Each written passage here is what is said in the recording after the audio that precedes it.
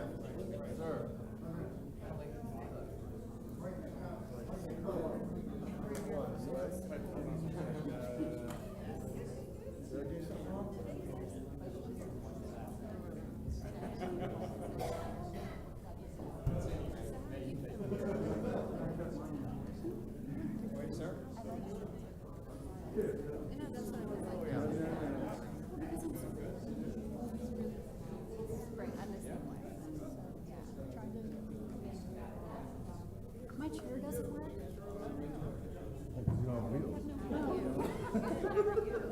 And I'm really, really short. Look how short I am.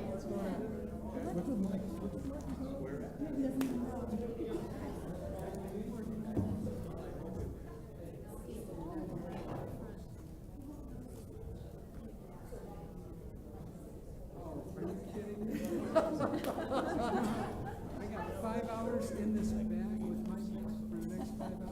Somebody's going to have to hold me out.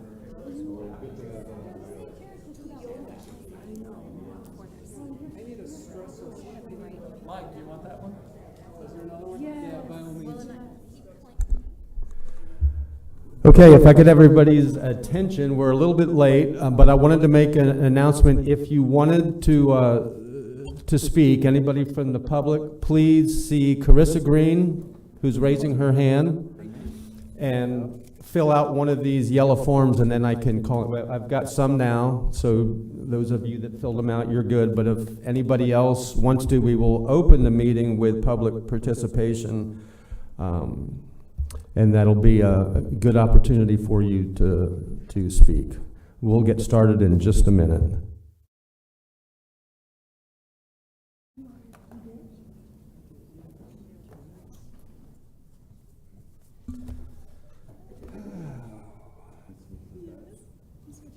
I don't have an agenda. Where is Mr. Pendarvis?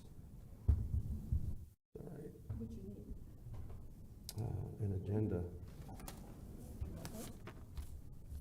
Yeah, just the only thing we're...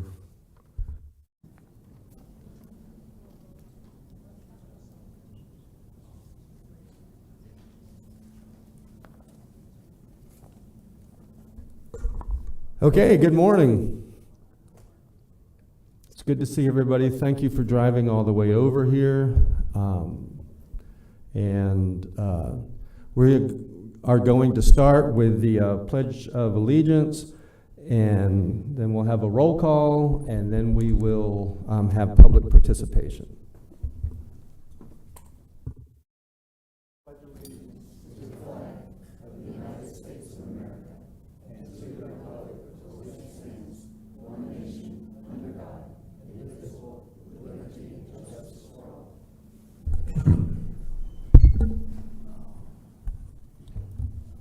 Carissa, would you call the roll, please?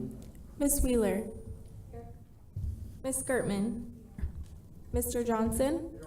Dr. Lowry. Ms. Post. Here.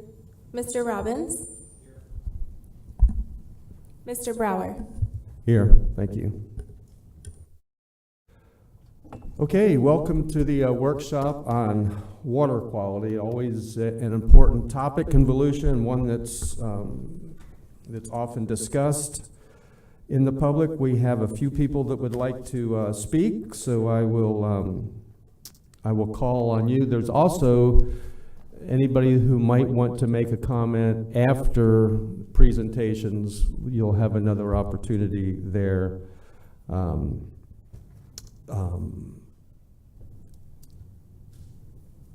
we'll start with Stephen Kittner.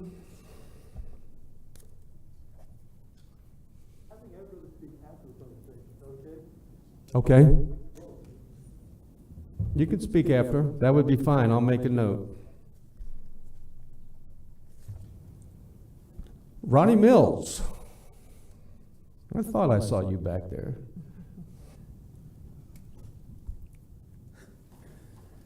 Good morning, everyone. I didn't know I was going to be the one starting off this today, but here we go. Let me introduce myself. My name is Ronnie Mills. I live at 1321 Jackson Woods Road, DeLand. I'm kind of unique here this morning because actually I am in the septic industry. We don't like to call them septic tanks anymore. We like to call them on-site systems because they have improved tremendously within the last 20 to 30 years. Also, I hold a wastewater license, so I know both sides of the industry, from a municipal side and a private side in the septic industry. And the other unique thing is I actually know it from the political side, being that I sit on the PLDRC, and we have a lot of these things come to our attention while we're on the board. First and foremost, I'd like to say, being that a lifelong resident here, I do know that I've seen the growth that we've experienced, and I see the water quality issues come along with the growth. I would suggest that if we decide to do any type of municipal sanitary sewers, that we take in mind that we don't want to sit and promote high-density growth. I'm not against growth. It's just the fact that we need to make sure that we protect our natural resources. And part of that is to do the types of systems that we have on the septic side. The septic side is, I'm sure, and I guess this is more of a question, but the DEP offered to do a feasibility study for the springs, the counties that were affected by the springs. And I just wanted to make sure that we know what the costs are going to be involved. The last thing we want to do is take and put people out of their homes with special assessments, and also to make sure that the costs going forward, that we have a means of paying for that. When the legislature introduced this bill back on the Springs Initiative Act, they knew that it was going to cost billions, and one of the biggest problems they knew we were going to face was going to be the cost issue. So sometimes the cost outweighs the benefit, and we need to make sure that going forward, that we take a slow-moving process and make sure that we're doing the right thing, regardless of which way we go. The DEP has offered incentives to try and grants, and we know that they did offer on the INRBs. The legislature required the Department of Health to come up with a way to have a passive type system, which was being nitrogen it was in-ground nitrogen reducing biofilters, and that was the passive way. And so what happens is that they had a grant that you could apply for to upgrade your system, but we know that is already out of money. So we don't want to get into the situation where we're expecting grants and end up costing us in the long run. Thank you. You're about 30 seconds over. I'm sorry to interrupt you. I understand, and if I'm here to answer any questions you may have about ATUs, which is the on-site systems, and also remember that one of the biggest and largest municipal bankruptcies come from Jefferson, Alabama, and they were in what the major implementing sanitary sewers, and we don't want to go down that path. Thank you. Thank you. Haley Bush.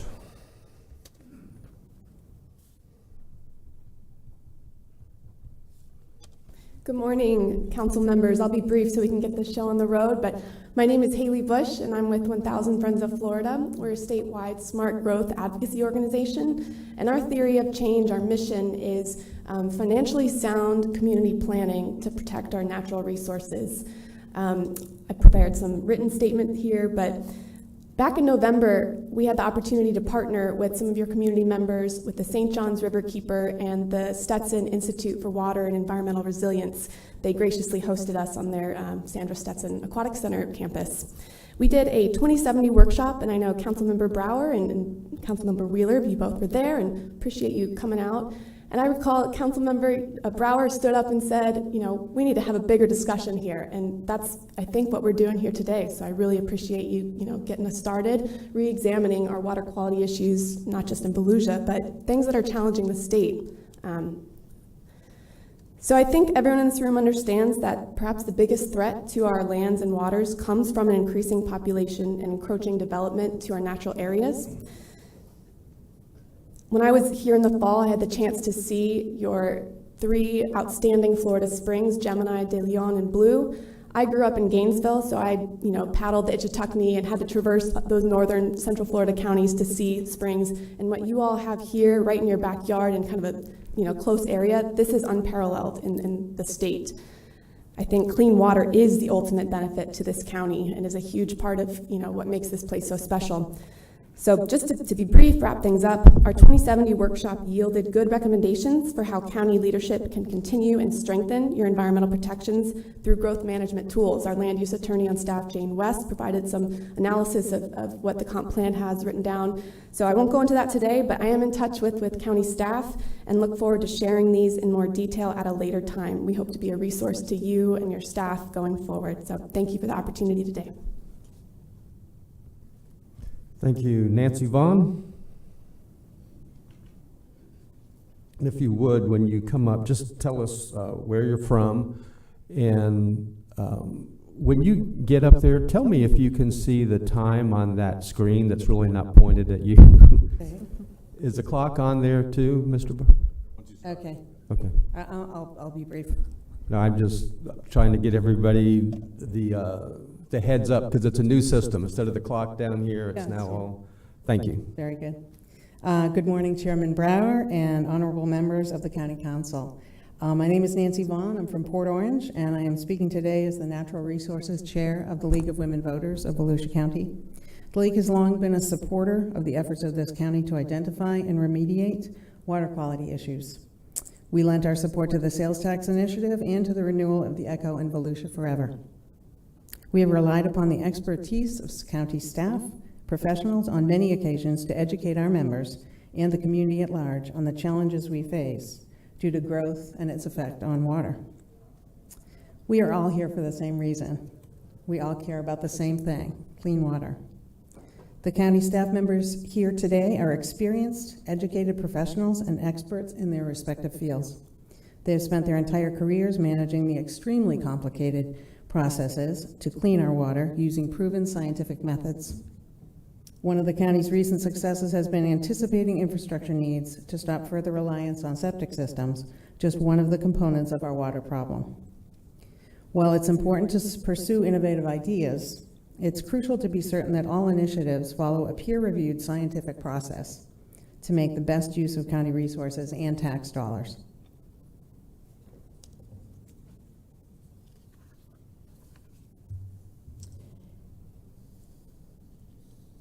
In my time serving with other organizations, such as the Environmental Advisory Board of Environmental Advisory Board of the City of Port Orange, the Volusia Water Alliance, and the Economic Council of Volusia Flagler, I understand the importance of aligning for the common good. I've come to know and appreciate the knowledgeable people in our community, and I value their dedication. Working together, supporting the science, we can solve our water crisis. Thank you. Thank you. Gabriella Milch? Do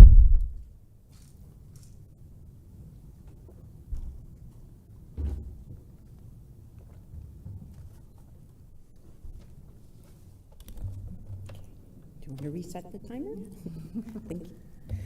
Good morning, Council people, my name is Gabrielle Milch, and I work for the St. John's River Keeper, which is a nonprofit organization that helps to give a voice to the water, the St. John's River. And our river, we're right smack in the middle of the St. John's River, and we have a lot of water quality issues and some other environmental issues with invasive plants. We have some wastewater discharges. We have septic tanks that leach into our groundwater and our drinking water. We have saltwater intrusion. That's part of the problem here. I don't know how many of you have your own private supply wells and supply your own water. And if you have septic and sewer, I've learned over the years, as used to be an extension agent for UFIFIS, that you can get saltwater intrusion into your well and not even know it, and your septic system also should be tested and pumped out probably every 5 years if you have it. And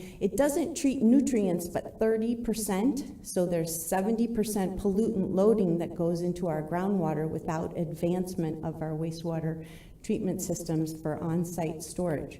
So I'm so thankful that you all are here today to talk about this very important issue. And water is one of our most precious resources we have in Florida. And clean drinking water is something that's going, as more people come, is going to be something that we're going to have to really think about and work hard to do. And we want it to be swimmable and fishable and paddleable. Right now I'm on a journey, a quest to paddle the whole St. John's River. So I'm almost done with the Middle Basin. That'll be 100 miles that I've paddled in the last couple of weeks. And why does that matter? Because I'm turning 60 this year. It's self-fulfilling, but also this is the 50th anniversary of the Clean Water Act. So it's been 50 years since our waters were on fire in some places in up in the north and things. And these discharges from pollutants, we should make the people who do the pollution clean up the pollution and pay the price instead of us, the taxpayers, having to pay for that.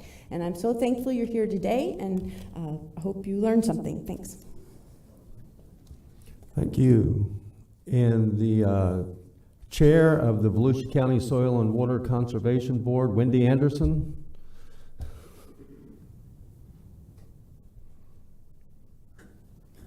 You're actually here on behalf of yourself, though, correct? I am speaking on behalf of myself this morning. Yes, thank you. Good morning, Chairman Brower and council members. It's a pleasure to be with you. And I will keep my comments brief. I won't go over.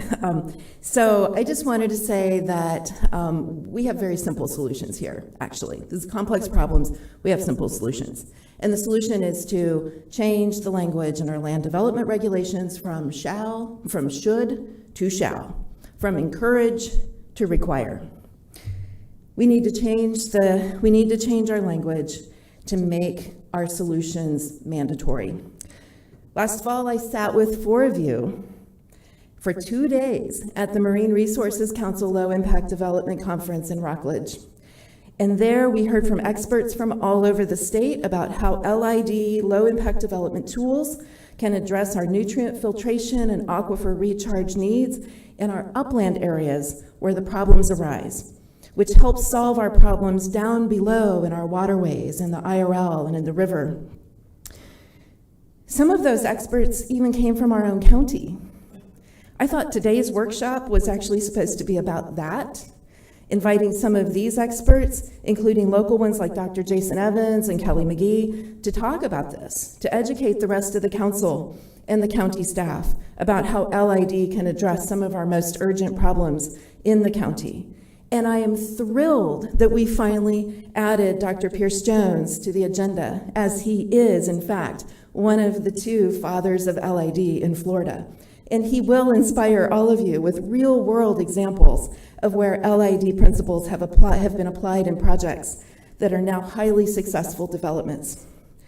I was hoping we could talk about how, with steady grassroots efforts, coupled with a lot of wine and coffee drinking between environmental leaders and developers, the community has started to make LID a new norm for developments, despite the fact that policymakers at the county level and the city levels are being slow to catch on.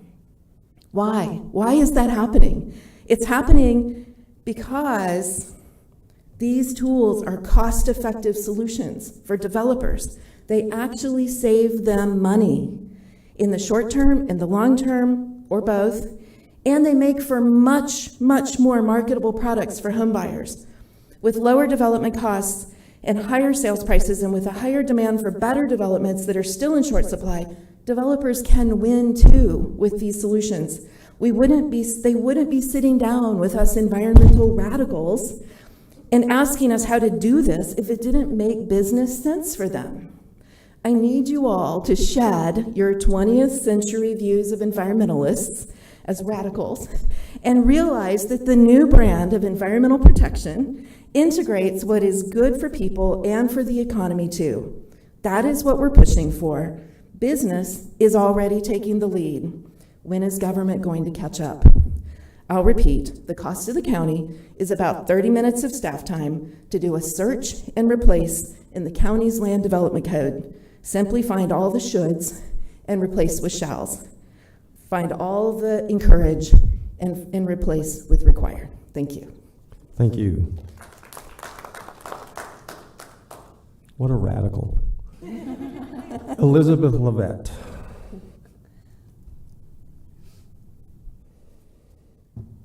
Lydia Levette. I'm here as an advocate for the environment with Volusia and Brevard County Environmental Alliance. I also sit on the Indian River Lagoon National Estuary Project Citizens Advisory Committee, and I'm the chair of Climate and Environmental Justice for the West Volusia NAACP. I'm speaking on behalf of water quality, and I just want to echo a little bit of what Dr. Anderson just said on the low impact development. I was really encouraged to see you, Mr. Brower, and you, Ms. Post, speak on that, because it absolutely affects our water quality downstream, and it is the largest impact on water quality. I called into a radio show a couple weeks ago to ask Mr. Robbins what his position was on clear cutting our wetlands. I see this as a direct cause of the water quality problems that we are seeing the symptoms of in our drinking water and in the Indian River Lagoon. It's interesting that we have this very unique opportunity right now. We are in crisis, and a crisis is an opportunity to grow in a positive direction or to go backwards. I think we all understand we can't go backwards. And how we ended up in this situation was, and it's not this council's fault, it came from prior councils staffing our advisory councils with those who are in land development, and we now have a land development code that favors clear cutting, that favors wetland destruction. It's extremely important, Mr. Robbins, what your position is on wetland destruction, because I do understand that you had prior businesses that may have been responsible for some of that.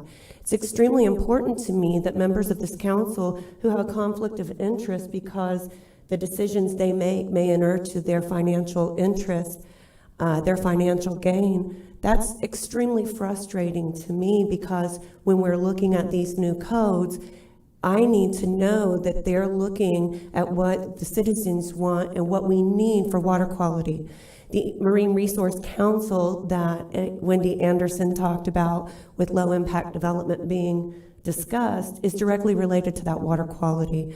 Our vast destruction of vast wetlands and ecosystems has led to this, and there is a solution: emergency low impact development. This council can do it. Brevard County is being encouraged to do it, and we don't have a second to wait on it. We're in crisis, and I've been watching dead manatees come on shore as a symptom of that crisis, and you have an opportunity to right it here, now, and I applaud you for having this conference. Thank you. Thank you. And where is Stephen? Is he still in the back?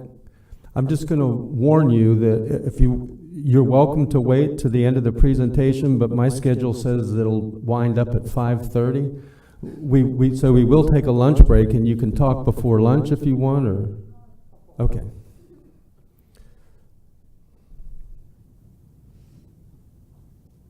My hope had been to speak after we see the presentation on what my thoughts are on the presentation, but that's fine. I did read the documents last night, so I can do that. All right, so I'm Stephen Kentner. I'm Vice President of West Volusia Audubon. I was your environmental management director for 21 years. I was your growth resource management director for about 6 months. And I do a lot of other jobs as a volunteer now. I retired 12 years ago. I'm very active in the environment. So some of the things that you see from us is the Volusia Water Alliance and our symposium and our festival, which we haven't done for the past 2 years, but we're going to get back to the festival again, and the Blue Spring Alliance and the Gemini Springs Alliance, all projects of West Volusia Audubon. Water is very, very important. We've been at this for a long time. I've looked at those documents that you put in your agenda item. Fantastic. It's kind of amazing. So I worked on a lot of those projects, but I did it, these old pieces, right? You see all of that put together. And folks, let me tell you, you can be very, very proud of what you've been able to accomplish and do.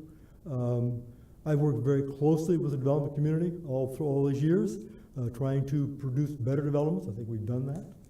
I think we've got one thing, when you only look forward for new regulations, you can't deal with the 100,000 septic tanks you have today. You've got to deal with that. You've got to deal with a portion of those. They've got to be taken care of. Got to be designed for that. So you've got to look at what the impacts are of the development that has happened in Volusia County over all these years, since the 70s. And come up with a plan, which I think you've got. You've got a great document that shows the future, shows what you need to do. Nothing can be tweaked and improved, all documents can. But it really, you look at the body of projects you've done, great. You've got some great staff on board that are making that happen. They're here for you. People always tell me, staff this, staff that. Staff's job is to carry out the goals and mission that council sets with the resources that you give them to do it. And it's an important thing that people have got to understand, that you all set the tone, you set the direction, you approve the regulations, and you provide the funding. And that's a project that you have been doing. It's a project I hope you will continue to do. I'm a very active volunteer for you. I go to lots of public speaking, lots of projects. Just got to being a volunteer at the Wildlife Festival down at Lyonia. So I'm here for you if you ever need to talk to me. I'm kind of crawling back out of that COVID hiding place I've been for the past 2 years, becoming more active again. So thank you all very, very much. I'm not going to take much of your time, just let you know I do appreciate what you're doing. I think you've got a good plan. You've got great staff. Let's continue forward with that. So thank you very, very much. Thank you. George, I'm going to ask you in just a minute to kind of introduce who's going to speak and give us a breakdown, but I want to ask the council, as the presenters present, we can either interrupt with questions or hold the questions till the end of their presentation, because they may get answered during, and so it would probably be a good idea just to jot down a question and wait till they're done, unless anybody has a different. Is that okay? Does that work for you? Hold the questions? All right. George, who are we going to hear from first and second and third? Sure. Thank you, Mr. Chair. Well, today we do have a really good lineup of some of that great staff that Mr. Kittner was referring to. Thanks, Steve. The check will be in the mail. Thank you for all his years of work here. He certainly taught me a lot back in the day as well. Very fine individual. Today before you have Penn Bartlett. He's our Director of Public Works, and under his leadership, our Public Works Department has undertaken the quality assurance plan that we've talked so much about, and help carry out a lot of the projects that were identified in the original water quality plan. We also have Ginger Adair, who is our Director of Environmental Services, and her team works tirelessly to provide us data, help us with putting together these projects, works with the development community on a daily basis to make sure that people are following the rules that we have and give guidance to our internal staff. And then we also have Mike Ulrich, who is our Director of Utilities. Mike, of course, we started giving him the moniker Aquaman because he had done so much work. He and his team were getting grants that we have used, again, to carry out a lot of these projects and continue to carry out. And Mike's knowledge of the role that utilities play in water quality is, I think, unmatched, and his creativity, again, in finding funding and getting these projects going, I think we're very lucky to have Mike and his team. So you'll hear from each of them today, and we have some other speakers I know that are coming in as well. So with that, I'll turn it over to Mr. Bartlett. Thank you, Mr. Rectorwald. Mr. Chair, honorable council members, it's a pleasure to be here today to talk about our water resources, our environment that I think everybody in this room can agree we are blessed to have in the state of Florida and Volusia County. And the three of us up here represent a multitude of staff that work hard every day, whether it's the equipment operator running the street sweeper, or the utility plant operator, or our environmental folks who are out there in the boats collecting samples, or our folks in permitting that work every day to ensure that we are doing our best to preserve and restore the fantastic natural resources that Volusia County has, and that really lend itself to folks wanting to live here, wanting to visit here. And that is not lost on staff, and that's something we take very seriously.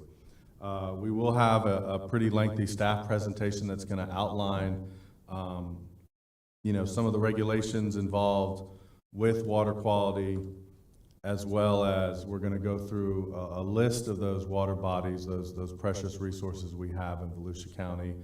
We're going to give a brief history and timeline of our efforts in Volusia County to identify the issues associated with pollution and impairment, and some of the steps and some of the goals that have been outlined by prior councils. And then we're going to talk about what we've done to address those issues and what we're doing moving forward to address those issues. We're going to talk about some legislation that affects how we can clean up our water bodies, whether there's money available for that, and also discuss some upcoming projects. And then we're going to kind of look back a little bit again after the end of the presentation, and we're going to look forward and talk about some of the things we can do. So maybe council has some input on additional goals that we can add and amend to our water quality plan. And then following our presentation, we have Dr. Pierce Jones, who's the program director for Resource Efficient Communities. He's going to speak. He's an expert on low impact development, and he's going to give a presentation on that following our presentation, and then we'll be happy to answer any questions that you all might have. So getting us started, I think it's important to understand what regulations and what role the county plays in the overall protection of our water resources.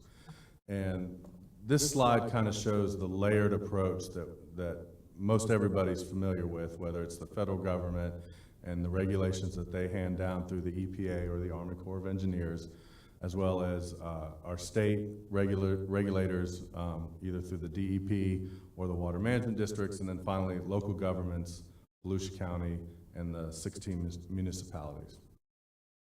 Just a kind of a brief overview. It was mentioned it's the 50th anniversary of the Clean Water Act. It was really codified in 1972 with multiple amendments thereafter. It really focused on point source solution. So point source solution is very important to understand the difference between point source and non-point source. For many years, going back to the dawn of time, human beings have been concerned about our water resources. And really up until about recent times, in the last 50 or 75 years, that really concerned with getting clean drinking water, disposing of wastewater in such a way that didn't cause disease through unsanitary environment, and then avoid flooding, whether getting caught up in floods or your house or something like that. That was primarily what human beings and human civilization concerned itself with, really until the Industrial Revolution and the amount, we started to see the effects of what direct discharge of chemicals and other pollutants into our water bodies started. There was a significant environmental movement in the early part of the 19th century and carried through and after World War II. A lot of these laws that on the federal level that we have to, are regulated by were a result of that. And so point source solution, think a factory discharging directly into a river, a wastewater plant discharging directly into a lake or a stream. And also in the 80s, they also added the discharge of municipal stormwater system pipes directly into lakes, rivers, and streams. So those are point source solutions. That was one of the initial primary focuses of the early laws and regulations. And a lot of those issues were easily, I don't want to say easy to address, but they were easily identifiable. You see a factory, you see a pipe, it's going in the water, let's figure out a way to stop that, treat that water before it goes in. As time evolved, we started getting a better understanding of what non-point source solution or pollution has, what effects it has on our environment. So think basically anything that when it rains, the rainwater turns into stormwater runoff, what does that pick up? And where does that end up? It ends up in our lakes, rivers, and streams, and that consists primarily of nutrients, phosphorus and nitrogen.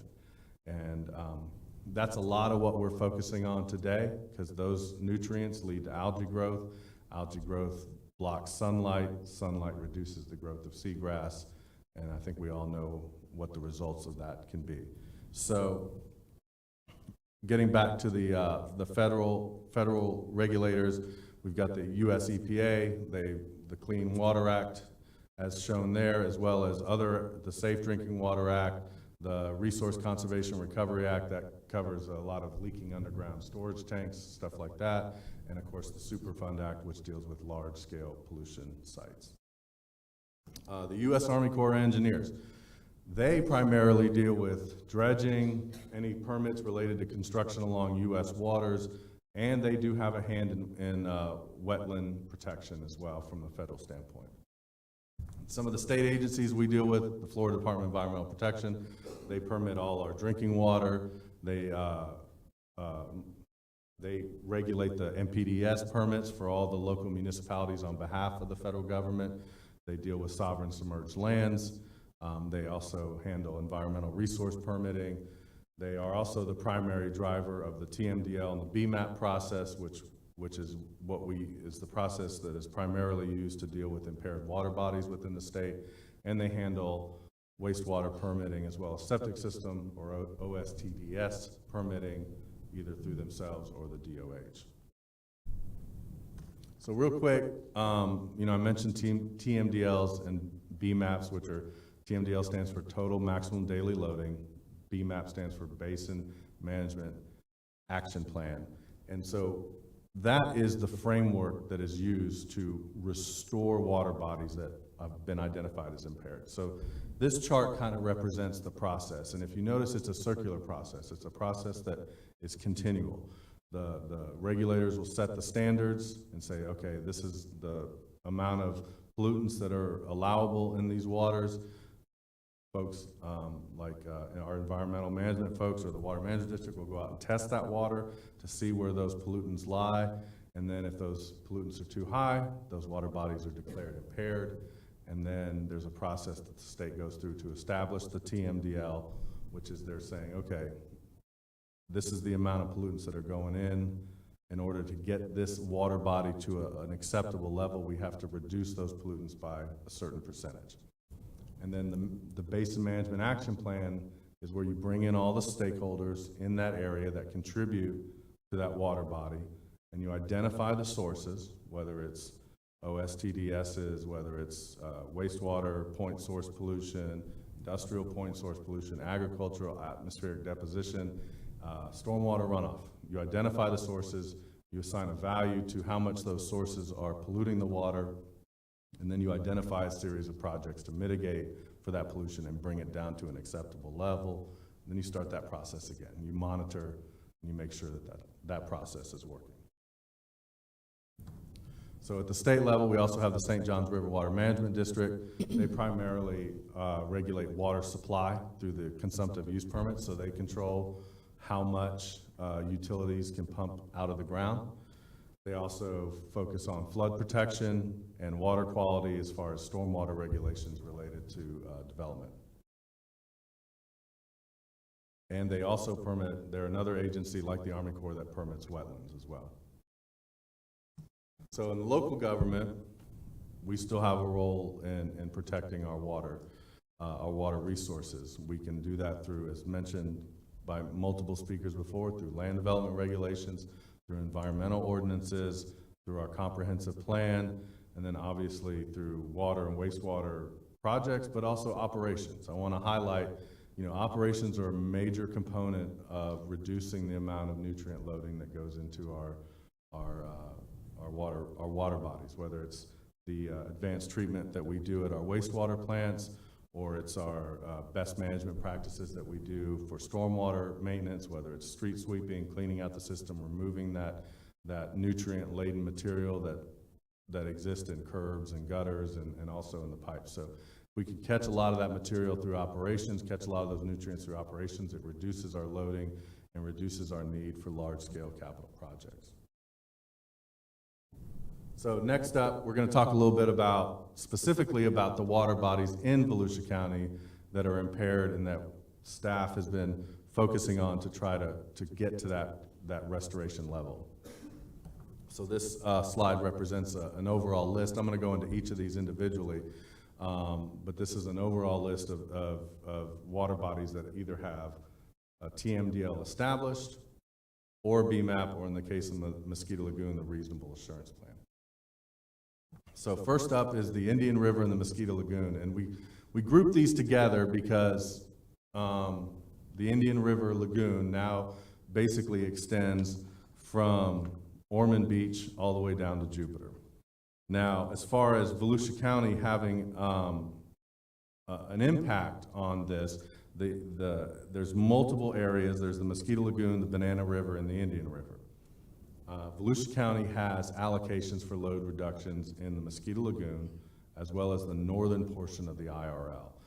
The northern portion of the IRL basically extends from the extreme southern portion of Volusia County down to Melbourne.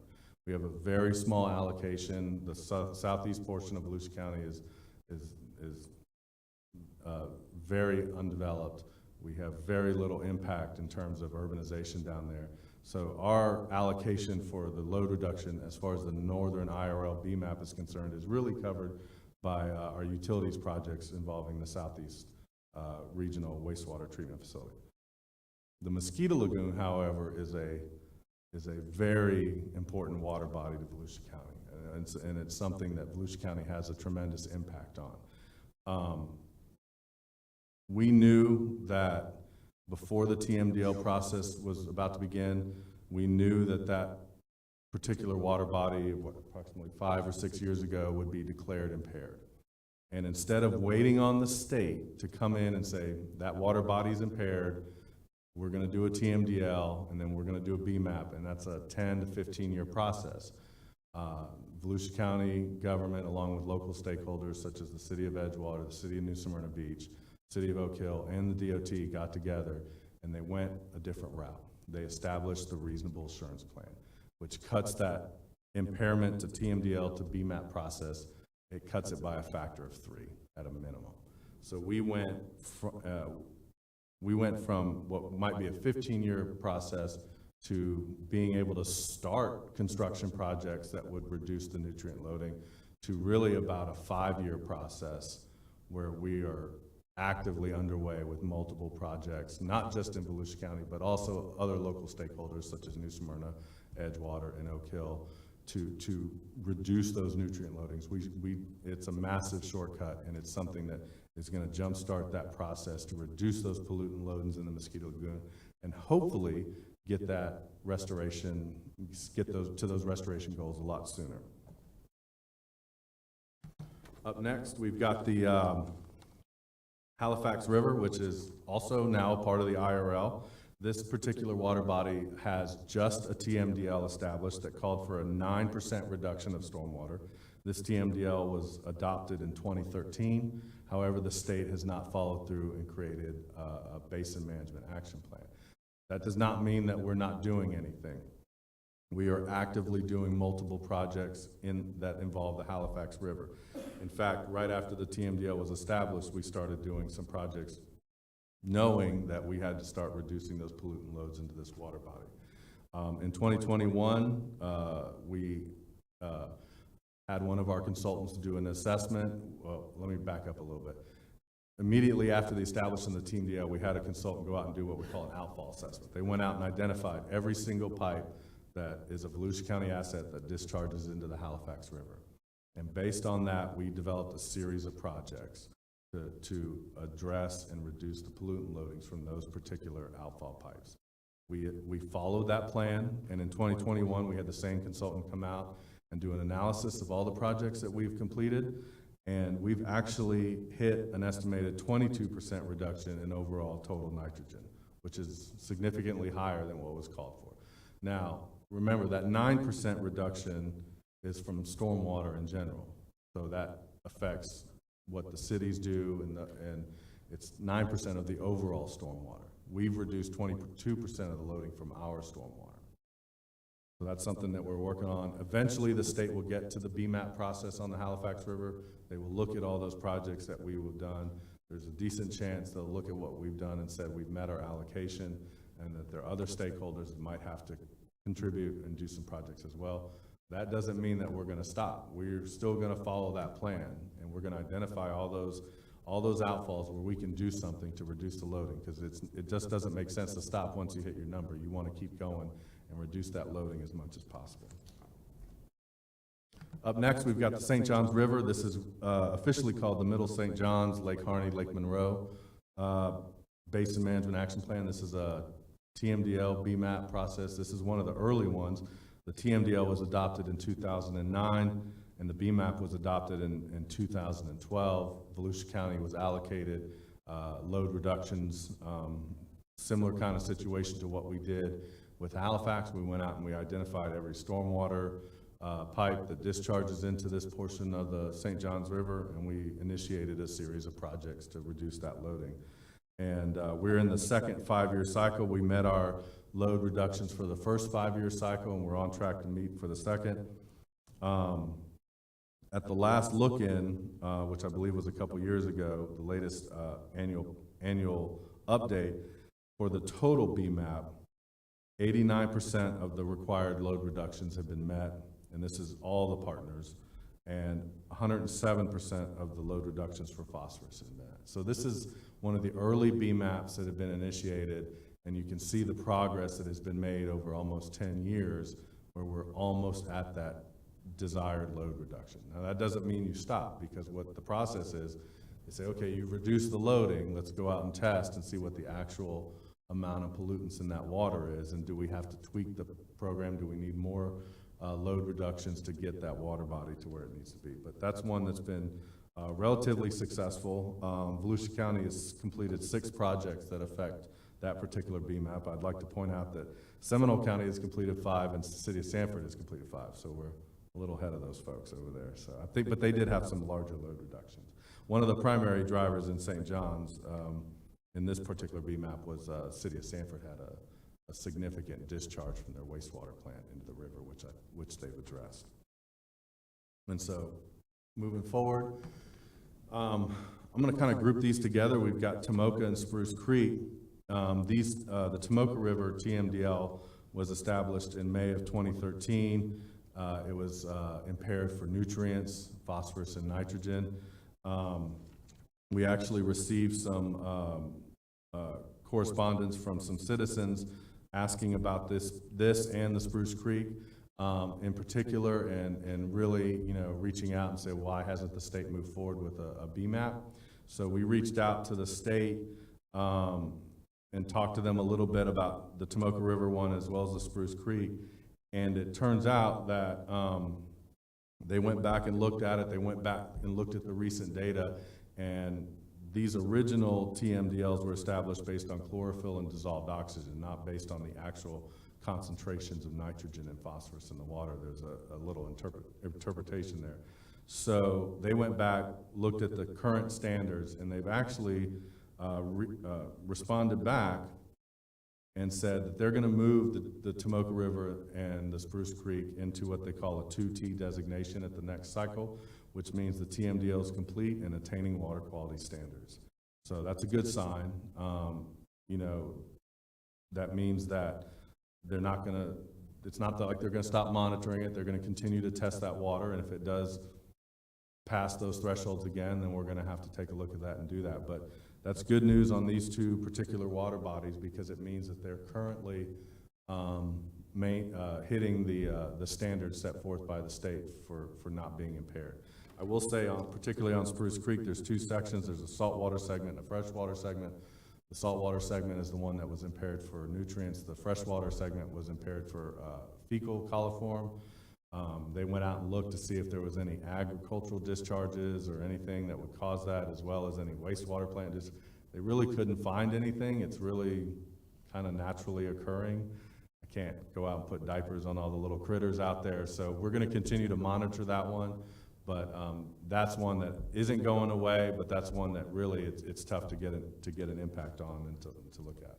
I'm going to pass this over to Mike, and Mike's going to talk about our springs, because this is has a lot to do with our utilities folks, and he's going to talk about our 3 outstanding Florida springs.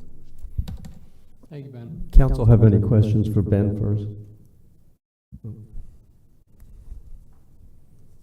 Okay, very good. Good morning, council members. Mike Ulrich, Water Resources and Utilities Director. Just as Ben has just provided a status on surface waters, the next few slides are going to essentially provide you an overview of our most noted springs in our county.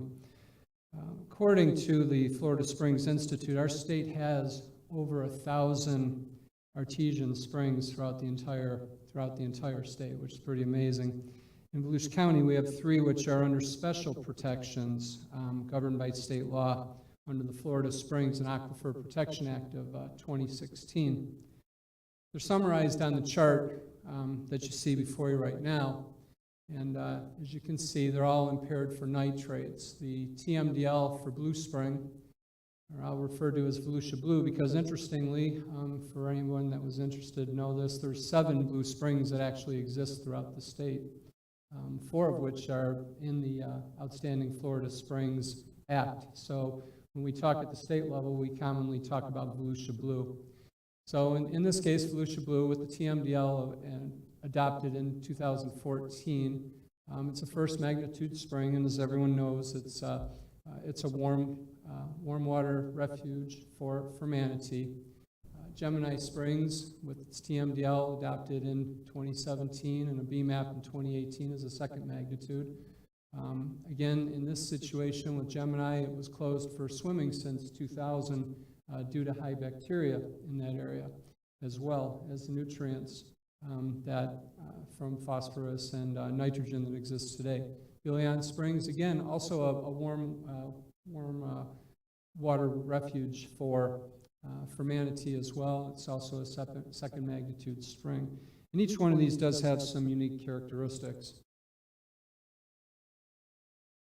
So this map of DEP's, from what DEP's website, provides an overview of the 30 outstanding Florida springs located within 9 counties of this state. 24 have been declared nutrient impaired, so we're not alone in this.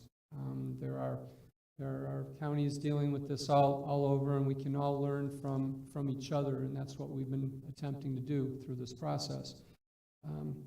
Under the provisions of this act, the following key elements are mandated. Water quality target that must be achieved within 20 years of the BMAP adoption. Delineation of a priority focus area. All local governments that must have fertilizer ordinances in place, and then OSTDS remediation, or as Mr. Mills had identified earlier, it's your septic tanks, but they go primarily known by OSTDS, which is on-site sewage treatment disposal systems. Zooming in just a little bit more, I just want to point out a couple of distinctions for our three springs here. The blue area essentially identifies the entire spring shed within that spring.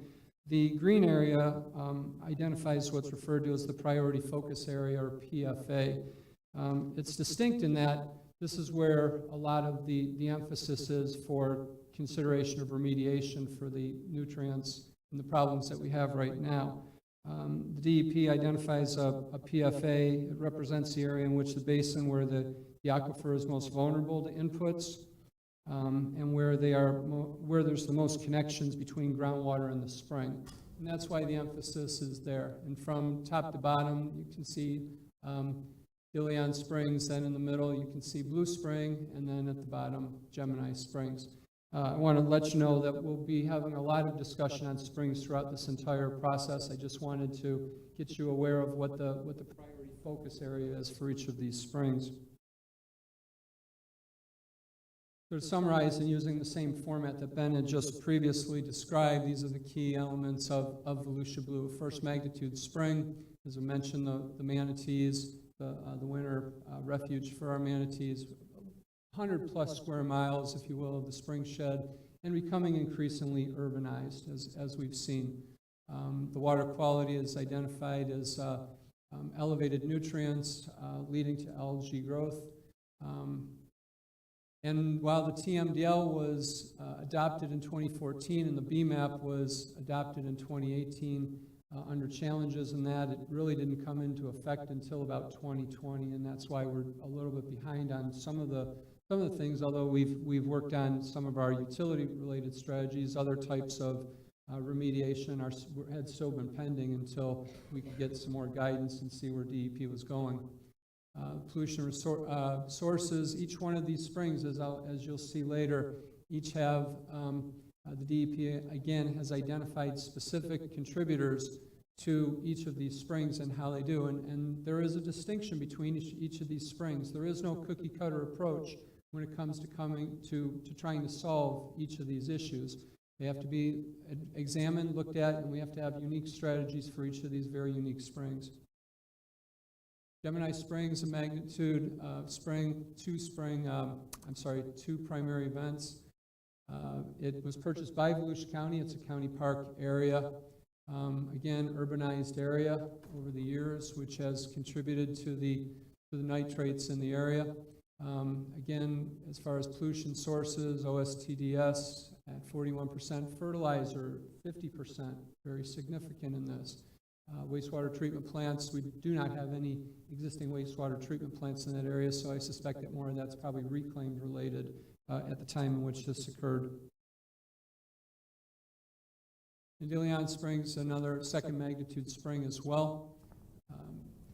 As mentioned, it shares similar characteristics yet different. The refuge for manatee exists in Ilion Springs. The pollutant sources here, you'll note, is fertilizer, and OSTDS in this case is by DEP assessed as at 14% throughout the entire spring. However, within the priority focus area, they've identified it as 20%, which in fact triggers a certain remediation strategy for this spring as well as it pertains to OSTDS. I'll turn it back over to Ginger at this time. Okay, thank you. Is that loud enough? Okay. So I am going to go through a history and a timeline of our water quality efforts in Volusia and some new initiatives as well. So Volusia County has had a commitment to water quality since its inception. Our home rule charter was approved by voters in 1970, and the charter established that the county can adopt environmental standards for environmental protection, so minimum standards that apply countywide, and that has paved the way for our protection of natural resources since the inception of the county. So Ben explained the regulatory framework, and he talked about the sort of nested approach where there's federal and state and local ability to regulate and implement protections. And so I'm going to focus on the local level. And so at the local level, there's really what I consider sort of 4 buckets of things that we can do, four different methods that local governments can do. And so these are those four. So planning and regulation to reduce impacts, and we'll talk about all of these in more detail. We can implement projects that restore previous impacts, and that's a lot of what we do, is restoring things that have happened, water quality degradation from things that we've done in the past, right? And then we can acquire property to preserve resources.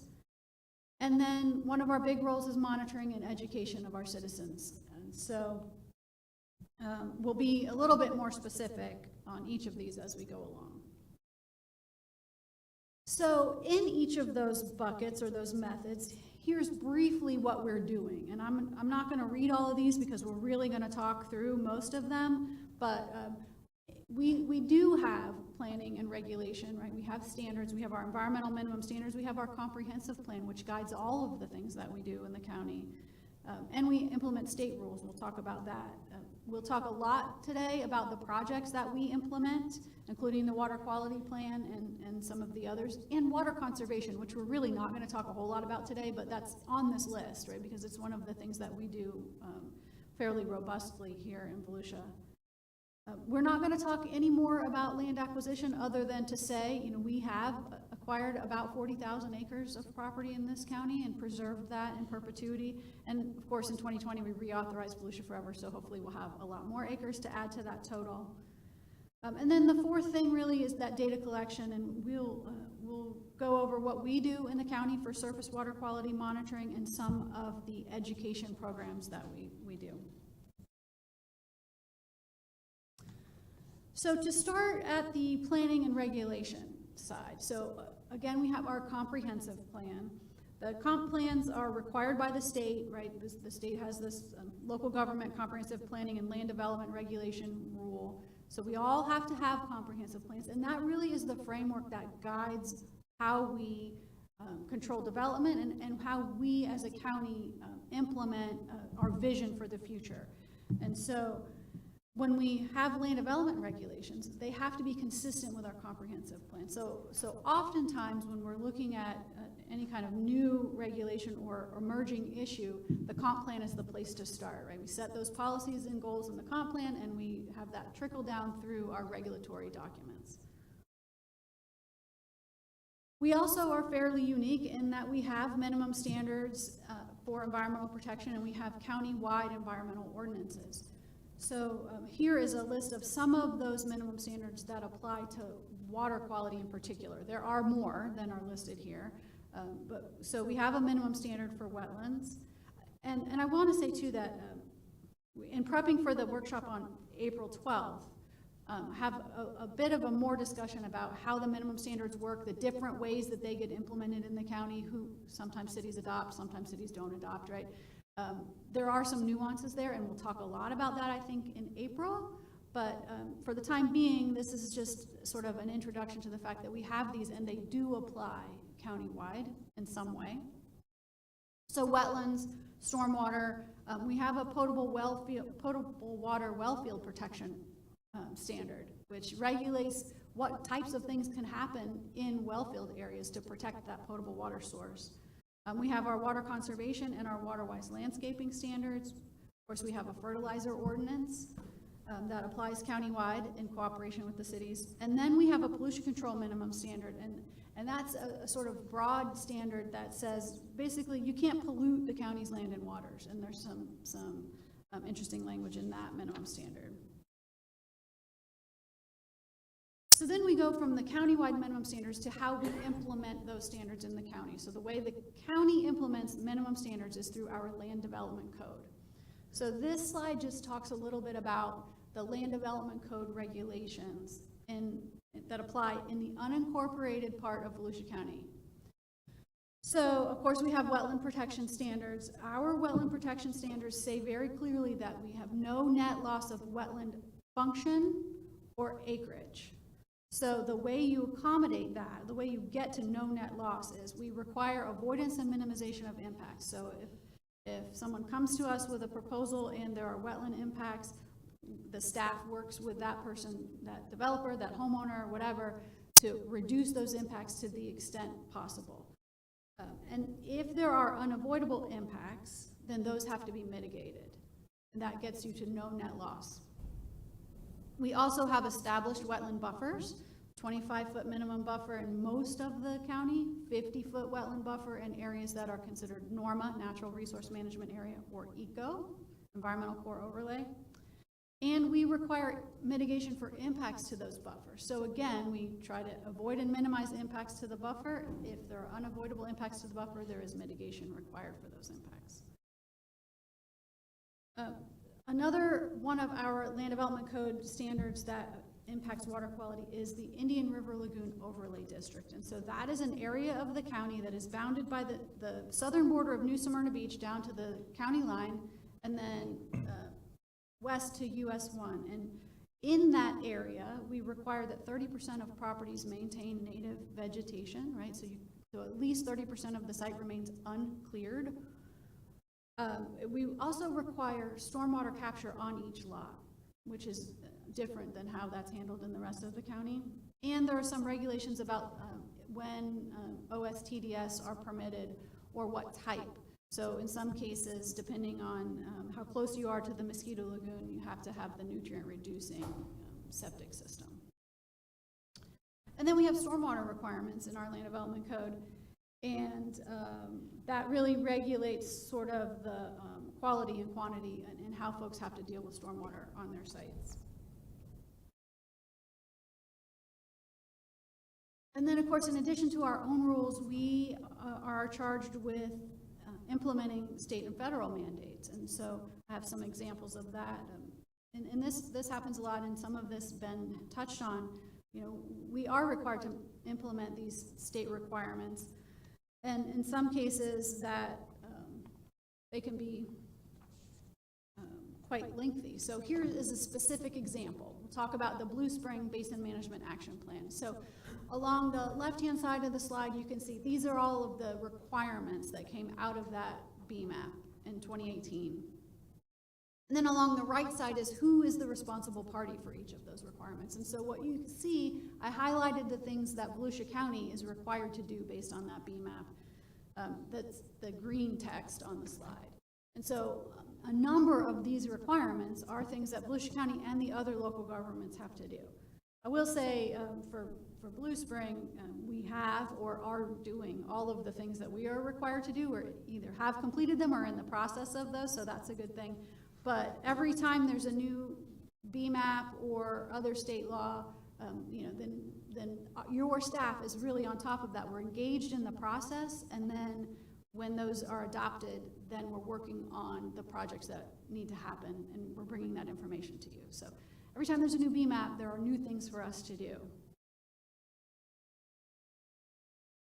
Okay, so now we're going to move on to that sort of second bucket, the idea that we have the ability to implement projects to improve water quality. And we're going to talk mostly about our water quality plan that was adopted in 2015. It certainly was not the beginning of our emphasis on water quality in the county, but it was a big deal, right? I don't know anybody, there aren't a lot of people in the room that were there, I'll say that. It was a big fat deal.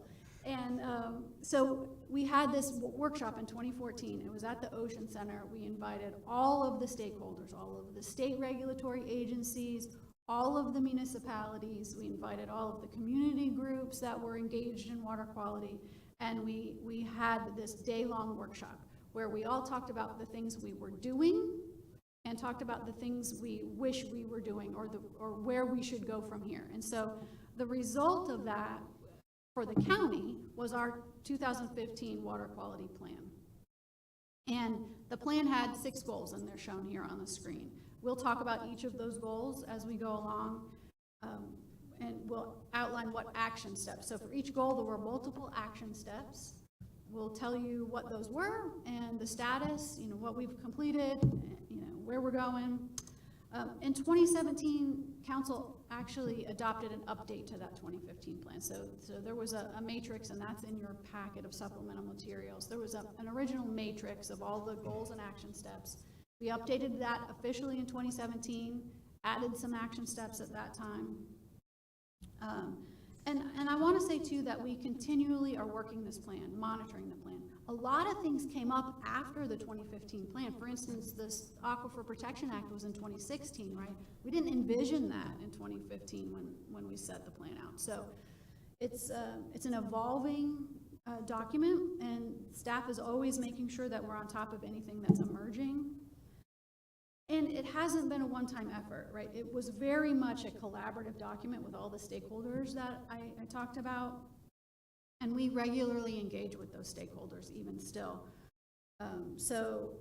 Some of that is with the government agencies, but a lot of what we've done in the plan and in subsequent implementation is in cooperation with our community partners. So I'm going to name a bunch of groups that were involved back then and continue to be involved, just so you can understand sort of the breadth of the community involvement that happened and still happens. So some of the organizations, and this may not be comprehensive, Stetson University's Institute for Water and Environmental Resilience, Bethune-Cookman University has been a big partner. The Marine Discovery Center was a very big partner in the beginning, and they continue to be involved. The Blue Spring Alliance, Gemini Springs Alliance, the Riverside Conservancy, which if you don't know the story behind Riverside, it's a really interesting story. It came about because we had these academies, these education academies, where we brought information to the public and brought people together, and then out of that, some of the students created their own nonprofit and are doing amazing work in this county. The Save the Manatee Club was and has still remained involved. Volusia Water Alliance, the League of Women Voters, the Environmental Council of Volusia Flagler, the Marine Resources Council, St. John's Riverkeeper, and also VCARD has been really involved in some of the projects that we've been doing. So I just wanted to let you know that this is a really big effort. Oh, and that's it. It's Ben now. Can I stop you first? Absolutely. I should have stopped you the first time you talked. Because now I'm behind. Ginger, you talked about wetland protection, and I just have a question for your opinion with the knowledge that you have collected over the years on, you said that our wetland protection is for a no net loss of function or acreage. And what concerns me that when I see things that come before the council for rezoning or a comp plan change, and oftentimes we'll see a development with a wetland in it, and we preserve the part of the wetland that's wet, and build all around it. That wet spot got there because of, well, you showed the slide of DeLeon Springs and Gemini Springs, the basins, all of the runoff, the seepage that gets there. It's the same thing for any wetland, wouldn't it be? Well, so there are different types of wetlands, right? We have isolated wetlands that are primarily groundwater fed, and maybe they're ephemeral, they come and go with the groundwater level change. There's a great example of that at Leonia Preserve. There are also wetlands that are more associated with surface water bodies, or they're sort of flowways where they're lower elevation and they connect, maybe one wetland or one low area to another. So it's hard to generalize about that. Part of trying not to isolate wetlands through developments is trying to protect those buffers for sure. Because I think what you're saying is, all right, so you have a development and there's a little wetland in the middle, and what's the real value of that wetland, now as it's isolated from all of its neighbors? And we certainly try not to have situations like that, but what the ordinance requires is the protection of the wetland and the buffer. And so to the extent possible, we try to maintain connections. Yeah, I guess my concern was not so much for the small wetland in the middle. We have those, but larger ones, and a lot of times we see development around large wetlands, and I'm wondering how, if we need to create new requirements for the way that we protect that wetland, or can we build right up to it and it still is a functioning wetland? you know, what happens with all the impervious paving and roads around it and all the runoff that goes into the wetlands? It's all going to carry more nutrients, more chemicals. And so what we do is mitigate, and I'm really not sure how you, once you destroy a wetland or build right up to the edge, how you can mitigate that. So what we do is we go somewhere else and mitigate where there's not a problem. It seems, I hate to sound crass, but it sounds like a Ponzi scheme to me, where we're stealing from one place and putting it somewhere else. Initially, in the sort of wetland regulation environment, the goal was always to have mitigation be on-site. So oftentimes early on, so let's say the 80s and the early 90s, mitigation typically took the form of on-site mitigation, either restoration of the wetland on-site or some other sort of mitigation. What actually happened over time was that, so then those mitigation areas are managed by a homeowners association or an individual. And what we have found over time is that those typically fail. It's hard to do small-scale wetland restoration or wetland creation. You really have to get the water right. You really have to get at least the initial maintenance right. And so over time, the status of the science is such that these larger scale mitigation banks are actually more successful. And you're 100% right, they're not in the same area, although they are in the same basin. And they actually end up being more effective as wetlands, because at a larger scale, it's much easier to get the water right. It's much easier to get, say, the fire regime or whatever right. And so almost all regulatory agencies have moved to this idea of larger scale mitigation banks instead of on-site mitigation, because the failure rate was exceedingly high. And the way that that's regulated, the way that you know how much mitigation you need is the state has what's called a uniform mitigation and assessment method. So you look at the wetland that you have now, and there's a very extensive list of how you grade the quality of that wetland based on how it is right now. You know, are there any exotics? A whole bunch of criteria. And then you do that same analysis for the wetland after development. And so whatever the change is, that delta is what you have to mitigate for. And so that's then what you have to then potentially go off-site and buy mitigation bank credits or whatever, you know, the choices of that particular developer. And it appears as if that is actually more effective in saving wetland function, but it is not right there on that subdivision or that neighborhood or whatever. Okay, I'll come back to that in a second. Vice Chair Gertman. Chair, and thank you staff for a great presentation thus far. It's really great to see it under a full umbrella of what the county efforts have been thus far. So I think that's great. Two things. I wonder, the list of partners, I don't see it listed here. Can we have that information? Of course. Right.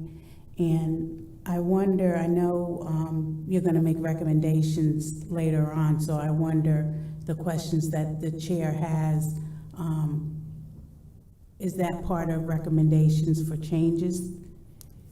So what we have at the end is maybe some ideas for additional goals for the water quality plan. I think what Chair Brower was talking about may be more about what we've talked about having that conversation in April about changes to the land development code. Okay. They're all blended together, right, in ways that it's hard to tease apart. But certainly I had anticipated at that discussion talking in more depth about all of our environmental standards and, you know, any past efforts or ideas, you know, through smart growth committees, et cetera, to make changes to those. So I don't know how you want to tease it out, but. Okay, thank you. Thank you. You asked the question I was going to come back to her for, but would you quickly look back at 132 at the bottom? It says limitations on nutrients and wastewater effluent, limitations on the volume of are those limitations codified? Are they suggestions? Is it from the DEP? Is it from the county? Are we on the right one? What slide? No, 0132, there's a,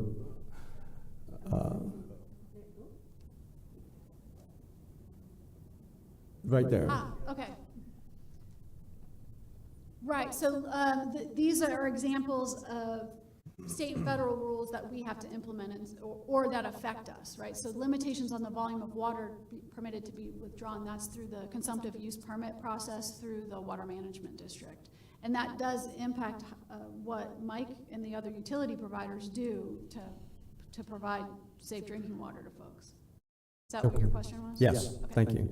Ben, just a couple of real quick things. You mentioned a 22%, I think it was, reduction in nitrogen. Are you talking about in stormwater? Correct. All the efforts in the Halifax River have been focused on stormwater.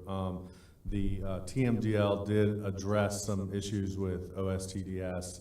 I believe the number is right around 8,000 pounds as they looked at contribution from septic tanks.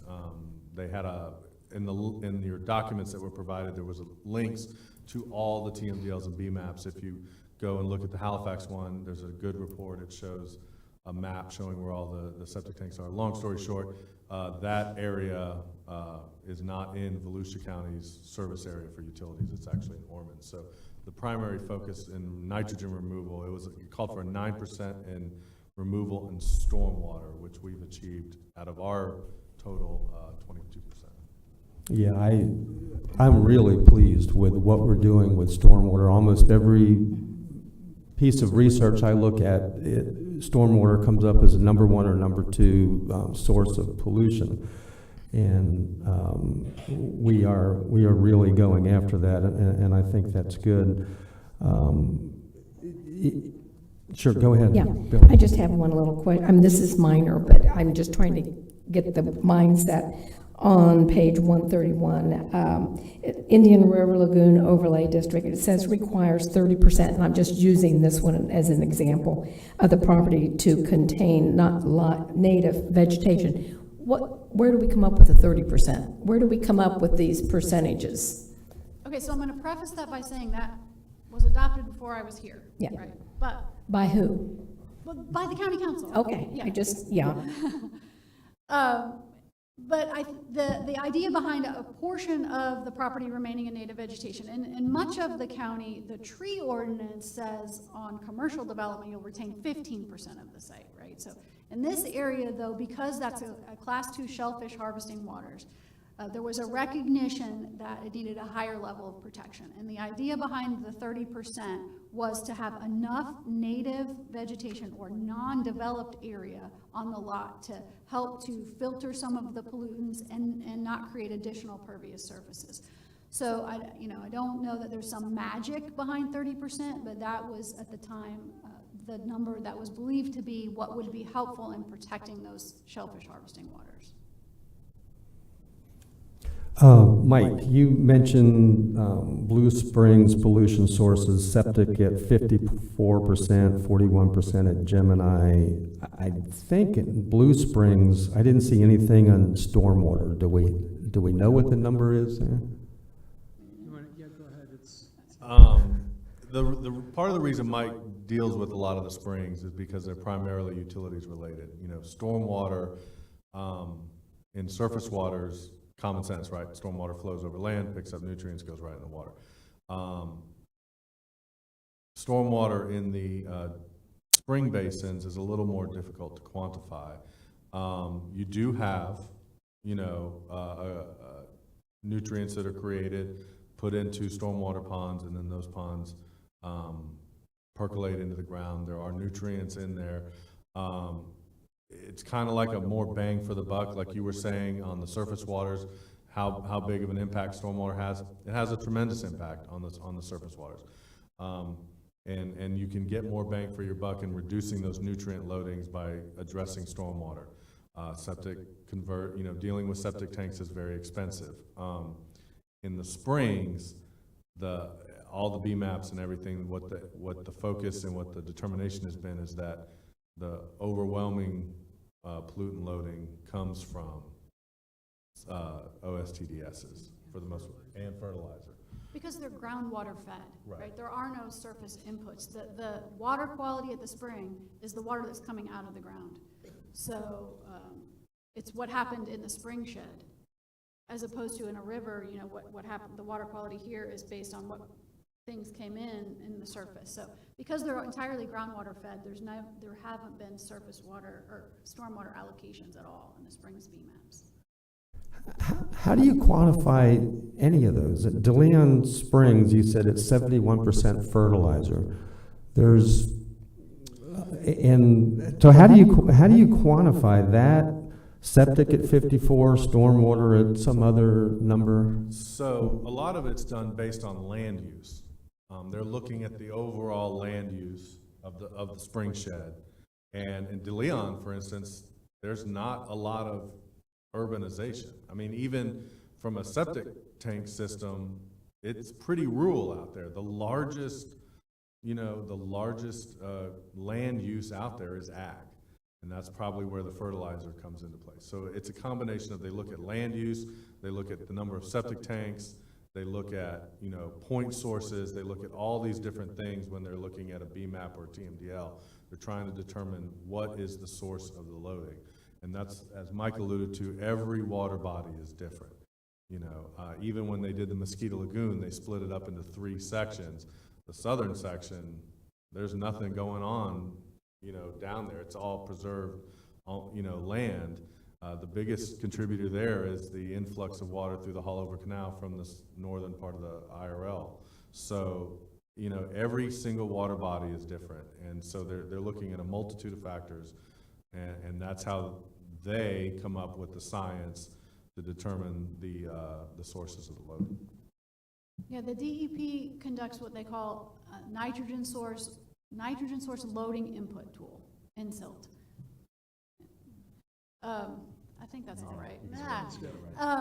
And in those links that we gave for the BMAPs, in each of the Springs BMAPs, included in appendix is that NSILT. And that is basically where they took all of the data they had, where each septic tank is, what is the land use, where are their farms, where are their sports fields, and they have averages that they provide. So if you're a golf course, they have an average amount of nitrogen that is applied to a golf course, and they use all of those inputs, to as much information as they have, and they throw that into their model, and then that's how they come out with the allocations. Okay. I'm trying to understand all this. One of the, you've provided tremendous information in this. It kept me up late. One of the things that I came across as a pollutant source was base flow, which is basically, as I understand it, seepage from groundwater that will come up. Basically, stormwater runoff is the water that's moving into a water body when it rains. Base flow is the water that's moving through that ditch or canal when it's not raining. So yes, there's a groundwater component to it.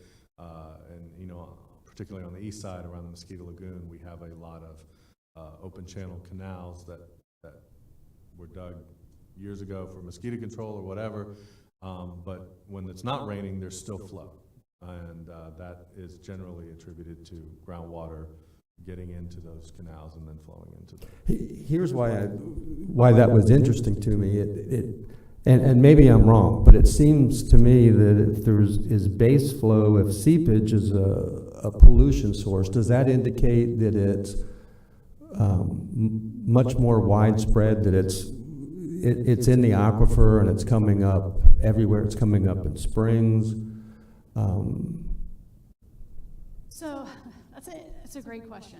And I don't know that anybody has the complete answer, but base flow is probably that water that's in this shallow groundwater, right? So it's not aquifer water that's coming up and flowing out. It's that shallow sort of interstitial in the soil groundwater that flows in the direction, based on topography. Right. So it is not typically aquifer water that's coming out.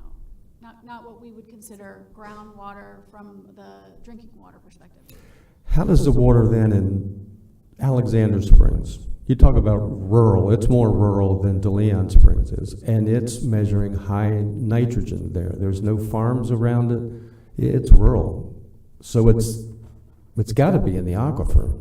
If it's pumping out millions of gallons a day in these springs. Yes, if you're talking about a nitrate level in a spring, it is definitely aquifer water, groundwater.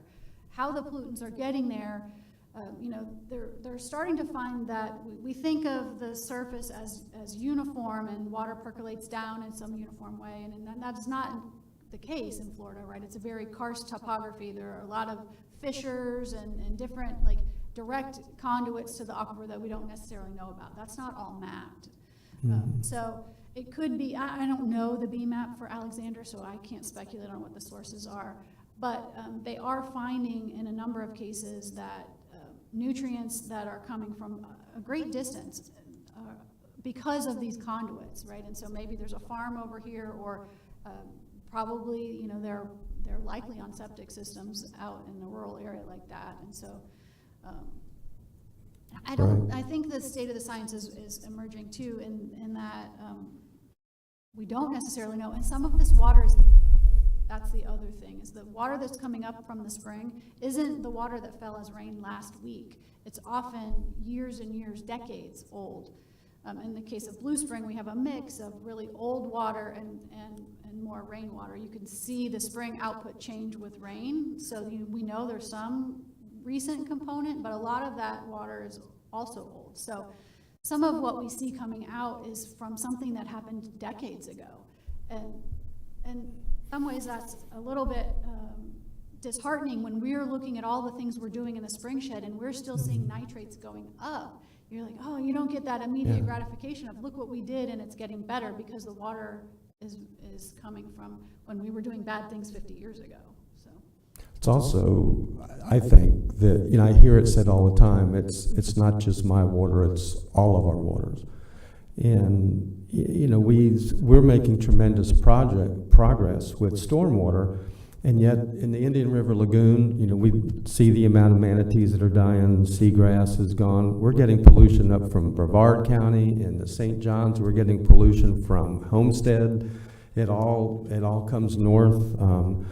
So we have to continue to work on this, but it's got to be broader. It's got to be statewide. So to that point, two final quick questions is pollution reduction by the DEP. They give standards of how much nitrogen and phosphorus can be in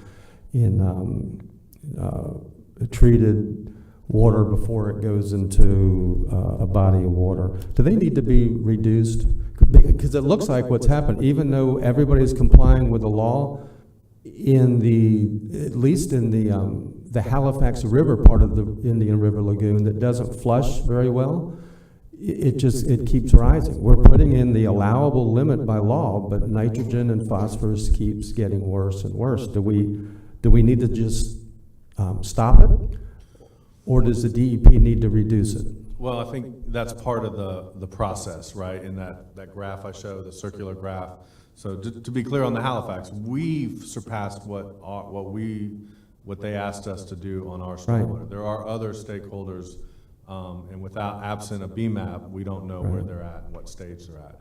However, part of that restoration process is, you know, they go in, they do the TMDL and they do the BMAP and they look at all the loading and they look at the actual concentrations of the water and they do a lot of science and they basically come out and they say, okay, you know, let's reduce the loading. That's the amount of nutrients that is going into that water body. Let's reduce that by some percentage, you know, and then let's measure, let's achieve I mean, this is not a 1, 2 year, 3 year process. Just like what I was talking about with the St. John's, you're looking at we're almost in year 10 of that BMAP. So it's do these projects, reduce that loading, measure, you know, monitor what our folks do in environmental and see what results we're getting. And if we're not getting the desired result, then yeah, they're gonna come back and say, hey, we need to look at this, we need to look at this, we need to reduce loading even further. But not just us. No, it's all the stakeholders. Yeah. No, that's one key, and we'll talk about it a little bit as we move forward, but this isn't just a Volusia County problem. It's not just our problem to solve. You know, you look at the IRL, I mean, how many different counties does that impact? The St. Johns River goes from Brevard to Jacksonville, you know, and you know, these spring sheds don't just, they don't, water body and watersheds don't stop at municipal boundaries. So, you know, if you see these collaborative, a lot of these are collaborative process, the reasonable assurance plan, I mean, that, you know, we brought in, you know, our partner cities down there, and everybody's contributing, and that's what it takes. It's not just one entity is going to solve all the problems. Right. Last question, probably for Mike, but when you were talking, you mentioned old history on the Halifax River. We used to dump all kinds of stuff in there. We don't do that now. Every company just can't put all their waste in it. However, we have several hundred deep well injection sites where we're injecting insecticides, industrial chemicals. The city of Stewart has had to go to reverse osmosis to provide water for their citizens because the water quality is so bad in South Florida. And then after they did it, they discovered that reverse osmosis produces a lot of wastewater. So now they're injecting that under. Do you have any idea where, is it going into the deep aquifer? Is it going into sand? Is it, where are we, because my fear is that if we're pumping it underground, we're going to drink it someday. And this is not Volusia County's fault, but it affects Volusia County. Well, you're absolutely right, and it'd be difficult for me to, because I'm not as close to that situation, it'd be again, from the state side to be able to answer some of those questions. I'm sure they'd be helpful. We, as a practice in our county, we don't have that type of situation. We also don't discharge to the river. We recycle our water, we get it back out into the system to offset, especially over in the Springs area where we're trying to get, develop that irrigation reclaimed and reuse to offset the demand for groundwater, to water lawns and things like that. So recycling is very, very critical, not only in irrigating lawns, but also in working with power companies and things like that too, to get them out from using groundwater for their processes. And we've also helped address some of those issues with the Water Management District and some of the power companies.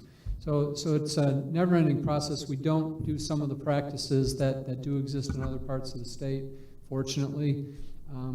But with that said, and I can't emphasize it enough, there are problems. They're unique to different places. We are finding problems. Problems are being assessed in the billions. Unfortunately, the only amount of money that's being made is in the millions, and so there's still a large gap.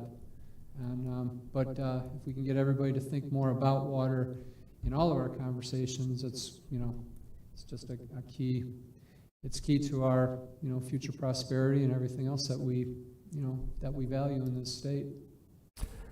Well, thank you. Maybe I'll pick on Dr. Jones when he comes up. He's not with DEP, but he might have, he's shaking his head no. On deep water, it's deep water injection or deep well injection sites are problematic. Okay, I don't see anybody else. Thank you for bearing with. Danny Robbins. Thank you, Chair. Ben Ginger, how are we compared to other counties when it comes to regulation and what we're doing? Are we on par or are we exceeding? Have we looked at that and done a regional comparison or statewide comparison? For environmental standards, we're I would say in the top tier of counties in Volusia County. There are some counties that really do very little. They rely on the state or the regional, the Water Management District. And there are some counties that go really far. There are some counties, specifically on the West Coast, that have very strict environmental protection standards, and partly that's because they've seen the water quality degradation that comes from not doing that. So I think that we're in a pretty good position. That's not to say that there aren't tweaks that we could make that would, maybe make our ordinances better and or bring them up to current practices. So for instance, our wetland ordinance was written at a time before that uniform mitigation assessment method, right? So what our ordinance says and what we do in practice is just a little bit different because the mitigation rules have changed. Right. So we're doing okay, but there's always room for improvement, right? And I will say, you know, Volusia is kind of unique in the types of water resources we have. We have 3, you know, outstanding Florida springs. We have the Mosquito Lagoon, the Halifax River, Tomoka River, Spruce Creek, I mean, and the ocean. And so, you know, I think from a role as far as looking to do the restoration and clean these water bodies up, it'd be hard pressed to find a county that has as much resources as we do and is putting as much effort as we are in doing that. As far as the reasonable assurance plan goes, I'm aware of really just one. I think it's Tampa Bay did a reasonable assurance plan for the Bay, but you know we took a leadership role in establishing that for the lagoon.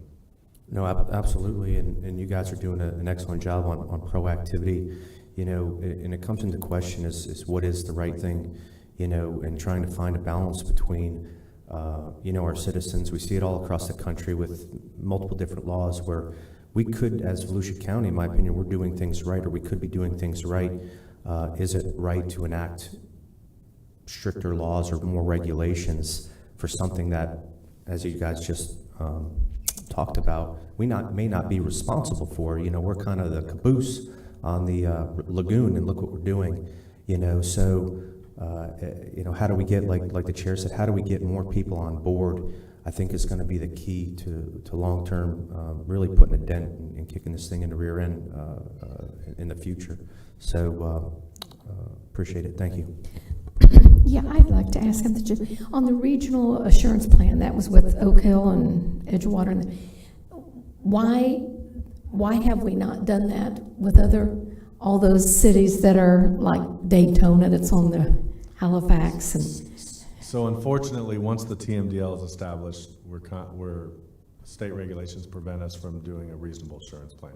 You have to catch that before the TMDL goes into effect. So we caught it on the lagoon. The TMDL I believe for Halifax was 2013, if I got my number correct. So that's another home rule thing that we have taken away. Once they establish the TMDL, that kind of puts that water body into the state's cycle for relying on them. That doesn't mean, of course, that we're waiting on them to do projects and to reduce our loading, which like I talked about, that we're doing. Mm-hmm.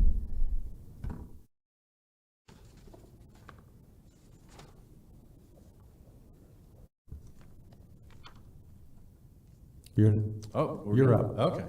So moving forward, Ginger kind of went through, and this slide shows all the goals. This has kind of been our guidebook for staff as to, you know, council set these goals. And so what we're going to go through is we're going to go through each goal. We're going to talk about what we have accomplished and how we have met those goals in this particular 2015 water quality plan. But before I get to that, the first goal is stormwater. But I put this slide up. We had it at the end of the presentation, but I want to put it right here because we're going to talk about projects. Since 2014-15, we've completed $96 million, or are in process of completing $96 million worth of projects. The county share of that has been $19 million. So that means the rest of that money has come from other sources. It does include $25 million we just allocated from ARPA, which is federal money, direct funded for storm, particularly for utilities. But that is roughly $100 million worth of projects, and about 20% of that cost has been borne by the county. The rest, staff has gone out and worked to obtain grants and other funding and leverage that money into this. So I think that's a pretty impressive stat that you know, in the last 7 years or so that we've done to get a lot of these projects funded, because we all know that funding is the big driver here, and it's not always easily to come by. So goal one in the water quality plan was to improve stormwater treatment. What we've done, and we talked about, I talked about this briefly, but we updated basin studies and we looked at those outfalls, because you need to know where that pollution's coming from in order to develop those projects. This is like step one in moving down that pathway. So we've completed, and I'm not going to run through all of them, but you know, we've looked at the stormwater basins in these particular areas in order to identify the sources of pollution or the locations where that water is flowing into these water bodies in order to identify and develop those projects. And then the next step is the projects themselves. This is a list of stormwater projects that we've completed since the adoption of the water quality plan. And now some of these are in all the way up to Lake Beersford. Those are complete. Gabordi is under construction, and Ariel, we just had a bid opening for, and you will be seeing that contract come to council here shortly, and so that will be under construction as soon. Gabordi and Ariel both have to do with the Mosquito Lagoon. So first couple projects, you know, Gemini Springs, we installed some nutrient reducing baffle boxes at a series of stormwater outfalls that discharge into the St. Johns River.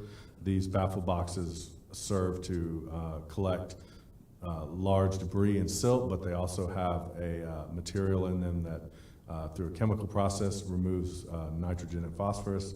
The Rio Way project, that was actually a neighborhood of a street of about 20 homes that had been repetitively flooded.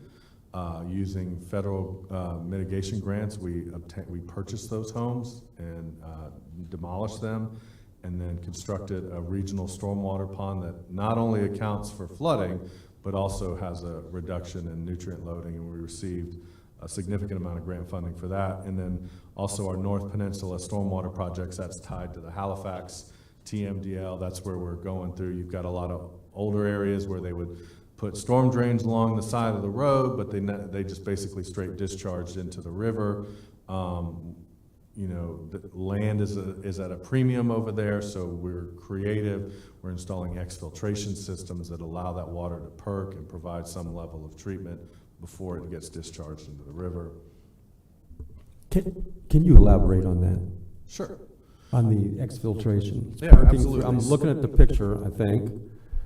So it's perking through? Yeah, it's basically the stormwater would flow into the inlet and just go right out of the river. Now, ideally, you would construct some sort of treatment pond or something like that to allow that water to settle and then allow those nutrients to perk before it was discharged out. You don't have a lot of land on the North Peninsula. All of us have been up there. There's not a lot of space. So what we've done is we've installed perforated exfiltration pipe. What you see is it's essentially like a large drain field for stormwater. And that percolation does help to remove some of the nutrients from the stormwater before it gets discharged into the. Am I just looking at, in this picture, gravel underneath the pipe? Is it? Well, it's 57 stone is what we call it, crushed concrete. And there's a filter fabric wrapped around it. And then next up is our Thornbee Park. This is another St. Johns River project that contributed to that particular BMAP. We installed an upflow filter at an existing retention pond, so when the water flows out, it flows through this filter media that reduces the nutrient loading. And then we had a outfall pipe that discharged to the river that incorporated some additional stormwater that wasn't being treated at all. This baffle box has that same material to reduce nutrient loading. Again, these are the kind of projects we do in areas of the baffle boxes or the exfil. We do in areas where we're limited by space. You know, we're dealing in areas that are existing, you know, acquiring land to dig a retention pond isn't feasible. We can do this and provide a level of treatment that wasn't there to begin with. What's the maintenance on that material that captures nutrients? It varies, but the manufacturer is telling us it's a 20-year life expectancy for most of this material. On these baffle boxes, we send our vac truck out quarterly to clean the material out and clean the debris that collects in there, because it does collect trash and litter. That's another benefit to these kinds of things. So it's just something that we do on a routine basis. It's no different than cleaning out storm inlets and stuff like that. And then next up is a project that combined a baffle box with a retention area over near Lake Beersford.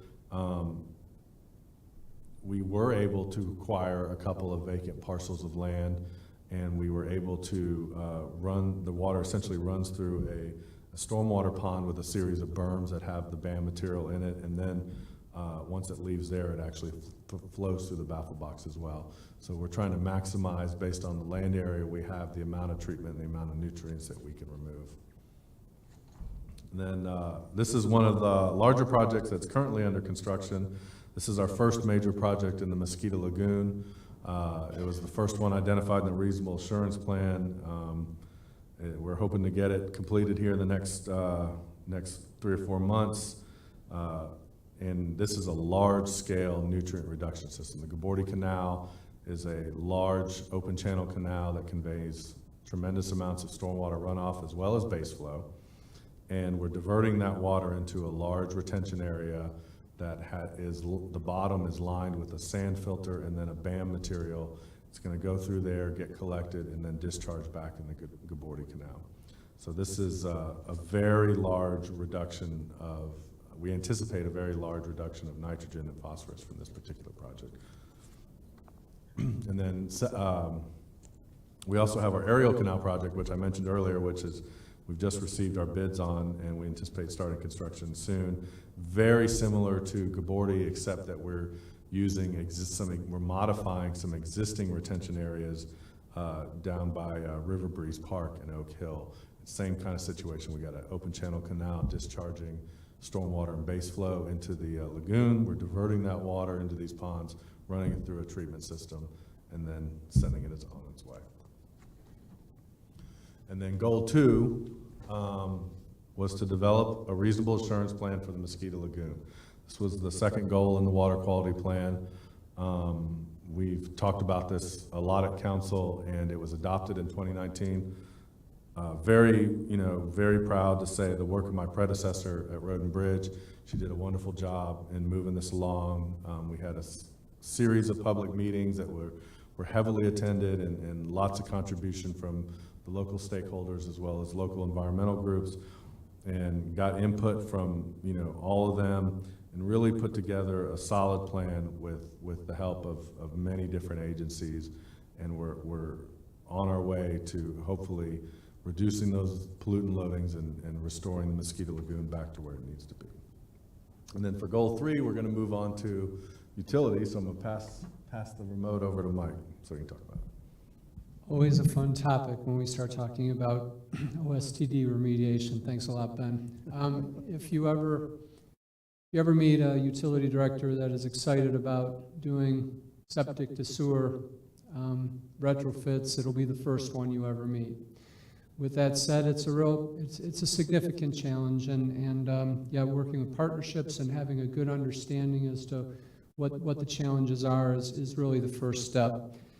So as it relates to goal number 3 and the goal for expanding sanitary sewer systems to one day reduce the high number of on-site sewage treatment systems, we're looking really within the highly sensitive areas of our water bodies and springs.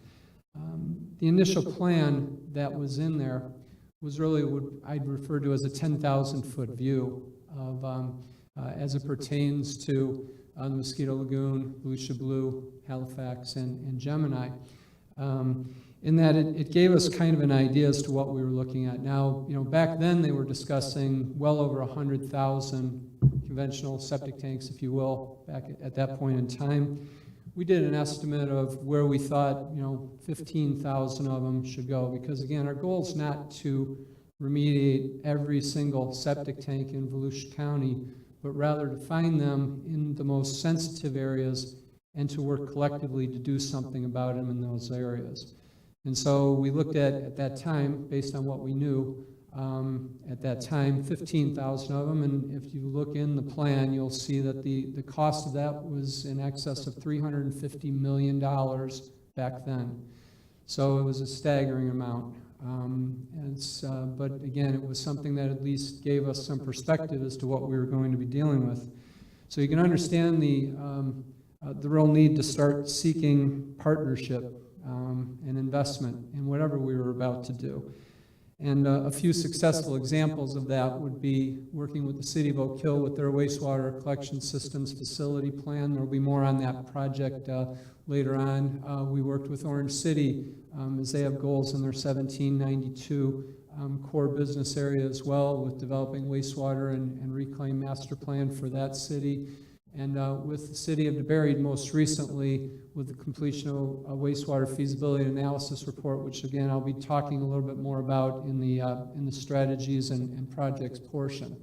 But you know, this is where you start to really realize that no one agency can do it all, but everybody needs to figure a way to do something. So again, going back on to the requirement for OSTD remediation, excuse me. I get tongue-tied on that once in a while. You know, it's going to be a constant competition for funding at the state level for these challenges, because there's 2.6 million, at last count, 2.6 million septic tanks that exist throughout the entire state of Florida. So again, we're not alone in this type of situation. We just have to, you know, figure the best way, bring the best projects forth, the ones that make the most sense, and that's how you, and then deliver on those projects, and that's how you continue to gain confidence at our state agency as well as our regional agency, the Water Management District. You know, we've talked a lot about what some of these state rules are and things like that, but I can again tell you the committed staffs at DEP and St. Johns River Water Management, they're all working for the same thing that we're trying to achieve as well. We're trying to find the best projects, we're trying to leverage dollars as best that we can, working together and combine with you know, a success that achieves all, you know, our joint goals. But we have to do it through a lot of leveraging. As Ben pointed out, you know, the county's input into this, but then the results of that and those other agencies from federal through state through the Water Management District has helped us achieve what we have so far, but we still have a long way to go. As it pertained to achieving Goal 3, what we also realized that you can't do much if you don't have a place to send it. So, you know, in this type of situation, Goal 4 really became one of the key elements.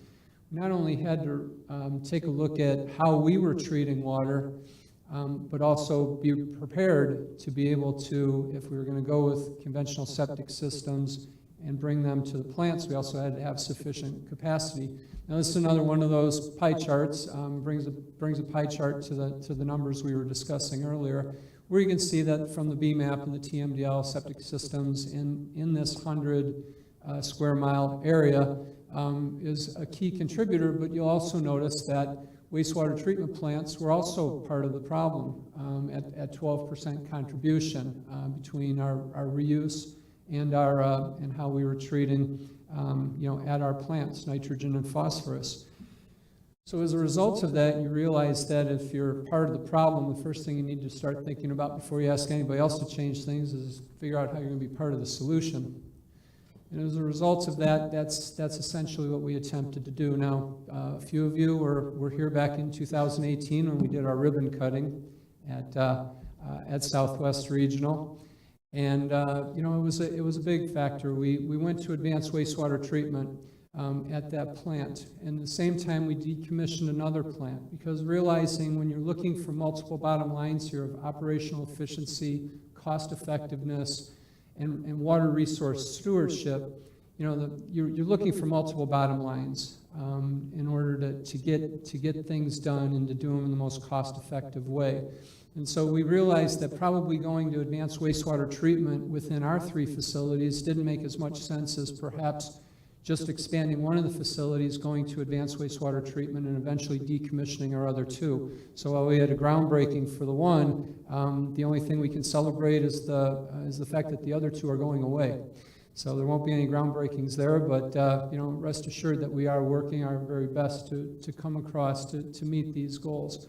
And the results were very obvious, and they're measurable, because we knew how much our plant was putting out before, and we know what it's achieving now. And so the nitrogen reduction at that time based on the flows was 27,000 pounds of nitrogen reduction, phosphorus reduction of 14,000 pounds. And we also added reclaimed water as a result of the fact that we were able to, in moving the water from our plant in Orange City, also known as the Fort Towns plant, and moving that flow over to our plant in DeBerry and creating that reclaimed water, we were helping to, again, increase our supply of water to offset groundwater pumping for irrigation as the areas continue to expand. I'd also like to just point out at this is you can see the partners that were involved in this. This was a $12.7 million project, and it was made possible by the Water Management District as well as the DEP. The project actually received recognition from an industry publication as a top 10 project throughout the entire country. And again, kudos to my entire staff and our team. Because Florida Rural Water Association had recognized our organization as the Wastewater Treatment System of the Year back in 2018 as well. And it was a result of strategies and thinking beyond just what we needed to do, but thinking about what was going to be beneficial for the rest of the community as well. Back over to Ginger. Okay, well, I'll go through goal 5, which was to provide education and outreach. So in the water quality plan, we identified 3 specific projects, and all of those projects are complete and or ongoing. Also in 2017, we added an additional project to create an outreach opportunity and a media campaign related specifically to septic systems and groundwater pollution. And that is also complete and ongoing. So I want to talk a little bit about our fertilizer education campaign. This was actually established in 2015 as part of as a partnership with the other counties in the Indian River Lagoon. So we saw a very successful program happening over in the Tampa Bay area called Be Floridian about a great, fun way to help people understand about fertilizer use and how to fertilize properly. And so we worked with them and we created our own campaign on the Indian River Lagoon side with the Marine Resources Council. And we have some really great marketing materials about our fertilizer ordinance, the restrictions that we have in our county for fertilizer application, and how folks can comply with that. And so I have some stats here from 2019, which is, of course, the last pre-COVID year that we really were out in the community. But in 2019, we estimate that we reached over 150,000 people with our message through social media and some of the outreach events that we do. You can see our environmental management vehicle that's wrapped in the Be Floridian Now Flamingo, which is always the last truck that somebody actually wants to drive because it's so loud out on the road. But it really brings that message, out on the road. It's great.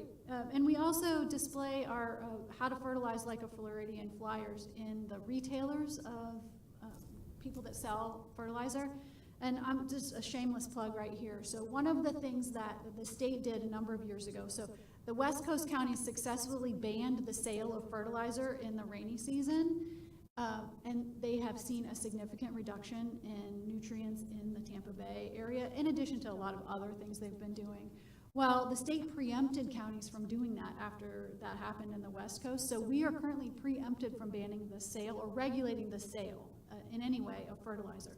So our ordinance says you cannot apply fertilizer during the rainy season that contains nitrogen or phosphorus, but you can still buy it at Lowe's or wherever, right? So what we've done is work with those retailers to provide our flyers next to the rack of fertilizer that's for sale that you can't apply to try to get the message out. And we have had good compliance or cooperation with retailers. But that's an example of how the state has impacted. They're saying you need to reduce fertilizer pollution, but we're not really going to let you do the thing that's the easiest way to do that. Can you put a picture of a dead manatee flyer that goes to Lowe's and? Right. Maybe it's time to make those flyers a little less fun and a little more grim. So that's one of the programs, and so we've been implementing that very robustly since the beginning, and we continue to do that. We have staff that's really dedicated to that. One of the other things, and this was added in 2017, we obtained a $240,000 grant from the EPA through the 319 grant program to do an education campaign in West Volusia, and we partnered with the West Volusia cities on a number of things. We called it the Save Our Rivers campaign, and it included a series of low-impact development workshops. It included a number of Save Our Springs and Rivers academies where we in-depth teach folks about the issues with water pollution and the solutions to that. And then we did a social marketing campaign about septic pollution. Because one of the things that we found is that people really don't understand groundwater, right? Surface water is a lot easier to understand. It's hard for people to get their head around groundwater and how they impact the groundwater. So we did some surveys about what people know and how they like to get their information, and not surprisingly, how they like to get their information isn't me talking to them. It's through social media and that kind of thing. So we created some marketing materials to get the message out, and maybe Megan can help me play the video. This is a 30-second PSA that we created. It's gonna work. Maybe. Oh. Do I have to do anything, or I'm not touching anything? Okay. You gotta click the play button.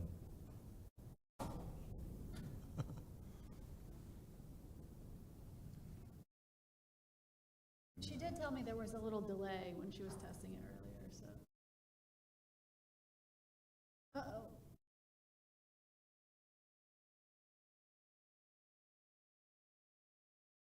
Can I go?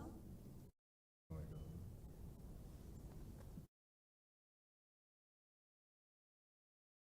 is she not talking to me?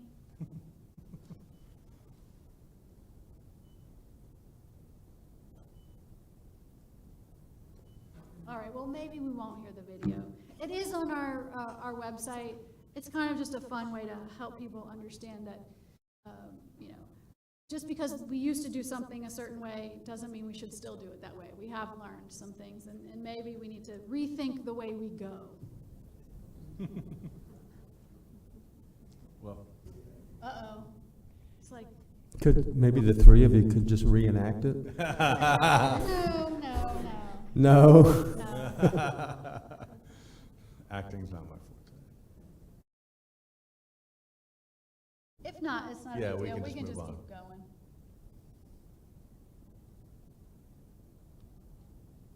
All right, ready? Okay. So I just wanted to include this slide to show, you know, those specific projects that were identified as part of the water quality plan.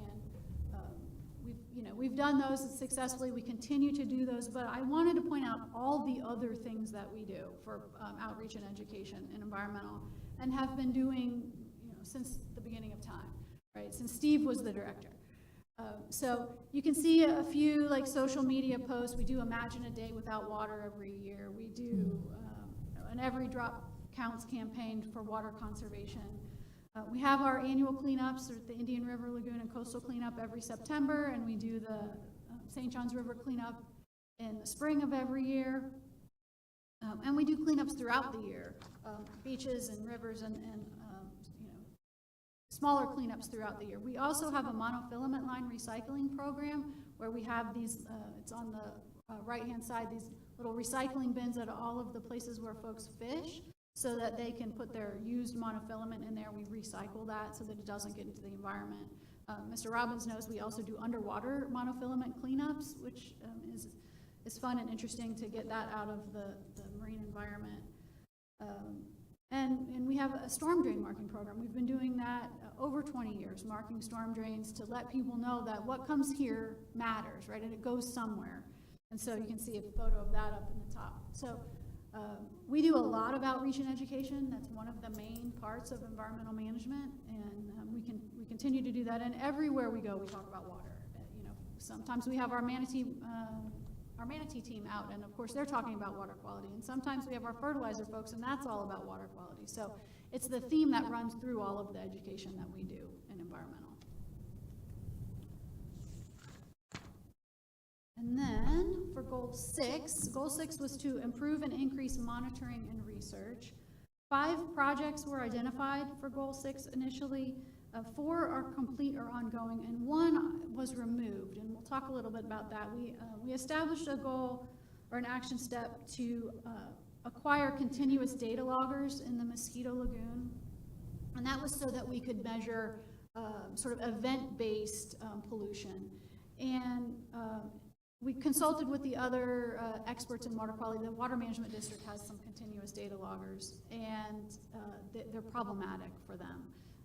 They're glitchy, they foul really quickly in the environment, and the data requirements, right, there's hundreds of thousands of pieces of data that then they have to keep and sort through. And so we actually changed our mind, and when we came to council in 2017, we removed that as a goal because of how problematic it was.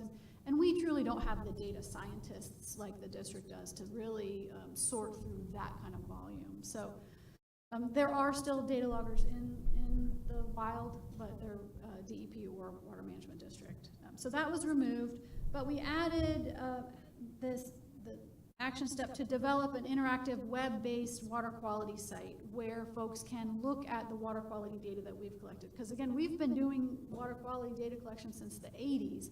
It's an enormous amount of data and a really great data set to show trends. And so we added that goal in 2017, and we'll talk about where we are on that. So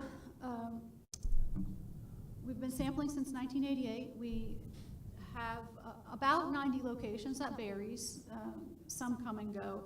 We typically monitor quarterly or monthly. Most of our water quality sampling is done by boat. Some of the sites are accessible by car. And those sites are chosen based on the long-term data set, for one, but also in consultation with the DEP and the district. So if a certain water body is coming due for an analysis, you know, it's the 5-year cycle of a BMAP or a TMDL, we concentrate some more sampling in that location. Primarily, we do this long-term trend sampling, right? So we take samples on a regular basis at the same place so that we can compare those data over time. We do some event-based sampling or specific sampling, usually in partnership with Ben and his group. If they have a new baffle box and they want to see pre-post, you know, what the results are, we do some of that sampling as well. My staff collects the samples. We have a team that does the sample collection. All of our samples go to the Water Management District. We have a partnership with them. They actually do the analysis at their lab in Palatka. And that's a great partnership. So they don't have to do as much field collecting, and we don't have to maintain a lab. For a number of years, we did have a lab. It was a very expensive proposition. So we have this partnership. It works really well. All of our data are stored in the state and national database, right? So all of the data that we collect and that the St. John's analyzes is in these state databases that is used to determine impairments in water bodies and used to measure improvement in water bodies. But in addition, we maintain a database of all of our samples. So this is the first public look at our Aquarius web portal. And it is actually live. You can click on it now at volusia.org/water quality, and there's a link to Aquarius. And it brings up this portal that you can look at the map. You can choose any of the parameters that we test for, and we test for, you know, I don't know, almost 100 different parameters, including a lot of metals. So you can click on a site and you can see the most recent data at that site based on whatever parameter you're looking for. You can put in a date range. You can look at all the data. You can download the raw data to analyze on your own. You can really easily pull up graphs. So you can say, I want to know what's happened in the last 10 years, and it'll graph it. Or for the springs and for the lagoon, you see these little dials. We have a little dashboard for those. And so you can sort of see at a glance, if you pick nitrogen, for instance, right? You can see what is the nitrogen looking like at this spring right now, the last sample. So, we have the little dial to say, oh, is it exceeding the nutrient standard? Is it within the nutrient standard? It's sort of an at a glance. Now, it's brand new, so it's still a little glitchy, but at the very top of the web portal is the information to contact Kelly Young. She's our water quality specialist. And so if anybody wants a tutorial, or you need help accessing the data or understanding what the data are showing, Kelly and anyone in environmental management, we're happy to walk you through it, help with any questions. But all of the data is available now to the public on this portal. Can I ask you a couple questions about that? The council, does anybody else have a, that's tremendous. I want to ask everybody that's sitting out here, I had this question came to my mind before when you were talking about education and all of the information that we have available on the volusia.org website. How many of you in this room, raise your hand if you've ever gone to the county website and looked at the educational information, the videos that we have? Oh, that's why you're here today.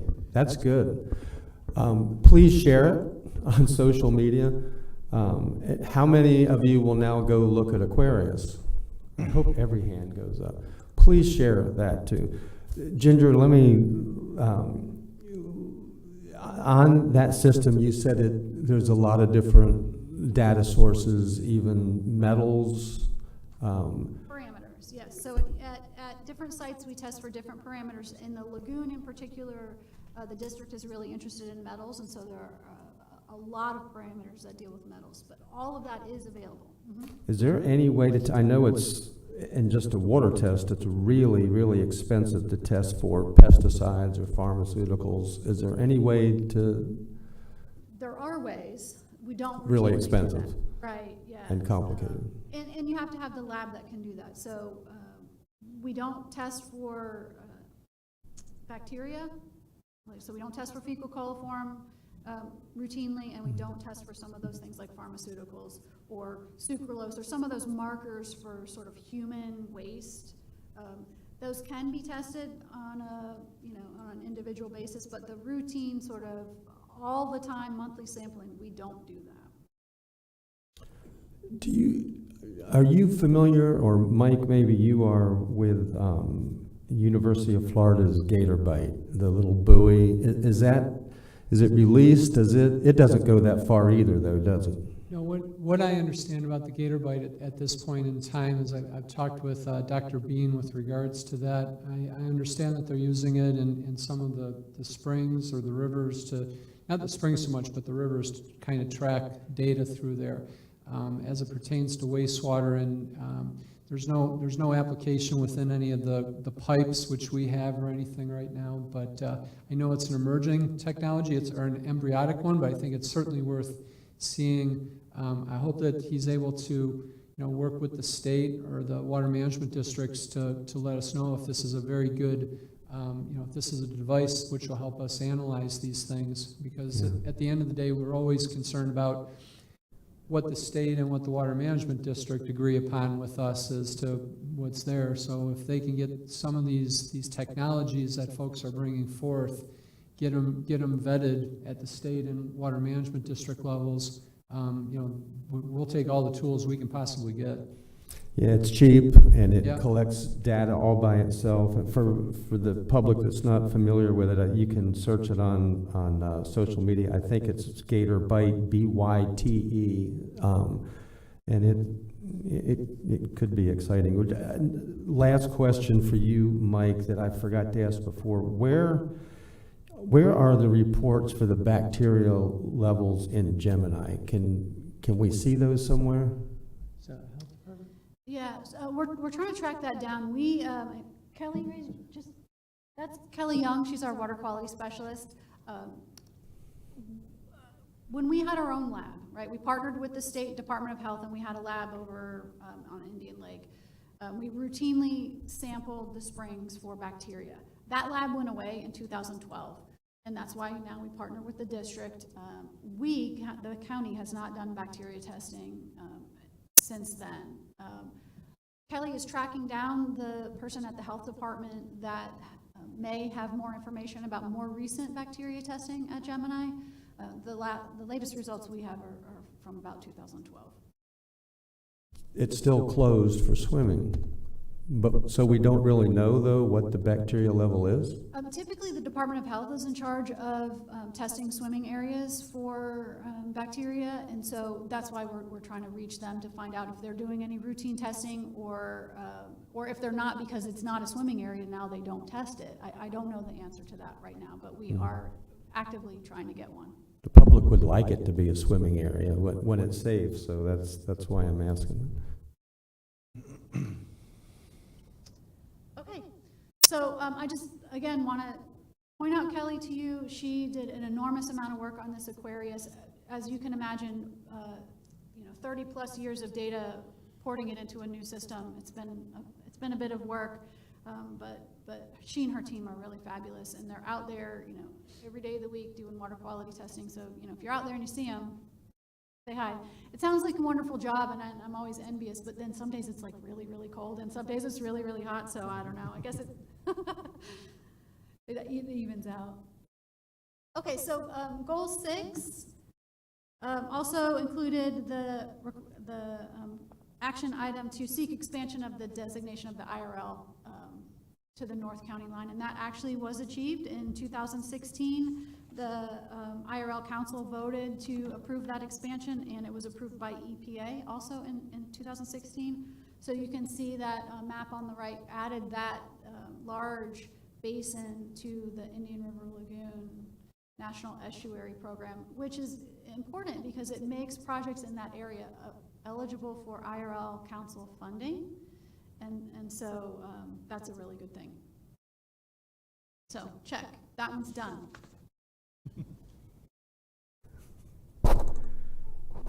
And this is you? Ginger. Yes. I love the check. Would you like to see that check moved further north? I don't think that the data actually support having the IRL north. That actually flows out to Matanzas Inlet. And so I think that probably is the further north that the water actually flows south into Ponce Inlet. How far north does it go now? Where's the line for the IRL designation? At just south of the county line. Oh, okay. Okay.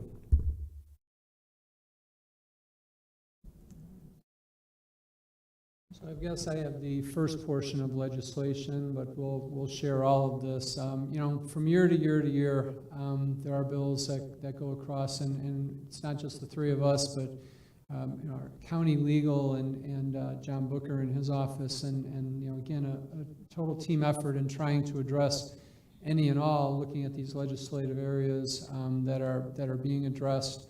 There's a lot of people that are working to understand some of these things and also prepare us in advance of, even if it doesn't get passed this year, it could be coming down the line, in future years and that. So it's on the radar of many county staff members throughout.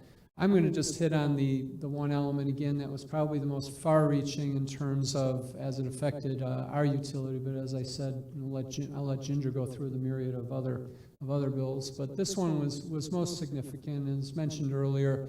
The group of outstanding Florida springs throughout the state, affecting 9 counties of the 67 that exist. And again, point out to you that there are a few more blue springs out there than we really realized, especially myself as I started looking at this. But all of those are state parks as well. It's just that ours is quite iconic, and for its for the size of it, its first magnitude, and of course the habitat for our manatee, such a critical portion of of our entire existence over here in West Volusia, if you will, in terms of quality of life and what it provides, along with the other 2 springs as well. So again, the state mandated elements of a septic system remediation plan was in this, and each one of our springs were affected by it. And so I just wanted to zero in a little bit on this to explain, what the elements of the septic system remediation plans are, because we've completed one in working with the city of DeBerry on Gemini. We are just about complete with the one in Dilion, and a little bit more story on that as we get into the projects. And then we're going to be initiating one in Volusia Blue, and that's going to be quite an undertaking because it encompasses 100 square miles in 5 cities in addition to counties. So there will be significant discussions and figuring out the way of how all of us can be able to do something to address some of these issues. Strategy that I'd like to share with you, or at least talking to you about some of the strategies that exist right now based on these 2 pie charts. I grouped the 2 of them here because one, they're right in our backyard of Southwest Regional Water Reclamation Facility in DeBerry. Our facility, which is a regional provider of reclaimed water service and treatment, we serve the cities of DeBerry as well as Orange City and a portion of Deltona at the present time.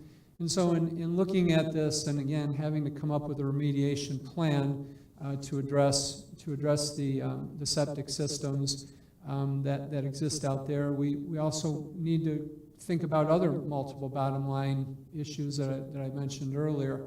And that's, of course, increasing wastewater and biosolids treatment capacity at Southwest Regional is going to be critical to be able to do something about these challenges. Increasing reclaimed water supply and storage as growth continues is to reduce the amount of reliance on groundwater for irrigation purposes.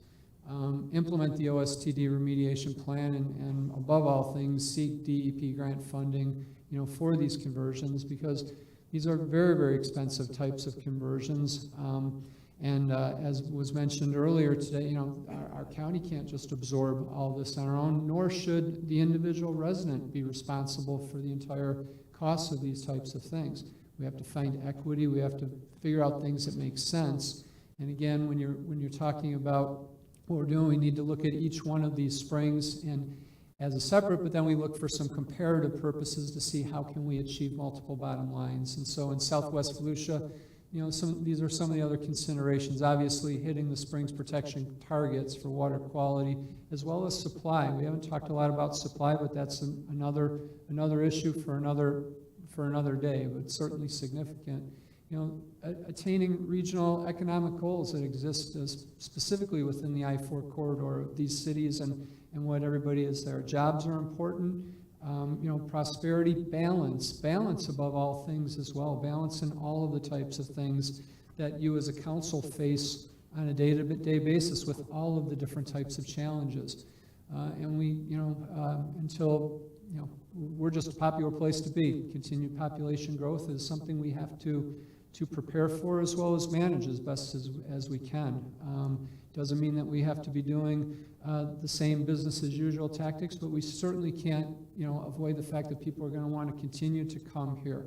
And it's a beautiful state, and it's affordable, and we should just be expecting it. We just need to figure out how to best deal with that. Dilion is again an interesting one, and I separated it there from the standpoint is because this was an area where there was virtually no infrastructure that actually exists up in this area. Nothing within 3 miles of 3 to 4 miles of the spring in terms of central sewer and central water for the most part. And so the strategy here is a little bit different.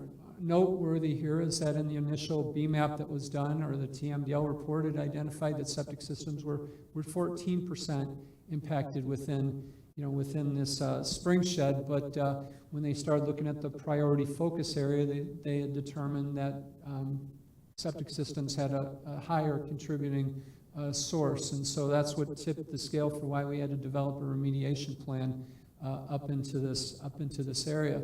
But I think that as we'll discuss more, looking forward, the goal here is never about trying to go and retrofit every single septic system, but in this case, getting central sewer and water systems up into this area is a means to help as growth continues to occur, is to have infrastructure in place so that you don't have more septic systems, more wells that are even closer to that spring that could have even a greater impact.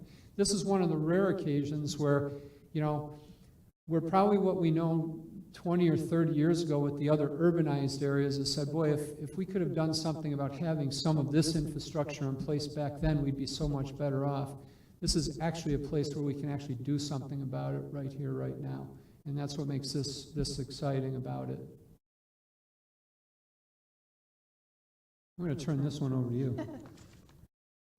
Okay, so this slide just shows a list of some of the bills in the 2022 session that have some impact on water quality, and our ability as a county to make changes, improve water quality, et cetera. Some of these are good for the county, some of these are not so good for the county, right? I'm not going to explain or go through all of them, just sort of an example of this is what, just from one session, that your staff is making sure that we stay on top of it, you know, engaging with our groups like wastewater associations and our professional groups to look at all of the potential impacts of legislation every year, and then once things pass, working with our county attorney's office to then implement whatever we need to do. So I'm not going to try to discuss the merits of any of them, but there's every year this is a situation for us. Next, we're going to get into this section about sort of emerging issues, and this is our way to say, you know, since the water quality plan was adopted and since we updated it in 2017, what are other issues that maybe we need to be thinking about or paying attention to, or in some cases have been, but maybe need to include in the water quality plan. So this first slide is a discussion about sustainability and resilience. And so, you know, Volusia County has been engaged in sustainability efforts since 2008 at least. The county manager at the time instituted our Green Volusia program to talk about sustainability.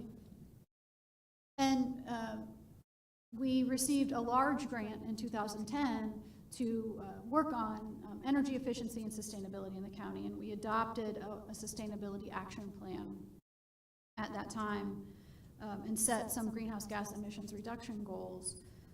And we've built on that plan over the years, and so these are just a couple of the other plans. In 2017, Volusia County partnered with the East Central Florida Regional Planning Council to do a resilient Volusia County plan. We have since then adopted our Regional Resiliency Action Plan. Ms. Wheeler sits on our collaborative, our East Central Florida Regional Collaborative with the Planning Council and the other counties in our area. We've done Resilient Volusia Phase 2, which looks at areas that are very vulnerable to sea level rise, and looking at ways that we can adapt those areas specifically to make them less vulnerable, to help the people that are in those areas. And so we've also worked with Stetson on a grant. So we've been working hard at the staff level on sustainability and resilience. And so far, we've had over $1.3 million worth of grant money to do this work. We have a grant in right now to the DEP for another $880,000 project that would update our inventory of critical assets as defined by state statute that's been recently redefined, and then do a vulnerability analysis on those assets. And so that would again be a partnership with the Planning Council. And that would help our cities as well, because there's been recent legislation and a lot of funding related to resilience projects. But in order to be eligible for that resilience funding, we have to have a vulnerability analysis that meets these new state standards. And so the good news is the state is going to pay for communities to do the vulnerability analysis. And then once we do that, we'll be eligible for projects, grant funding for projects. And so we're going to work with our cities, because if we do the analysis and the cities include their critical infrastructure, then they'll be eligible for those dollars as well. So that's another project. It hasn't specifically been part of the water quality plan, but it certainly has implications for water quality, and we're going along that path as well. Another one that, of course, has been a big focus is low-impact development and green infrastructure. This slide just shows you some of the flyers from the variety of low-impact development workshops that we've done. So just as a starting point, you know, low-impact development is sort of this term that describes just a variety of practices, right? It's not one thing, but a variety of practices that mimic or preserve natural drainage processes to manage stormwater, right? So it's basically about retaining stormwater on site and encouraging it to soak in on site rather than let it collect and then run off somewhere else. So in environmental management, we've been focused on low-impact development pretty heavily since 2017 as a way to avoid additional runoff pollution. We've conducted 11 different community workshops and numerous outreach efforts, including we've brought in LID professionals from academia and from the private sector.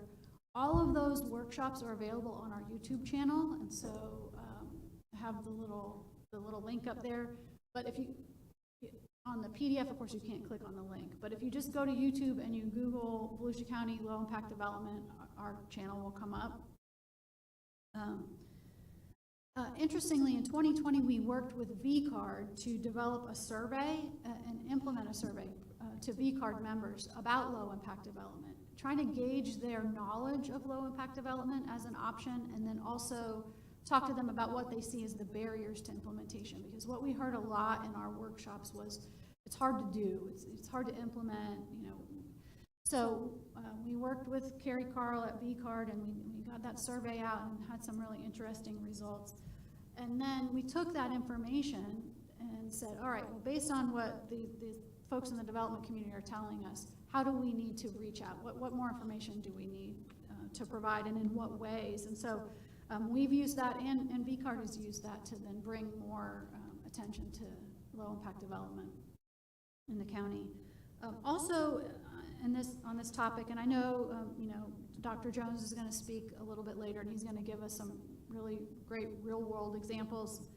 But you know, we've in the county, we're working down that path, right? So in 2019 and in 2021, we've added low impact development language into the elements of our comp plan. So in our coastal element, our aquifer recharge element, and our drainage sub element, now there is a statement in there that we will encourage the use of low impact development for the treatment of stormwater. So remember, way back, you know, several hours ago, the comp plan is the start, right? That's sort of our vision, and then that can be translated into land development code. And so we've gotten some comp plan language in, so we're moving in that direction, right? And with your help and your direction today and in the future. Okay, this one I'm handing over. So another emerging issue that's actually been a little bit in the news recently is residuals and biosolids. So when it comes to wastewater, a wastewater treatment plant produces, you know, the goal at a wastewater treatment plant is to produce basically liquid effluent that's treated to, we treat ours to in the advanced wastewater treatment process to remove nitrogen and phosphorus. However, you still end up with a certain amount of solids. I'm not going to go into detail on this, but the goal is to reduce the amount of solids produced at a wastewater treatment plant. That's one aspect of biosolids. You also have porta potty waste, grease trap waste from restaurants. That's another, those are typically pumped out by private companies and taken to private treatment facilities. And then you have your septic solids, which is anytime, you know, you get your septic tank pumped out, that solid material has to go somewhere. It's either taken to a facility operated by the septic company you hired, or it might just be taken to another private company that runs a septic facility. So, you know, there's a lot of concern about, you know, how do these biosolids get treated, and then where do they go once they're treated? And in most cases, a lot of them are land applied. Now, on the large-scale wastewater treatment side, for instance, some municipalities and facilities have treatment for their biosolids that they can treat it up to what we call a Class A, which essentially turns it into something you could use as fertilizer on your lawn. A lot of your septic facilities do the very minimal amount of treatment, which is called stabilization. They basically raise the pH to 12 for a certain period of time, and then they land apply it at a facility that is permitted by the state, by the DEP. So it's important to note that whatever is providing that wastewater treatment, there are going to be solids, whether it's central sewer going to a wastewater plant, whether it's a septic tank getting pumped out and sent to a septic facility. As I said before, land application of these biosolids is regulated by the DEP. We do have some county ordinances that require some requirements for those facilities within Volusia County. Currently, there are 2 permitted sites in Volusia County. There's a 50-acre site in DeLand and a 140-acre site in Osteen. These are both private land application sites associated with facilities that take primarily septic tank waste. There are no permitted sites for what we call solid residuals. For instance, in Volusia County, at our Southwest plant, we have a process where we take that solid material and it gets dried. It essentially turns it into dry material, and it's hauled off to a separate facility where they actually treat it to a Class A level. So, as I said, we take it to that private facility. Septic systems generate a lot of this waste, and a lot of when you hear about a permit for land application, generally it's because it's not being treated to a Class A level. It has to be permitted, and generally it's stabilized septic residuals. So we don't operate any land application site. We send it to a contractor that takes it to that Class A level. But we're also working, there's a facility, that facility in Osteen, we're currently working with them because we're in the process of modifying both of our large scale plants. And Mike mentioned it, but we're also looking at how we treat our biosolids. We're not one of the largest utilities in the county. The cities have a lot more customers. We have 16,000 customers, and then we take additional wastewater from Orange City and some other places. But generally speaking, your cities are the largest producers of these types of biosolids. So we're looking at all options as far as how we treat our biosolids now. We'd like to get to a point where, we're treating our biosolids to a Class A type material that would provide, a fertilizer for people, either we get it to a company and they sell it, or maybe we're able to give it out to folks free. But either way, we want to get to that point where the biosolids we are generating as a county meet those highest levels. And then we need to work with our regional partners and ensure that, because I think the goal is to not have these land application of basic stabilized biosolids. I don't think anybody wants that. So we're working with some of these private companies. We're hoping to work with some of our cities and look at some regional type solutions to this issue. I'm gonna hand it off to Mike, and he's gonna talk more about some utility. Thank you, Ben. So for a moment, as we look to what's upcoming, I think it's just a moment to again thank and congratulate really council on your decision with this ARPA funding, which you've made available for the protection of the springs and the IRL. It's a very difficult decision that you had to arrive at. There are many needs throughout our entire county.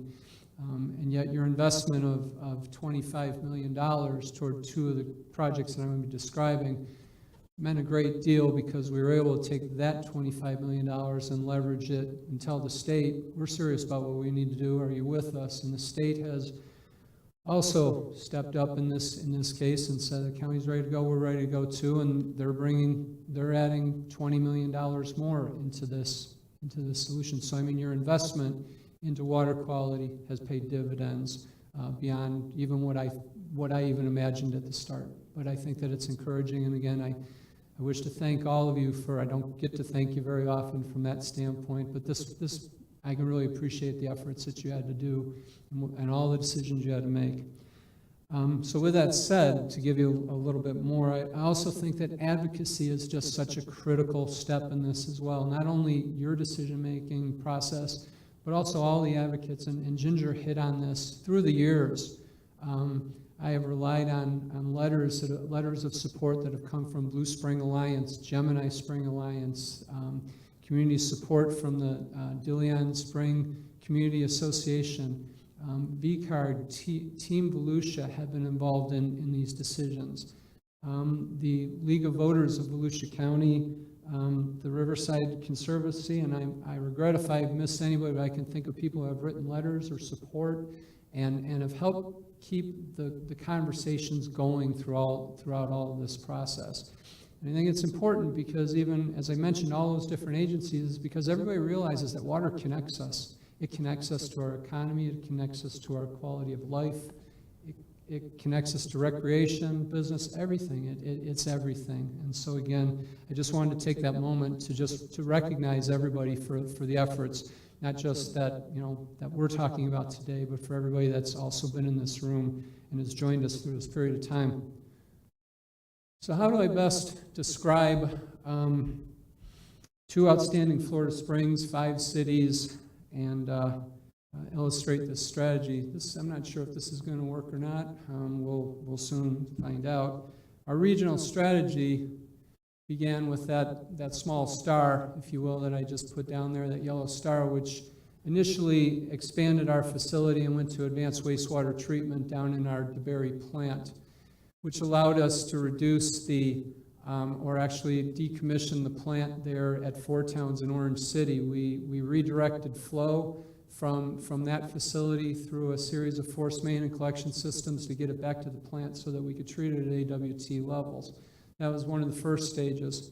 Most recently completed, though the final stage of this is probably still another year or 2 off, but was the decommissioning or rerouting of flow from our facility in Deltona North up in that 472 area, and again constructing 3 miles of force main connecting through Orange City, actually under I-4, through Orange City and all the way back to DeBerry to address this issue. It's by far a much more economical strategy than to have gone to advanced wastewater treatment at all 3 of these facilities within the spring shed, and that facility which does support, as I said, the cities of DeBerry, Orange City, portion of Deltona, was a critical strategy.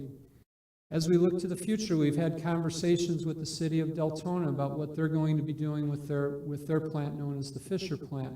There's been some articles in the paper that address they're facing the same challenges we looked at. Would it make more sense to actually invest into that plant, or would it make more sense to build infrastructure and bring it to this regional facility? We haven't completed discussions on that, but right now all indications is that the city, is looking at that, because again, we're all looking to try to come up with solutions that make the most sense for everyone. And so sometimes our water does cross jurisdictional boundaries, if you will, as it should. And so again, my hat's off to all of these cities that I've had to cooperate and work with. We'll be doing a lot more of it, especially as we have to engage in the wastewater remediation strategy for Blue Spring.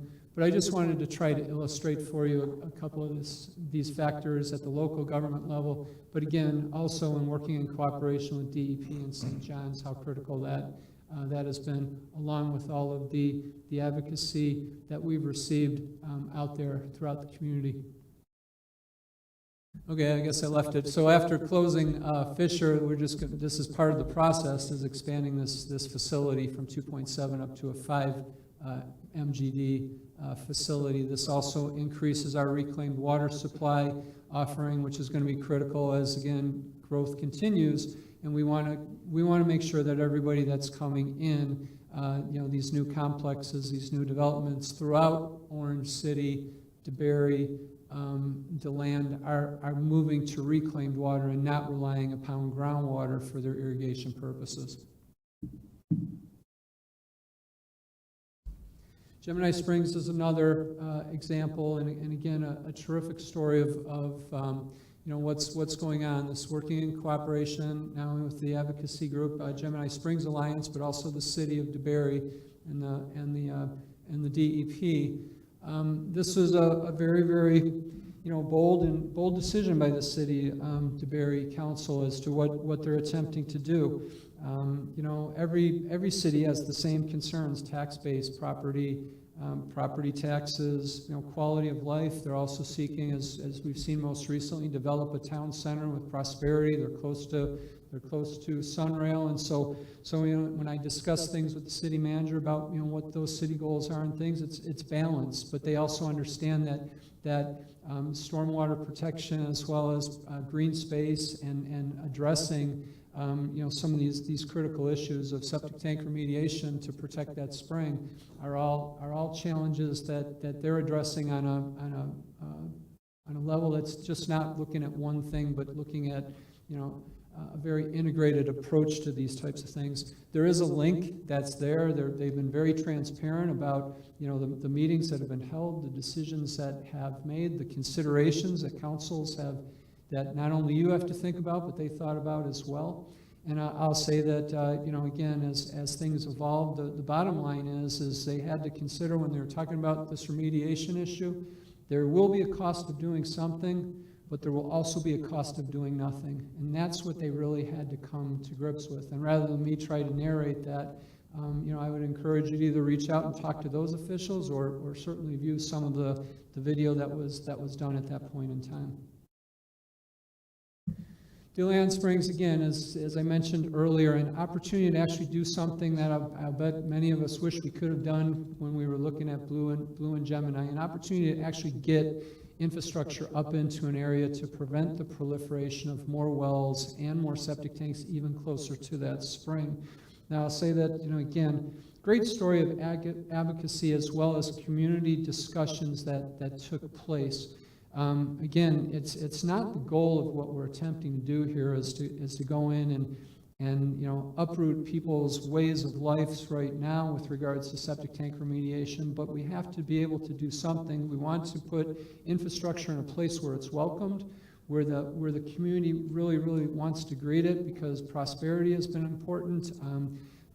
Certainly in March, we'll be addressing not only the feasibility analysis report, but also DEP will be bringing us, again, another grant for close to $4 million to go on top of the 2.5 that they've already given for this infrastructure, and we'll be bringing the construction project through as well. But again, the goal here was to consider a lot of community input in various areas, and so the infrastructure that we're putting into had a lot of support along that core areas, along US 17, business support within that community. And again, to get that infrastructure up into an area to prevent any new development that would, because we know the development's going to come, but we want that development to be able to have that infrastructure in place so that they can not have an impact closer to the spring. So we're very proud of that. Dr. Erin Reed is our project manager and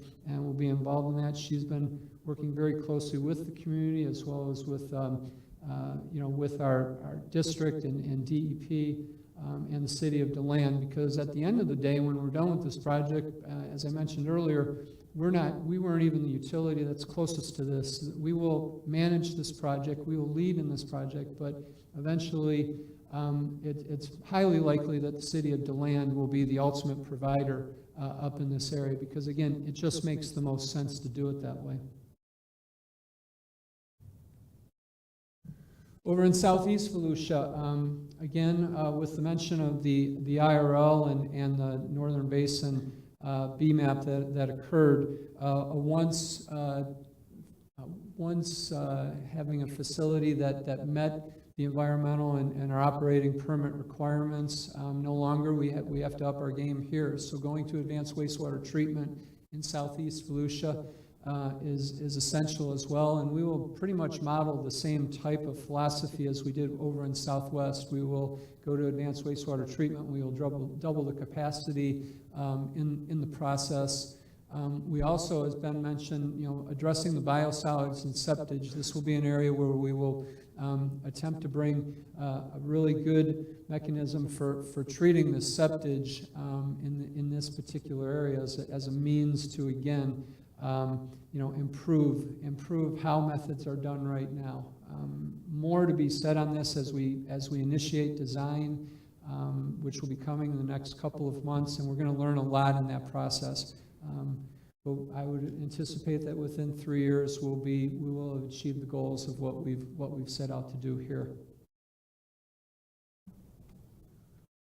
This is another story of advocacy and again, incredible working cooperation by among one of the smallest cities in all of Volusia County, the city of Oak Hill. I mean, you're talking about folks, council members and the mayor going door to door to tell a story within Indian River Lagoon or in the Indian Harbor Estates to bring about a septic to sewer conversion that's about to take place in this area. Many years coming and everything, but also in doing that, bringing on all of these partners who are contributing to this project. And you can see who's there, the Indian River Lagoon Council, the city of Oak Hill, along with Volusia County, St. Johns River Water Management, and DEP. And again, it's a terrific story of what's possible when everybody attempts to do something. And that's pretty much the way that we're going to have to continue to do things as things go along. All right, so we're getting close to wrapping up our presentation here.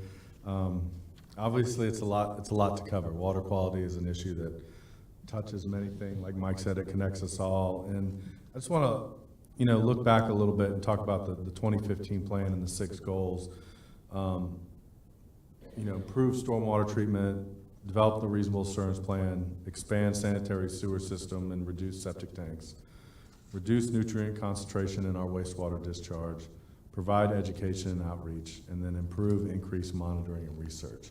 So that plan, and it was updated in 2017 with a few other things, but that's kind of been our guidebook as staff moving forward. And I hope we've shown that we have implemented and implemented procedures, projects, all kinds of things to address those specific 6 goals.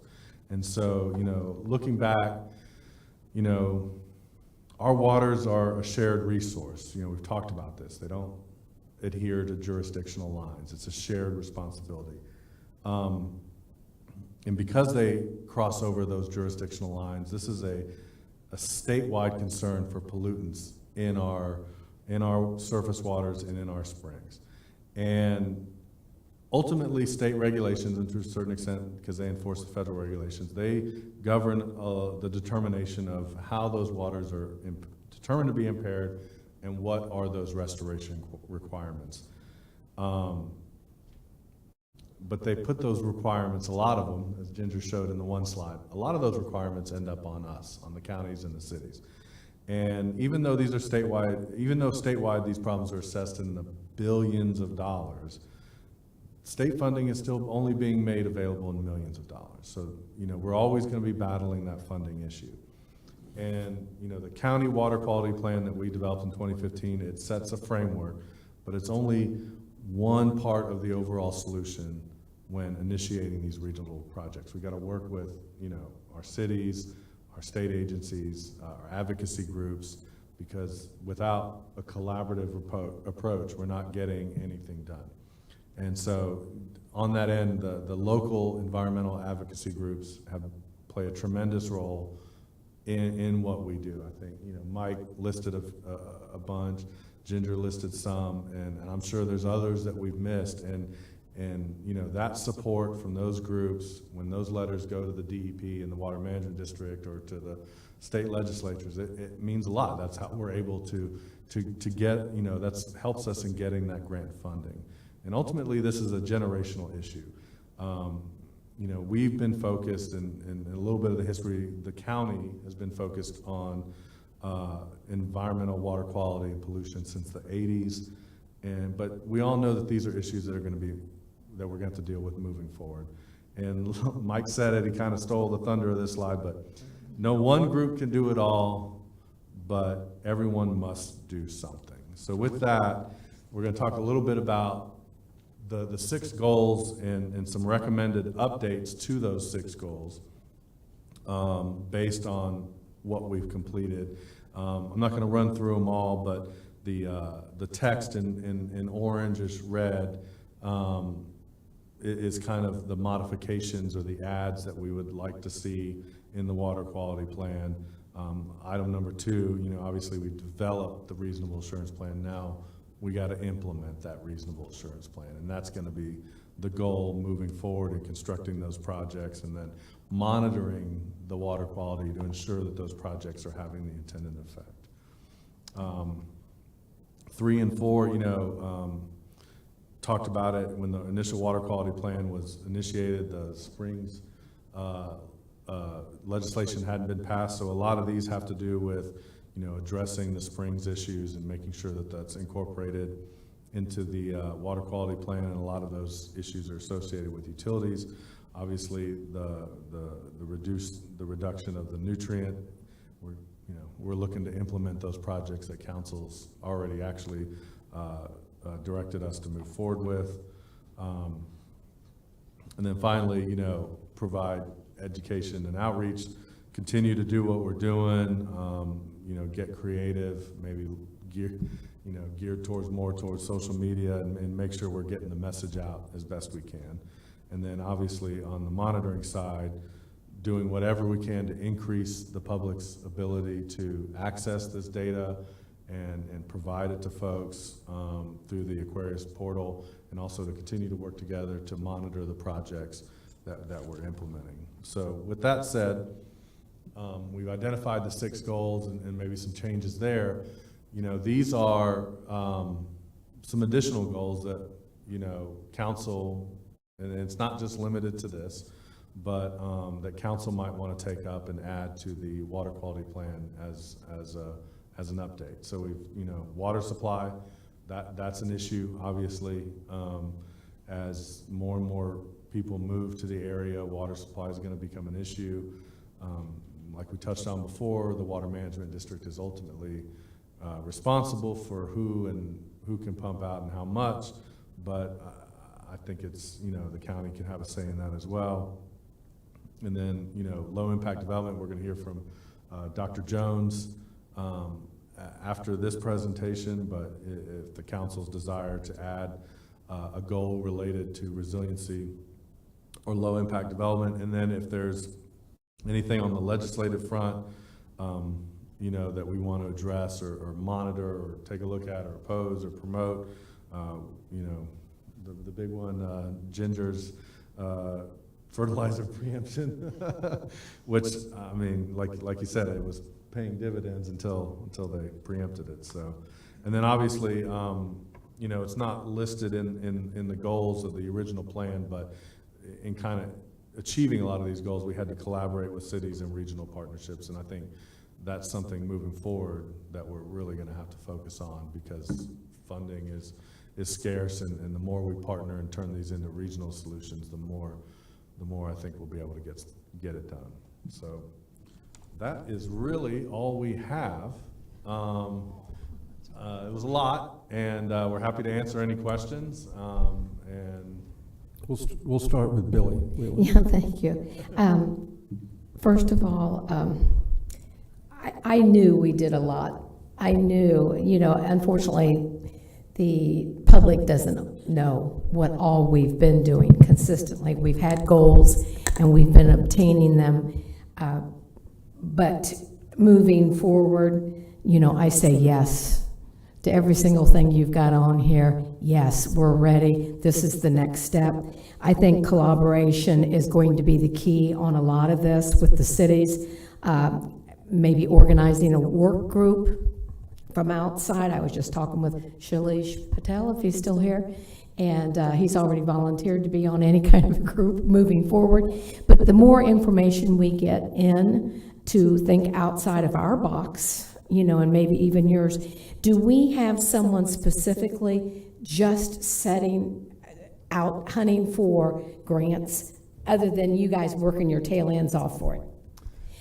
There's another thing, you know, can we work with other areas to collaborate efforts to get grants? I mean, we should have somebody out there pumping all the time. And you guys obviously are just running like crazy with everything that you're doing and have been so successful.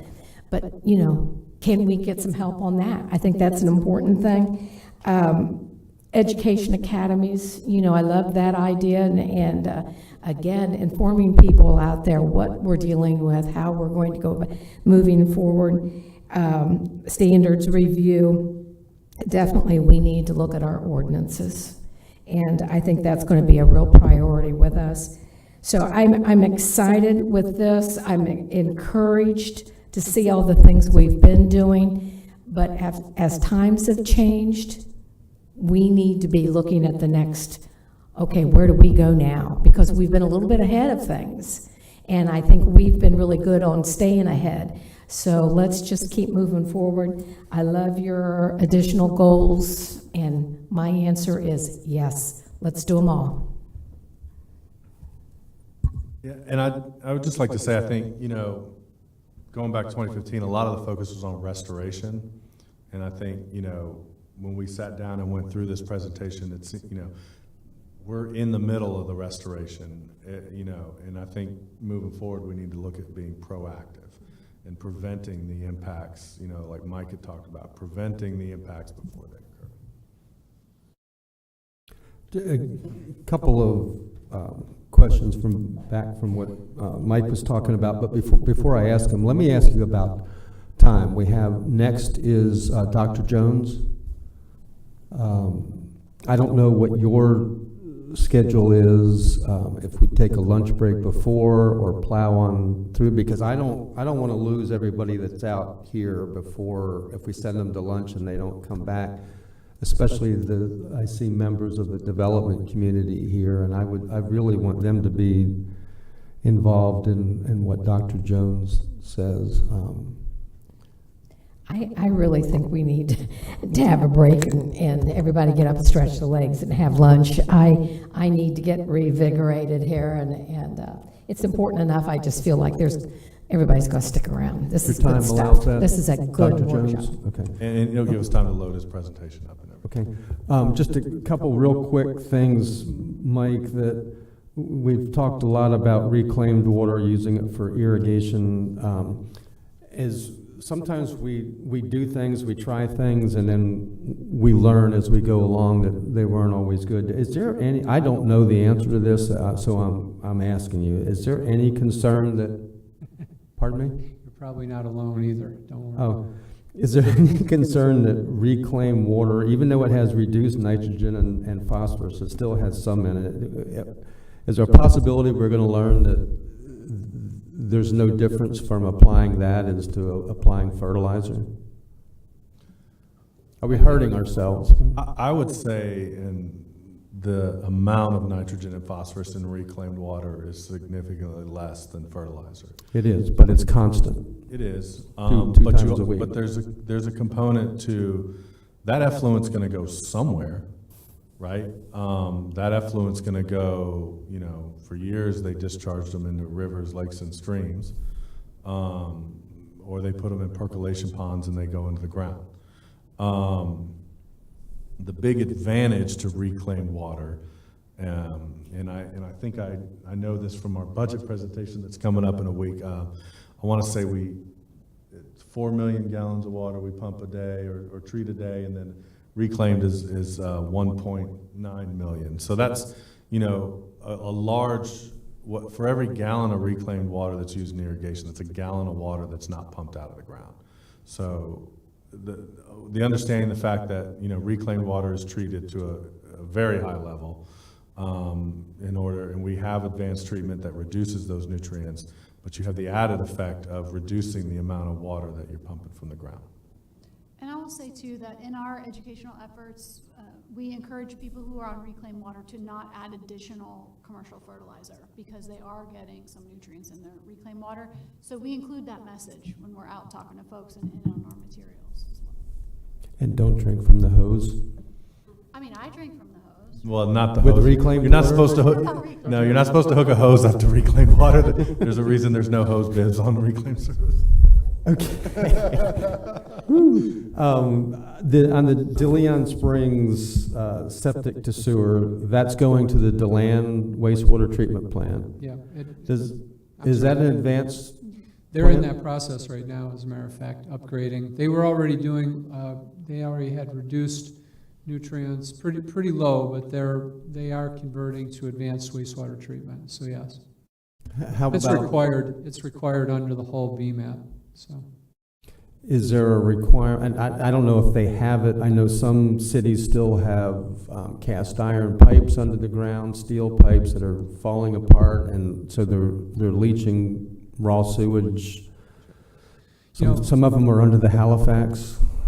Yeah, I'd be happy to share with you the inventory of what we've got, which is all PVC type of pipe. I can't. No, DeLand. I'd be happy to find out a little bit more. Of course, the new infrastructure that we're putting in place is all PVC that will be going, that will be connecting and coming down into this area. We hear a lot about the types of pipe, specifically in Fort Lauderdale, South Florida, a lot of great concern of that type of infrastructure that's 50, 60, 70 years old, having that impact. Our utility in comparison is relatively young in those terms, and the new infrastructure that will be going in place will all be PVC, correct? I mean, that's, yeah.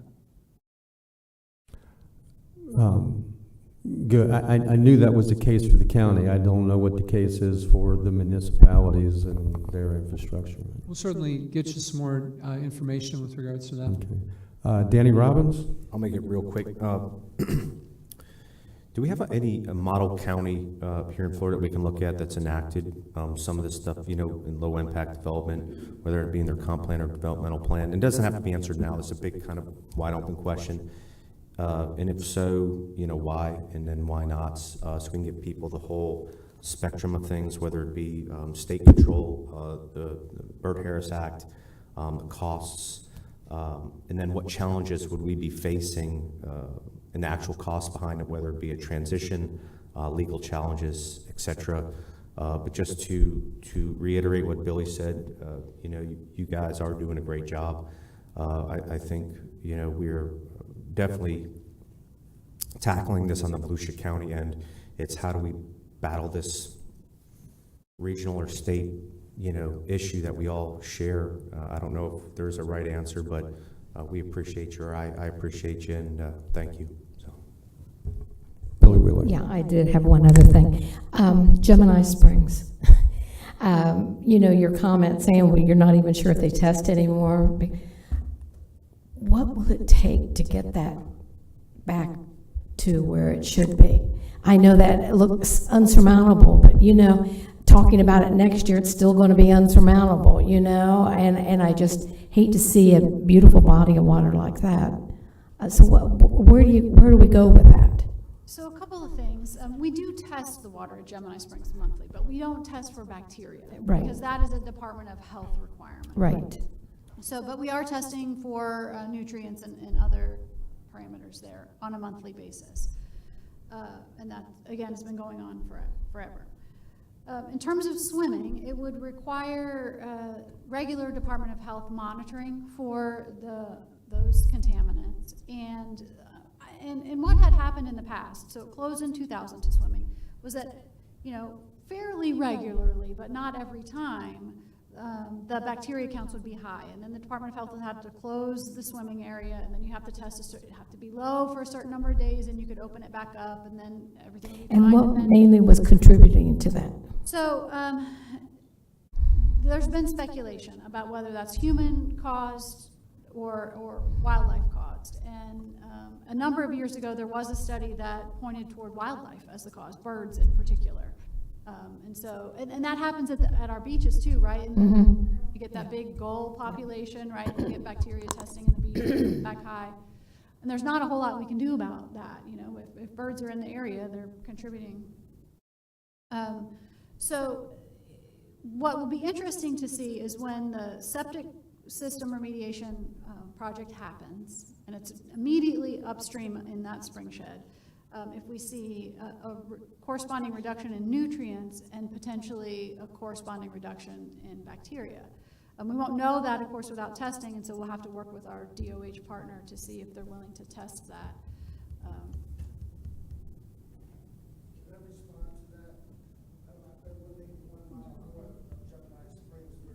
Hold on a second, because nobody can hear you, and we have people online. We're going to have public participation again. If you'd like to speak, fill out one of these, and we'll be glad to give you time to speak. We have one other person who has a question, but you're welcome. Thank you, because nobody can hear you online. And then Stetson University at one point had done some sampling to try to determine if there was human contribution in there.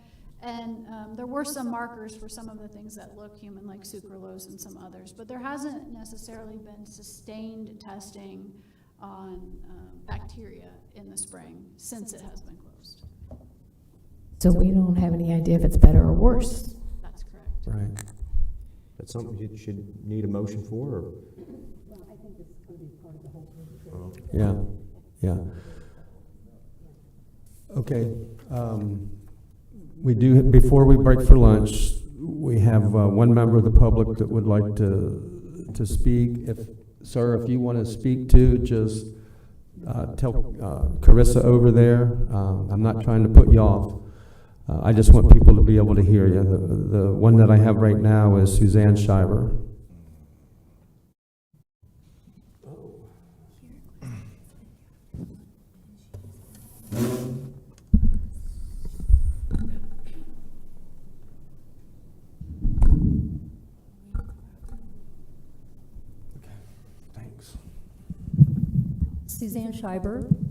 Suzanne Shiver with Dream Green Volusia. We have water atrocities that have occurred within our state. I think that just assuming that regulations are always looking out is not a good presumption. For example, mining has breached an aquifer in another part of our state. And in the south portion of the state, FWC does spraying, which has been highly controversial with locals, with Lake Okeechobee. I won't go into what's going on everywhere else, but to say that we are better here in our county, I would certainly hope so than some of the other areas. That's not necessarily a good comparison. I want to be better than those areas, and I'm glad that we are. But how do we rank? I mean, there was nothing showing that really, other than saying that we are. Moving into another area, I didn't really hear too much about pipes until I heard about what's going on in new areas. I can tell you that speaking to utilities departments in cities, they will tell you they don't know in certain areas of the cities what the pipes are in the ground. They're so old that they don't know. So therefore, they're not really getting replaced, and when they have a break, that's when they find out. If I say a city's name that I spoke to recently, it's like I'm trying to spar with them, and I'm actually not, because utilities has been the best source of information for me personally in talking to them. Their employees really care. I have not spoken to county concerning this, so with all fairness, that is the case. But I can tell you that the City of Daytona Beach Utilities, for example, and I've heard this from other cities as well, they literally are waiting for something to happen because no one wants to go and replace the pipes ahead of time. So therefore, they're reactive, waiting until the break happens. I don't know that we could do that with a car. I mean, some people might, but you can't really always do that. So in Save the Lagoon Academy and Save the Springs Academy, which I took both, there was a professor in Save the Lagoon Academy who let us all know that we are decades behind, and he actually ran a slideshow showing us in the state of Florida with concurrency. The pipes in the ground are one of the main issues in the state. And in some areas, obviously, other things like wastewater treatment plants and so on. But when they teach this, at times I wonder there seems to be a disconnect in what they're teaching and what happens. So I just wanted to say that. Thank you. Mr. Chair, can I say something? Yes. I don't know, can you? I can, actually. Volusia County has all of our infrastructure on our GIS map by type and size. Regarding the cities, obviously, we don't have much of a say in what they do, but House Bill 53 that was passed last summer requires for stormwater infrastructure and sanitary sewer infrastructure, requires a needs assessment that includes an accounting of all the material and the pipe that they have in the ground, plus a 20-year look ahead.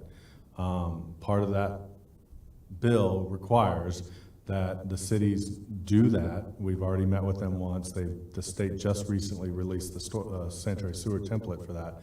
We will be meeting with them again, and then they will have to submit their needs analysis and their assessment to us to compile. They're going to do it on their own, but they send it to us to compile all 16 municipalities and utility providers, and then we will send that to the state. So that would be a good look at what all the cities, if they complete it, they're supposed to, it's not our, I've asked that question specifically of the state regulator, it's not our place to require them to do it, but if they submit it to us and we submit it to the state, that should present an accounting of stormwater and sanitary sewer infrastructure for every utility provider in the state. By when? June of this year. Okay, that's good to hear. Heather Post?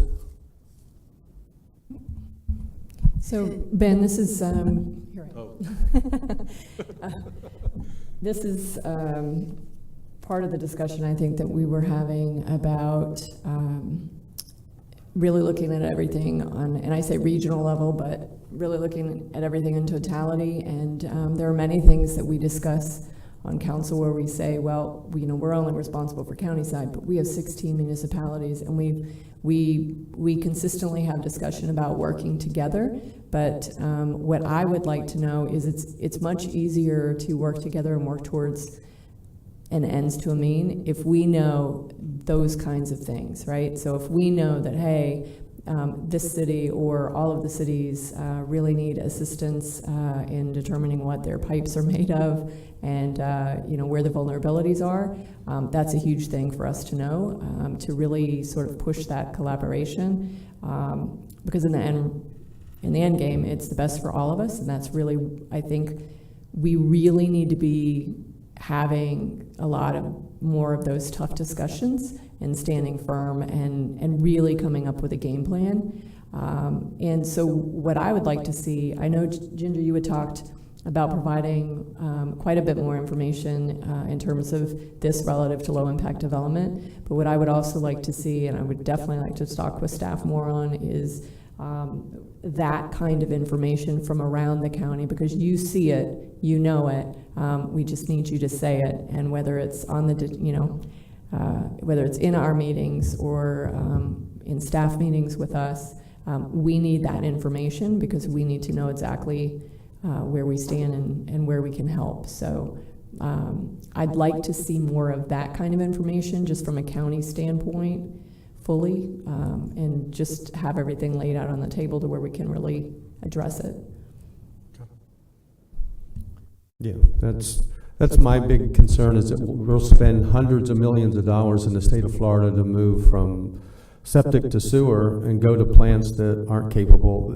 They all say, we have the capacity, and they have the capacity, but that they have the infrastructure underground that nobody can see, that we're not just spilling raw sewage into the Mosquito Lagoon or wherever it is.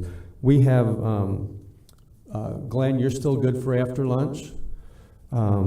Kelly, are you after lunch or before after lunch? William from DeBerry, please come on down and we'll close out this section with you.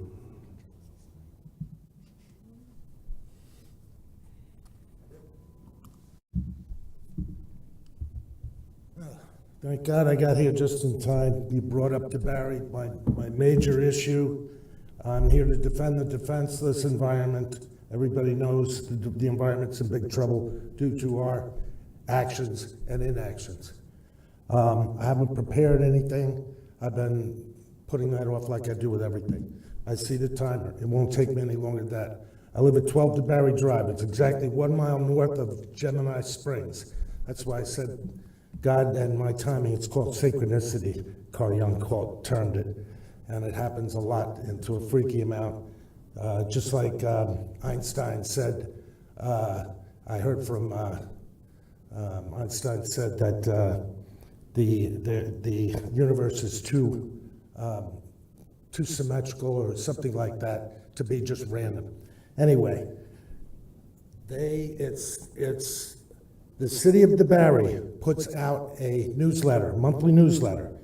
I believe it was late last year. On the front page, they say the #1 cause of pollution of Gemini Springs, and of course downstream from there, is runoff, fertilizer runoff. Period. And that's the #1 reason. And I have a natural Florida yard. I was a University of Florida certified natural master gardener. I've more than 20 different volunteer activities I've been involved in the county. And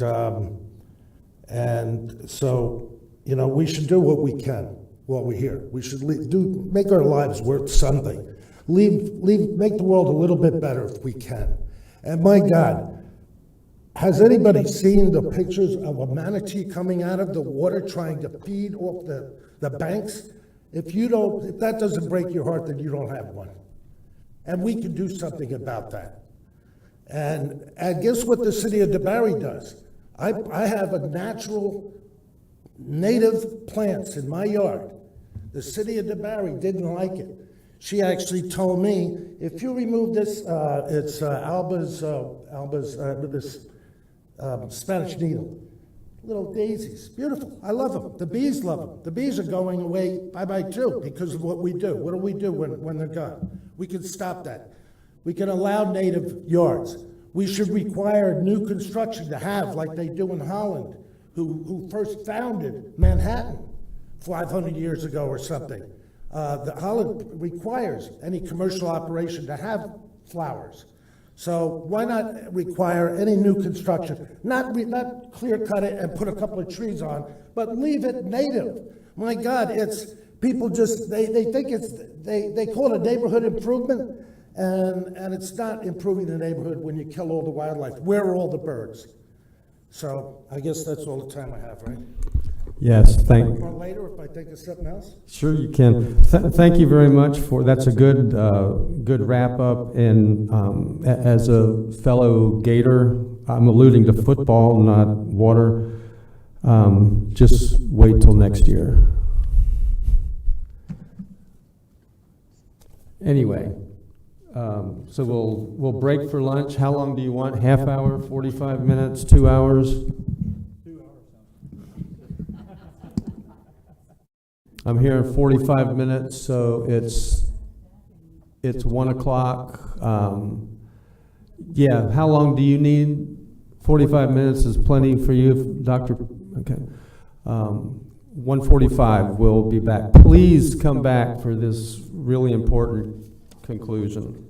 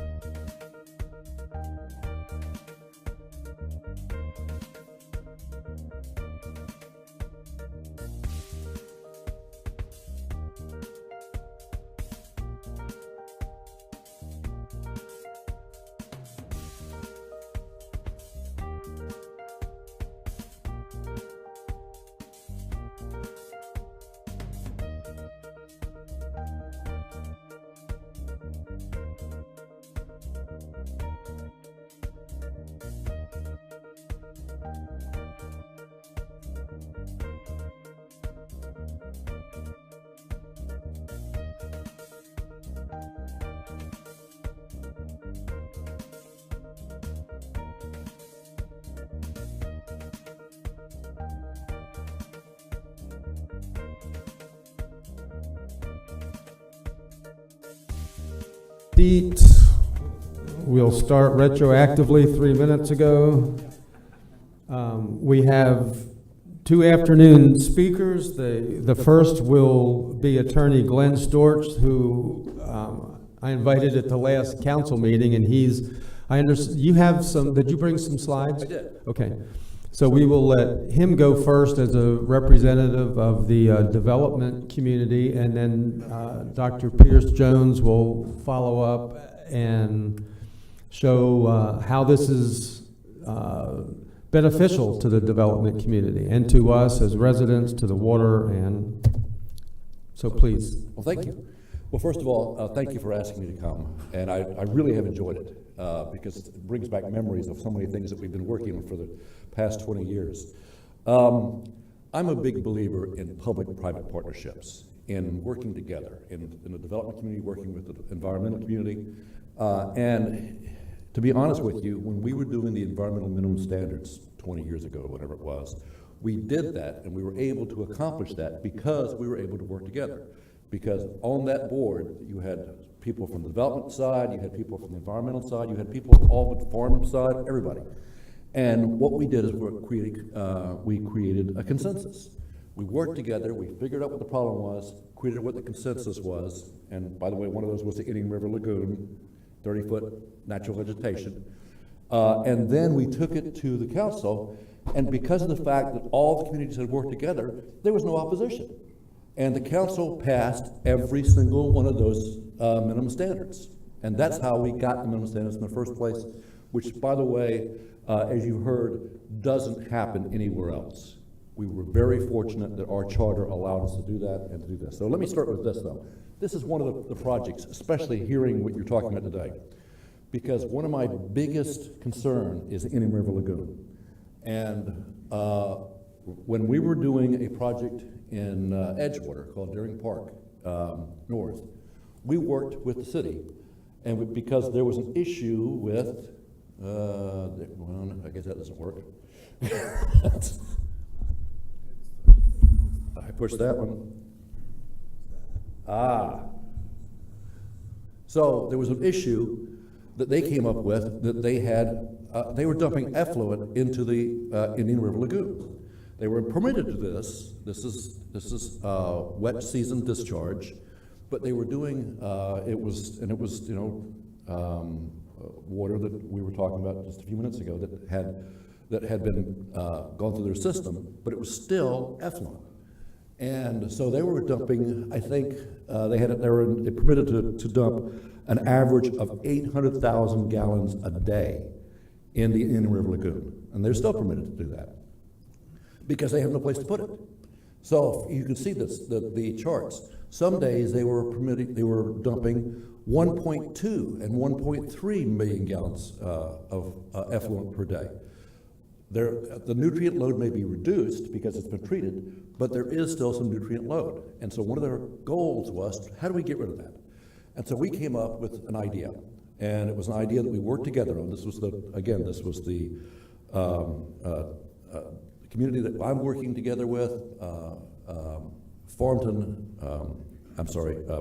North LLC, and the city of Edgewater. And so when we were doing this, we were doing our plan for during Park North, but you see those areas to the left. Those areas to the left are all uplands. Those are uplands that we weren't going to be using for anything. And it occurred to us that this could be something that you could use for a wetland park, that you could basically turn those into wetlands, take your effluent and then pipe it into those areas, which cleans the entire area and takes it out of the Indian River Lagoon. This is not a new idea. This is something that's been done a number of times throughout the state of Florida. Here's one in Pasco County that they did. Here's one in Ocala that they did, a wetland recharge park. Here's one in Orlando they did, Orlando Wetlands Park. And as you can see, there's trails throughout it, and there's walking trails, and it's one of those things that's a dual use. You're accomplishing a goal, but at the same time, you're also providing a park, you're providing bike trails, you're providing all these things. There's one in Gainesville as well that's incredibly popular now. But the important thing is it takes and cleans the effluent. And that's what we're trying to accomplish right now. And I will tell you that getting the grant money, although we're providing the land, getting the grant money to do this is not exactly easy. St. John's had a 25% grant that they were looking at, but you had to have a 75% match for that. And so we're going to be shopping that. We're going to be working together, and I've already talked to Ginger about this. So we're hoping that this may be the sort of thing, this is a big project and a big idea and a big accomplishment. It's one of the things we can all work together on. Again, it's public-private. So that's one thing. Second, as to low-impact development, the chairman asked me about that the other day. I don't know. I didn't know what it really was. And so I've been talking to people, and I really appreciate that, and I've been educating myself. Many of these are fairly common sense ideas. It's a smorgasbord of different things. And some of those ideas we're already using now. We used, in fact, I suspect that when Dr. Jones gave us advice on the Farm to Local Plan, years ago, we incorporated those into the Farm and Local Plan. That's why Clay indicated that the low-impact development projects or procedures are in Farmington. That's probably where it came from. At the same time, we've learned from that, and I have a number of projects that we have incorporated a number of these things in. And as I've been told, it's not for every single project. You don't put everything in the same project. You take the project and you look at the things, your tools in your toolbox, and you look at how you can work together to accomplish those goals. And they're right. If you do it the right way, there's a potential of actually lowering costs and creating a better aesthetic. So, as well as a better ecosystem. So these are things that we can work together on, and I want to say that's the key. The key is the development community, the environmental community, everyone working together to figure out what the issue is, figure out what the problem is, and figure out ways to solve the problem in an environmentally friendly manner, but without breaking the bank. So that's it for me. Any questions? All right, thank you. Thank you. Next, Vice Chair Gertman, Heather Post, myself, Billy, Danny, had the pleasure of going to, I think it was in Sebastian, to a LID conference put on by the Marine Resource Council. And we were so impressed by the next speaker, Dr. Pierce Jones. I was able to spend some time with him during breaks, and he just impressed all of us. That's why he's here today. Ben, I'm going to let you introduce him, but it's a real pleasure and an honor to have him join us today. Absolutely. Dr. Pierce Jones is the program director for University of Florida's Program for Resource Efficient Communities.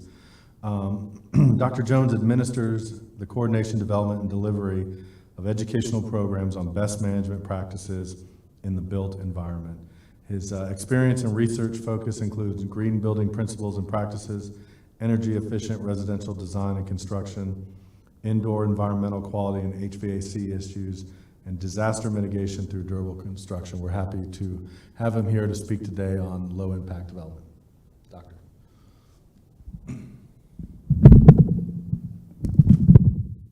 So thank you all very much, Commissioners. I appreciate it. It's not often that a person my age actually gets people to give you time to talk to them. I'm 75 years old, so I'm about done. But I did want to say that there's one issue I gotta take exception to. Generally, I prefer under promise, over deliver. You have really set me up today, and I'm not sure I like it. One other thing, I've got my cell phone here, and the reason is, with this new case on it, I can't turn it off. And whenever it rings, even on silent mode, it rings in my hearing aids.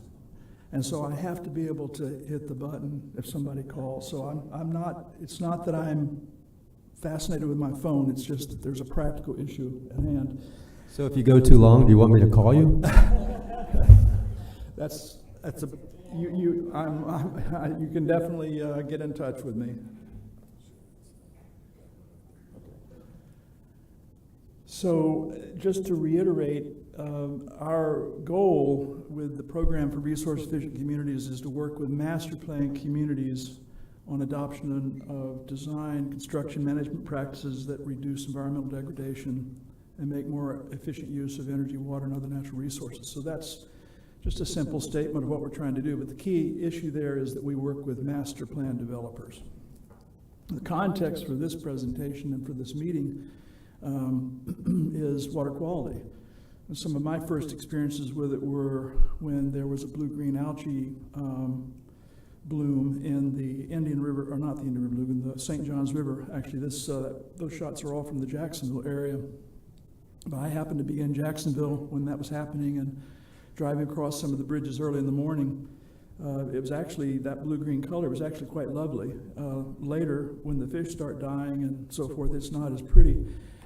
One of the things that I immediately looked into was what kind of, knowing that it was a pollutant loading, nutrient pollutant loading that was probably responsible for those algae blooms. I went back to data from FDACS and just found this information about 4 counties along the St. Johns River. Those 2 columns of numbers are the tons per year of fertilizer that were applied during the year 2005. On the left is agricultural fertilizer use. And so as you might expect, St. Johns County, where we grow so many potatoes and cabbage and other agricultural goods, they use a lot of fertilizer in St. Johns County, in the Hastings area predominantly, which unfortunately is very close to the St. Johns River. So that might have been part of the issue. But on the other side is Duval County, 23, just more, in fact, than St. Johns County. That's not agricultural. So that's the transition to our single-family detached residential master plan communities and our turf grass dominant landscapes. It's also other things like golf courses, but that's what's going on. So there's one of the hints as to where we might want to go. Not long after that, in 2006, were the first TMDLs on the St. Johns, I think, in that time frame. And then when I saw that, I went to St. Johns County and looked at their future land use map and saw, what was already entitled and permitted. And at that point in St. Johns County alone, which was that agricultural user of fertilizers, they had 80,000 homes on the books to be built. So what that told me was we better be looking at how we're building these communities and start thinking about how fertilizer is being used in those communities if we want to stop these algal blooms. Well, that was 2005, 2006 time frame. Well, fast forward to 2018, and this is South Florida. Now this is maybe more agricultural because it's probably coming more from Lake Okeechobee and that system, but nevertheless, we have persistent, extreme water quality problems happening all over the state for a variety of reasons, but most of which can be traced back to fertilizer and also to septic tanks. design, you know, that's the triad. There's the septic tanks, agriculture fertilizer, residential fertilizer. So I began trying to work with land developers to convince them of thinking about their landscaping in a different way. And first I had to understand the process of how land developers do their work. And one of the things that fascinated me, I was interested in working with the larger master plan community developers. And one of the things that fascinated me was how all of the preparation that goes into a project, as Glenn Storch referred to, all the work that has gone into, I mean, literally 10, 15 years ago, preparations were being made for what they're doing in Farmington today. And so there's this pre-planning that goes on. And what surprised me is that this particular project that I'm showing, Oakland Park, this is something called a pattern book. If you've ever seen one, they're pretty interesting. The pattern book was put together by the developer. And the maps that I'm showing you, they're straight out of this document. And the document's really pretty, very colorful. And if you're the community that's being approached with this plan, you absolutely see good property values and good tax revenues. And, you know, it looks like a really great idea. And of course, it's meant to do that. Interestingly, these pattern books aren't just for commissioners and staff and other people, it's also for investors. Because most of the residential master plan community developers I work with only put a small fraction of their own money into these projects. They basically leverage money that comes from other sources. Prior to 2009, 2010, it was a very good bet. You could expect to get a good rate of return. And so insurance companies and CalPERS, retirement funds were typical investors in Florida land development. So that's a little bit peripheral, but not really. Because you do want these low-risk, high-yield projects. That's what makes them go. So that's one example, and of course I'm showing you this kind of conceptual plan of the layout on Lake Apopka.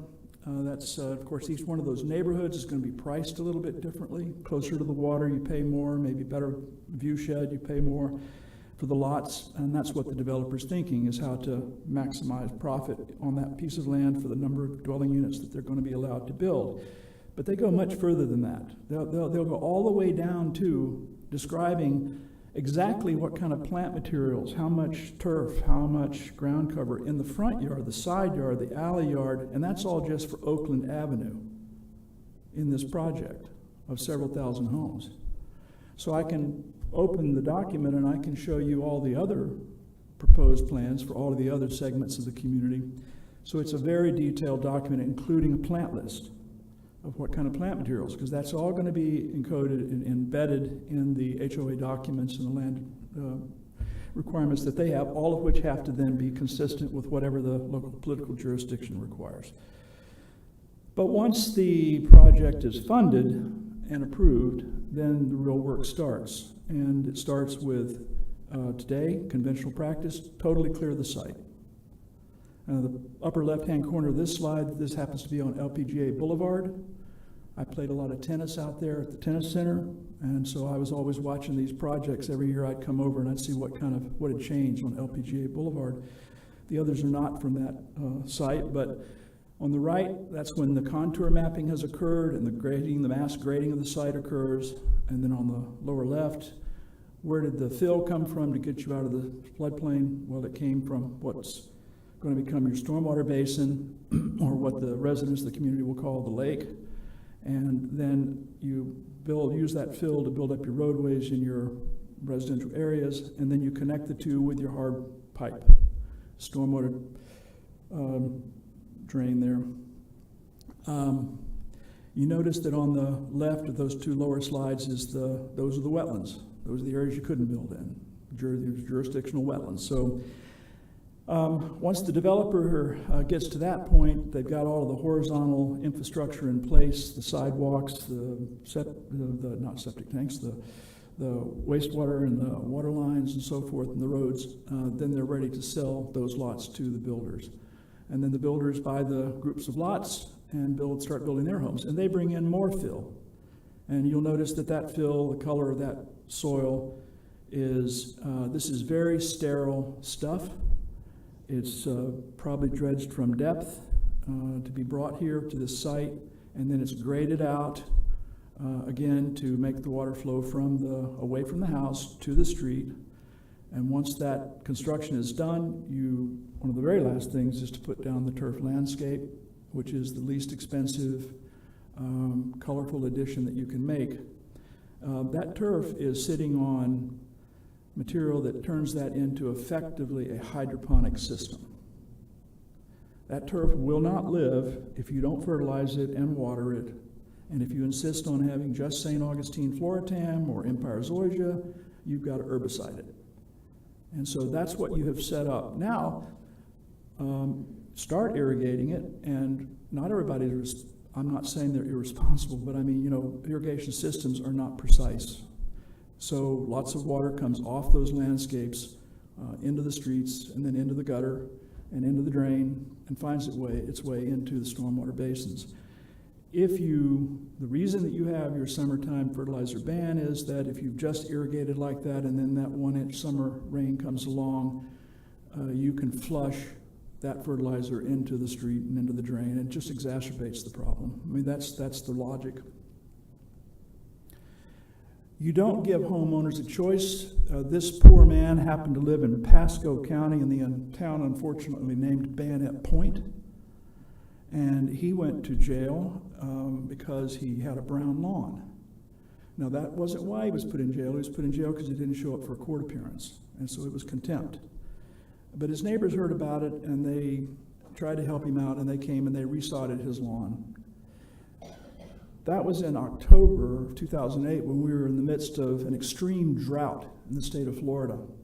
And at that point in time, in fact, Swiftmud, the water management district in that area, did not even allow for watering in your turf landscape because the water situation was that extreme in the Tampa Bay region. And yet, he was under the gun or go to jail. And so this is, the absurdity of this is, you know, it's unbelievable. So anyway, key factors impacting water quality in this process: mass clearing and grading. That's, if you do that and you disrupt the soil totally and you don't replenish the soil, you're going to have landscapes that have to be cared for. If you insist on them being green and so forth, you're going to end up using fertilizers and irrigation and pesticides. Compacted soils, that exacerbates the problem. Impervious surfaces, of course, that's the source of the water flowing into the streets and so forth. And then the most important in my view, and that's persistent nutrient loading. Just persistently, year over year, several times a year, adding fertilizer to that landscape. So that little sequence of slides there basically goes through those impacts that you have when you build one of these communities. So one of you earlier mentioned that you and staff might want to think outside the box a little bit. I think that was you, Commissioner Wheeler. I want to go backwards a little bit in time and talk about Deering Park North before it was Deering Park North. In prior times, it was called Restoration. And it was a community that was entitled in the city of Edgewater. And the first plan that they offered was in 2006 for that project. And I became shortly thereafter, involved with that project shortly thereafter. It's 5,200 acres, all in the city of Edgewater. You can see the location next to I-95. It went through a series of designs, but in all cases, the designs, it was entitled for 8,500 dwelling units, and all designs had 8,500 dwelling units. It was entitled in 2009, so there wasn't finally an approved plan. At the end, with that final plan, it had become a mixed-use, transit-oriented community with 3.5 million square feet of commercial space. There was a lot of mixed use, a lot of keeping people in the community to do their shopping and so forth, instead of getting out on I-95 and going up to New Smyrna to get to Publix. So that was kind of the arc of what happened with this project. But you all recall 2009. We refer to that now as the Great Recession.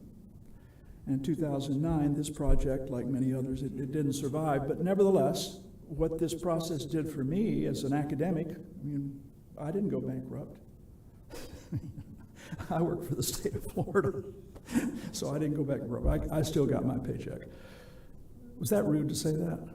No, actually, I'm telling you, you don't have to trust me, because I can say whatever I want. I'm still getting my paycheck. But I had two designs. Now, I had the 2006 original design that was proposed, and then I had this one from 2009 that they had engaged us, and I'll explain that. Restoration, we were able to then do some comparisons on their roadways. So, for example, here was the 2006 design. Now, you can look at that and remember that off to the left, I believe that's Spruce Creek watershed down in Edgewater, yeah? So that's an outstanding Florida water. And these folks were going to come in and they were going to find every bit of upland, and they were going to put their houses, slather the houses all over all the upland throughout the site. And just knowing that folks who sit in the roles that you all are in now have an impact, the developer got nervous about this design because the East Central Florida Regional Planning Council, evidently there were a couple of votes that were going to come against this plan. And so they pulled the plan. They didn't want a single vote against this, because then, when it got to Volusia County, that would mobilize the opposition. And they were worried. It was risky. And so I was called in as an advisor to them at this point. What can we do with this plan? And I looked at it, and I'm not a planner, and I'm going to contradict Commissioner Brower. I'm not an LID expert, but I'm a very reasonably logical person. And I looked at it and I said, if they're worried about wetland impacts and whatnot, why don't you snug up to I-95? That's all I said, honestly. That was the extent of my technical analysis of that look, of that design. And they did, and you'll see that design in just a moment. But this design that I just showed you, I was able to go back and do a network analysis of the roadways and the distances to exit the community, to get to shopping, and then internal to schools and other things in the community. And we could do an analysis of travel in that community, but most importantly, we could lay out all the roadways. And we could put a cost on all of that. And so this is the analysis. We're not going to go through it in any detail, but you can see 6-lane divided, 4-lane divided. So this is just the analysis of all the highways. So here's the second design that they came up with based on what I recommended. And that's the snugged up to I-95 design. Now the big thing that changed is the golf course is gone. The Del Webb community, the senior 55 and older Del Webb community is gone. They've snugged up. And what you all just saw from Glenn Storch, the reason that idea that he just proposed is possible is because this is the design that was adopted. And when Deering Park North bought this property, that was kind of in place. And so for them to have that entitlement, they kind of accepted that. So that's what set up that opportunity for that wetland park, interestingly enough. Now they've changed the design of the community itself, but back to the point, the roadways in this system, I can do that same network analysis. Well, now let's just compare the two. We look at the older sprawling plan, and it was 72 miles of roadway versus 39 miles of roadway. It was 186 lane miles of roadway versus 103 lane miles of roadway. Impervious surface area dropped from 17 million square feet to 10 million square feet. That's good, right, LID? Landscaped area dropped from 6 million to 3 million. That's the verges and the medians and all that. That's going to be, the community's going to be responsible to maintain. And if it's turf grass, they're going to have to fertilize, maybe irrigate. Or if it's bahia, maybe not. But nevertheless, both of those are good LID practices. The reason I show you this, though, is because the reduction in the cost of the roadways alone, of just the reduction, not the total roadways, was $145 million. The property only cost the developer $120 million. So, and why would a developer do something like that? You just ask yourself, you think 8,500 homes, how are you going to pay? That seems like that's bottom line stuff. Well, no, because it was a CDD. And so that burden was going to be put on the homeowners as a supplemental tax as part of their CDD. So they weren't particularly sensitive. The developer, their bottom line was not being especially badly impacted, unless homeowners were smart enough to realize, geez, I don't want that tax burden for the next 30 years to pay for those extra roadways. So anyway, I'm just trying to get into the way that the thinking goes. And I can do the same kind of an analysis. This is the four major practices that we do in landscapes. We mow, we fertilize, we pesticide, and we irrigate. And we've done an analysis of what the University of Florida recommends, how frequently you should mow, for example. And we calculated, well, how much gas do those mowers combust? And how much CO2 does that generate? And then we looked at fertilizer. Well, if you make ammonium nitrate fertilizer and use natural gas, how much CO2 do you have to generate in order to generate that fertilizer for that landscape over the course of a year? Same thing with pesticides. And then irrigation, surprisingly. But you just heard all of these pumping of water and waste. I mean, there's a lot of pumping. There's a lot of energy that goes into delivering water to developments and then to treat the water and everything. So we have a cost associated with the water that's in the irrigation. This is all on a per 1,000 square foot per year basis is what those numbers are, but they just give you the relative impacts of the different practices. And you can see fertilizer is pretty high. Surprisingly, water is pretty high too. Take those numbers, go back to restoration, consider the new design, the much more compact design. That resulted in much smaller lots. So the largest lots in that design at that time, not in Deering Park North, but in the restoration project, were only 60 feet wide, which is still pretty wide, but it's narrow by older standards. And compact homes with greatly reduced landscapable area became much more likely. Elimination of turf and therefore high volume irrigation became possible. And less than 25% of the residences were estimated to require any turf landscape at all. Therefore, irrigation demand just dropped off a cliff. And the design that you see there, that came from Cannon and Associates. That's the planner. That's not university stuff. That's the real guy that does the planning and does the architectural design of homes in communities like this. So this isn't university stuff. This is just practitioner stuff. Well, if you didn't go compare those two communities again, that much more compact design, you've cut the landscapable area in half.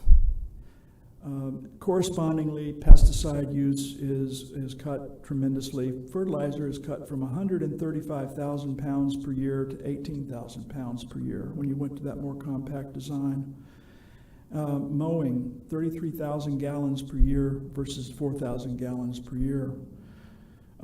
Irrigation, 1 billion gallons a year versus 63 million gallons per year. So tremendous change by going to compact design.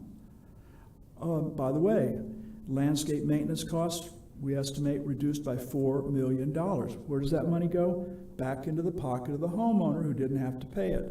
Back into the pocket of the homeowner that didn't have to pay the $145 million for the extra roadways they didn't need for the sprawling community. I could show you the same thing on the cost of transportation. And that money was gasoline dollars saved by homeowners back in their pocket. Now, what was the logic to the developer? Do you want to have a home where people have sufficient money in their pocket that they pay their mortgage? Or do you want them to have to drive further every day? You want them to, pay for roads that they didn't really need? And so anyway, that's the logic, and that's the out-of-the-box thinking, and that's back to what Dr. Anderson said. Developers can see, if they're given room to think, I think they can figure out that there are some big benefits to moving in this kind of a direction. Unfortunately, that project went bankrupt. Fortunately, Deering Park now has it, and we're going to see what they'll do. But they will, all of the land, the preserved land, is intact, and the water park that Mr. Storch talked about, I think that's a great addition to that. Now, there are some of these practices that I'm talking about that are much more specific to landscapes that are starting to pop up. And here I'm going to show you two examples, one a small project example and then a big project example. In Gainesville, Alachua County They have a neighborhood cottages allowance, and it's for a density, if you do certain things for these small homes. And this project, the 88th Street Cottages project, it was initially intended to be it's on 3.5 acres, 27 units. They could have gotten 31 on there, but they went with 27 to allow for additional parking. But this is a little bit of getting to affordable housing as well. That's a benefit of this. But I had an interaction with the person that was the developer of this project, and I had found that the water use in his prior community was the highest of any residential community in Gainesville, in Alachua County. And I told him that, and he said, well, how can that be? And we talked a while, and he said, you know, it's funny you say that, because the biggest complaint I get about the houses we build, it's not the home, it's not the energy bill, it's the water bill. People will call and complain about the water bill. So anyway, he was very open to a discussion, and one of the things we recommended for him on this project was to repair the soil. And so you can see in the area that's going to be the common, the green, that's compost that they put down to get some organic matter, but most important, the biology, the microbial biology back into the soil prior to putting down the landscaping. They did the same thing in front of the houses, and you can see the mulch in the lower right-hand corner there with some of the shrubs. But he made another decision, and that was, these are small. You can look across the way there, and you can see the size of the little front yards. He said, you don't need an irrigation system for this. We got a hose bib. Sprinkle it if you want water on it. So he didn't put an irrigation system. So he actually, and that saved him something like $1,200 per unit. I was amazed. Look at those little tiny units and think about how much, but for a controller and technician and so forth. So these 3.8 acres, 27 units, no individual irrigation system, compost amended landscapes. That central green is irrigated from a well, but he was, it's now rental units, and the owner has an invested interest in not spending more money on pumping water than needed. So they actually put a meter on that well, and we've actually got the data. We know exactly what they're using. I can tell you that those homes, we've gotten our first bit of data from them, and they're using about a third of what a conventional single-family detached home uses. They're using right at 120 gallons per day on average. Now, that same guy who did that development for Robin Shore spun off, became his own little company. This is the person I'd been challenging. His next little interim project, he repeated the process, and he did cottages on the avenue. It's only 13 units. But notice that he made a little bit of a shift. You see that he's using the rock area. Again, none of the homes have an individual irrigation system. There is a strip along the street that is irrigated. Again, these are rental units, so they have an incentive to keep that cost down. And that is, by the way, Bahia, and the other one as well.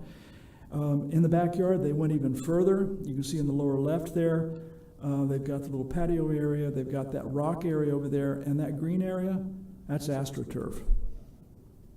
And so he has gone all out to quit using water, get it down and get it under control. And he's now finished that project. You can see him in the upper left-hand corner. They're just finishing that up. And is it financially working out? Are people rejecting these because of those rocks?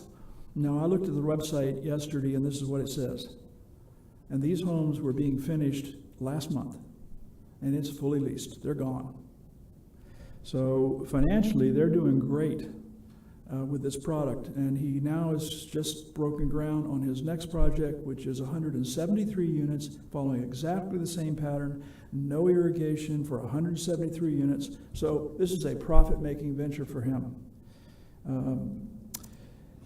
Big projects, Sunbridge. Sunbridge is in Osceola County. You can see the Orlando International Airport in the upper left. You can see Sunbridge. It's massive, 27,000 acres. And that's the first part of Deseret Ranch, which is, more than 100,000 additional acres. If this goes well, then Tavistock, who is the developer, will be continuing to develop the Deseret property. So there's a lot riding on this for Tavistock, the developer. And the entrance to the project comes down Cyril's Drive. And when you enter the project, the very first thing you see is the public facility called Base Camp. And this is the greeting center. It's not a sales center as much as it's going to become a community center later, but currently it's meant to, do the marketing, the high level, not the home, but the community itself marketing. And their theme is the eco-life. The eco-life. Okay, what does that mean? Well, anyway, I'm not a marketer, so I don't really know what it means. But anyway, Base Camp. So what are we doing with them? Well, number one, they understood this concept of the soil, and this is to the developer's credit. They bought into that. We took them on a tour. The upper left-hand corner is a Life Soils production facility that is compost. It's in Sumter County, where Wildwood, Parkway and I-75 split. So that's where they're located. That's their major site. They've got others around the state. Life Soils does. They were, their rationale, in fact, I apologize for this, but I want to go back and just show you one thing. Can you see in Sunbridge, right under the word Sunbridge and Osceola County, you can see those faint outlines of lakes. There are 3 large, pristine lakes on this site. This is the absolute top of the Kissimmee River Basin watershed. There is nobody upstream. If those lakes go bad, they have nobody to blame but themselves. And their partners, the Mormon Ranch, they have a very long view of the world. And they anticipate this partnership going on. So anyway, they have stewardship of those lakes is a critical business decision that they're making. And so some of these things that I'm showing you, that's what the motivation is. Well, one of the first things we said is, okay, fix the soil so you can avoid using fertilizers. So sure enough, they've contracted with Life Soils, and so that's the median strips on Cyril's Drive that you see there in the upper right. And that's them grading it in on the lower left, and that's what it looks like in the lower right. And so this is a much more nutritious looking soil before you put down your landscaping. Now the Base Camp offered another opportunity to go a little further. You can kind of see that there's a parking area and there are 2 yurts and an event lawn and some other things is what it is, but the bottom is Cyril's Drive. This is what that looked like right there along Cyril's Drive at Base Camp. First time we went down there about a year ago. And you can see it's the typical operation. You totally clear the site, you grub the site, you burn the material, then you grade it out with the big equipment and compact everything. And then when you're done, it all looks really nice there in the lower right. That looks great, doesn't it?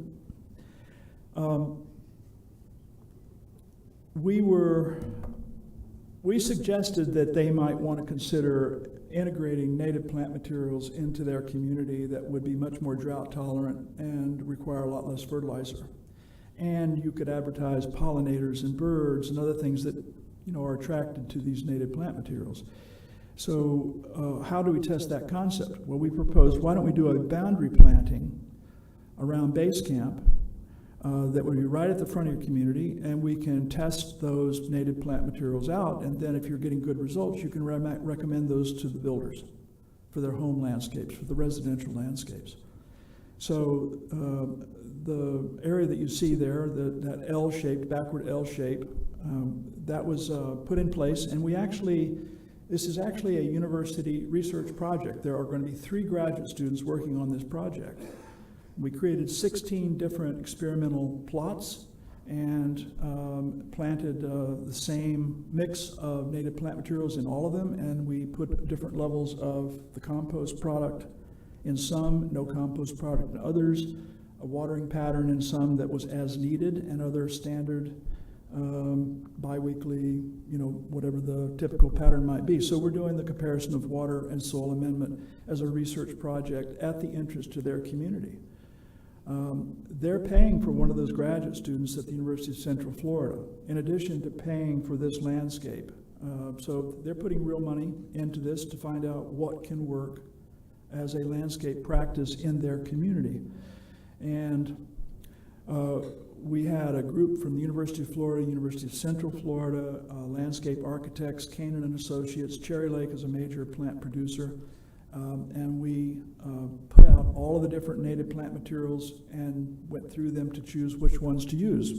And we chose the ones that maybe weren't being used as frequently, ones that were available, however, ones that were not priced out of reason. So that's just an example of some of the plants that were considered. The planting actually went in January. And so this is very fresh information. You can see the plots being laid out there in the upper left. And in the upper right, that's the plants that have been brought in and being ready to be planted in a very specific pattern to make sure that we got replication in all the different research cells. In the lower left, you see that's the command, that's the compost product. And in the lower right, that's the very freshly planted material, the blue flags indicating a pathway that will go through this, where we'll do public education. And this one was planted in 21, so it'll give you an idea. The lower right gives you a better idea of what it kind of looked like, or what it will look like. So very attractive, very drought tolerant, very lots of butterflies, lots of birds. So that's the base camp story. They went on then, of course, this is the big game. What do you do with these homes that are in Wetland Park? That is their very first neighborhood. They've selected their 5 builders that include Pulte, Toll Brothers, David Weekley, Kraft, big national builders. They're going to do 12 model homes in that first phase that you see shown.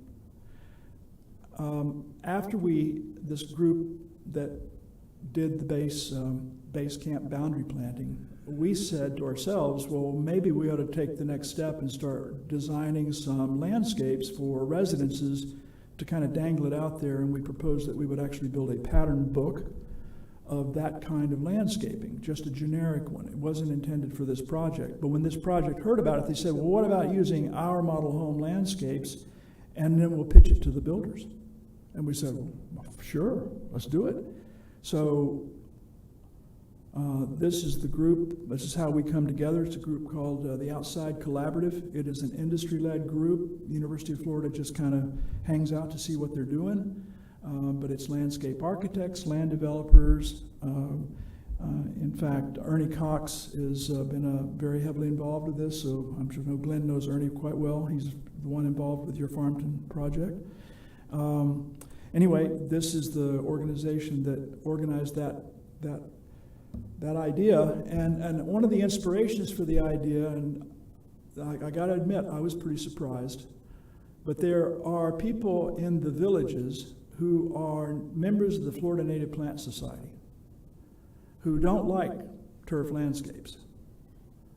And they went to the trouble to get permission from the HOAs in their respective portions of the villages to modify their landscapes. And the pictures you see are landscapes that they've come up with.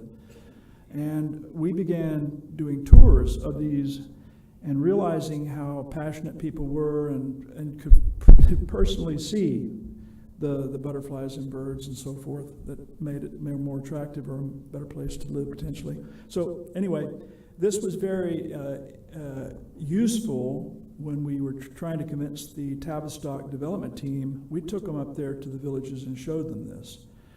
And so that inspiration, plus the people from the Outside Collaborative that I mentioned, we came together and began developing designs. And we gave them the challenge in the design of these landscapes: minimize, eliminate irrigation beyond establishment, minimize, eliminate mineralized fertilizer use beyond establishment, minimize, eliminate pesticides, insecticides, herbicides, promote, maximize ecological diversity and ecosystem services. Now, this is not my graduate student. I mean, I was the one that wrote these. But these weren't my graduate students. These were people that own $1 million plus companies. This is Cherry Lake, this is Canaan Associates, this is Dix Height, this is Tavistock, developer of Lake Nona. That's my audience. And to their great credit, and by the way, the Nature Conservancy is also working very closely with us on this. Here's an example of the first 2 lots that they designed. These are all native plant materials. These are 2 lots. These are 2 Pulte homes. These are the model homes that are going to be in Wetland Park. Pulte has agreed to build these lots and landscape them this way. We'll see. I haven't seen it yet, but they've agreed to it. But if that's true, there's no turf on this landscape. There'll be no water for irrigation. There will be drip irrigation, but there will be no mass heavy irrigation on that site. And so that's Wetland Park, and of course there are over 600 homes to be built there. If we have some success with the builders in their model homes, then we will design a less expensive version of those same landscapes that could be used in their other homes, and hopefully they will be able to sell those for all the benefits. In contrast, is immediately across the street from Base Camp is Del Webb. This is a conventional Del Webb community. It is being built simultaneously with Wetland Park. It's all St. Augustine, and it's pretty spare after you see those villages landscapes. Now, I mean, I admit that's, maybe an expense and so forth, but here's one thing I'd like to point out. Look at that picture in the lower right. And if you were worried about what might be happening in the natural areas that are off to the left of those buildings in that picture, that peninsula of land on which those homes are being built is 5 feet of fill. They had to raise the elevation by 5 feet. So all those Del Webb homes, including that lake that you see, it's lake. See, even I believe that a stormwater pond is a lake.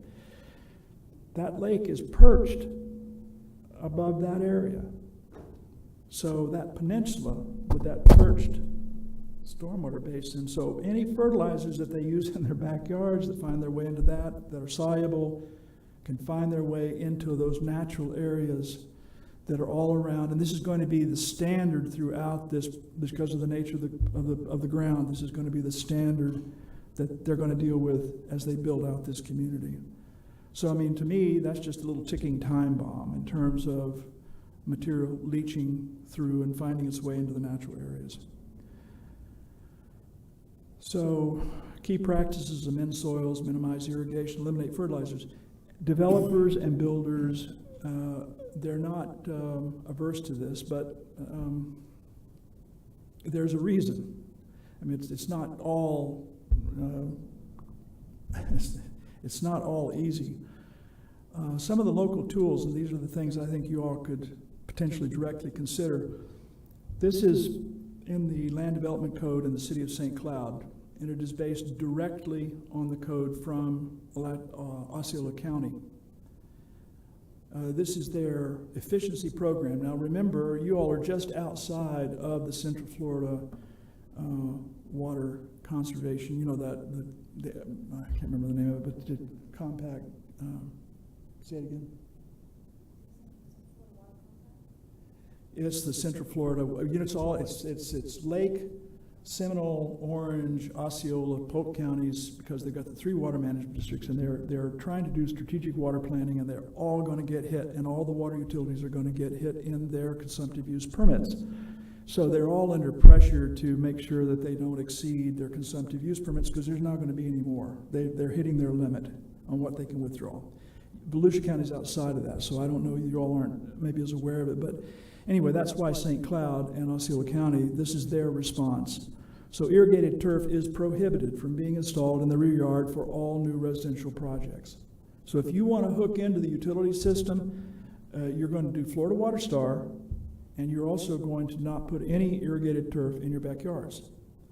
And landscaping cover that utilizes low volume irrigation will be permitted, so drip, that's okay. Down at the bottom it says entrance landscaping, common areas and development shall install Florida-friendly landscaping that is drought tolerant. Irrigation of these areas will be limited to the use of low-volume irrigation, drip, stormwater, or superficial wells. So they're putting some real limits. And you know, the developers, go look at the city of St. Cloud and look in the southeast quadrant of that city. You're going to see loads of what we used to call DRIs, developments of regional impact, huge projects. They're not arguing about this because they understand that if they don't get the consumptive use, they're out of business. If they don't have any water, they're out of business, and they get it. So that's risk. They're avoiding risk. So I think that's a great opportunity. And so he seemed a little shy about telling you what land application looked like. Let me show you what land application of biosolids looks like. First, you go to the water plant and you see where they separate the solids from the water. And then when they've got it down to a certain level, they put it in the tanker trucks. And then they take it to the farm. And you spread it on the farm. You've got monitoring wells out there, so you're watching. But what happens? Well, the grass gets green, just like it does over the septic tank. And who likes that? Cattle. And if you like hamburgers, this is good for you, because that's taking that nitrogen and putting it into beef and not putting it into the water. And that's what land application is supposed to be about. Unfortunately, as this has become more out of fashion, certainly in South Florida, lots and lots of those tanker trucks are heading up the road into Central Florida communities and doing land application, not in Miami-Dade, not in Broward, not in Palm Beach, but further north and in the interior. And the same thing's happening in the city of Gainesville, Alachua County. They disallowed it. This was in Alachua County. This is GRU. They disallowed it, so now I think they're taking it over to Gilchrist County. Okay, great. Well, they got springs over in Gilchrist County too. Well, so what are we going to do about this? St. John's River Water Management District is very concerned about it. There are major studies underway right now as to what we should be doing about this. On the one hand, farmers like this. This is good for crops. But if you get a less and less and less area, and you put more and more biosolids on that smaller area, then you're exceeding the need. And generally, farmers put out enough for the nitrogen that they need. Unfortunately, they're getting a lot of phosphate. And so it's the phosphate loading from the biosludge that's the primary concern of the water management districts. What can we do about it? I'm taking you back to my EPA Class A, exceptional quality EQ, unrestricted use compost. I showed you this earlier.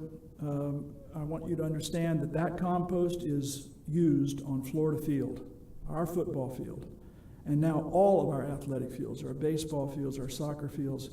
That compost is being used by our landscapers because it really makes the grass green, makes the turf healthy, and it's an extremely, extremely, extremely slow release for what little bit of nitrogen and phosphate that there is, and it's very, very slow release.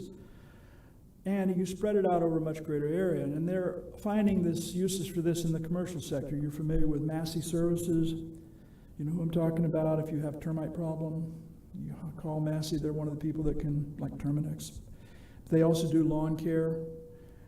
They will now come and do top dressing with compost on your lawns. The place that's most successfully doing that, the villages. And we've got thousands of people in the villages that's now a standard treatment of the landscapes. Summertime fertilizer ban, compost is not technically a fertilizer. It can be applied in the summertime. So there are some nice opportunities there, a good way to deal with biosolids. And addressing some of the other comments earlier, I don't know why I was thinking about this, but what do you think they do with reclaimed water on the space station? They drink it. So maybe we should stop thinking about our reclaimed water as something you got to get rid of. I mean, I want Glenn Storch and his project and Edgewater to go forward, but clean that water up a little bit better and put it right back in the system. That's where we're headed.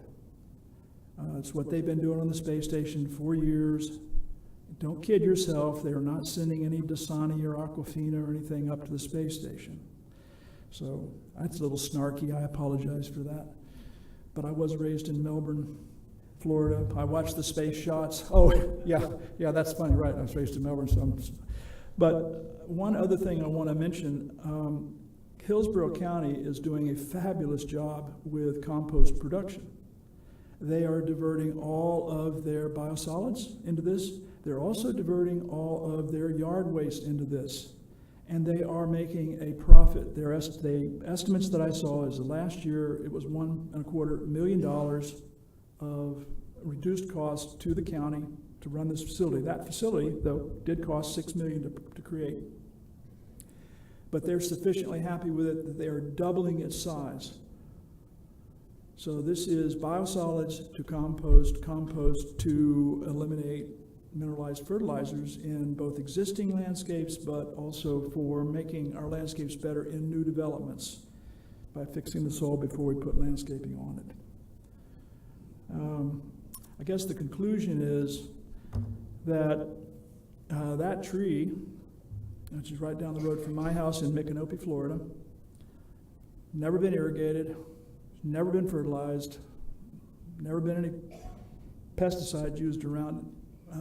Native plants can grow quite well if we will give them soil and time and so forth. And so developers are amenable.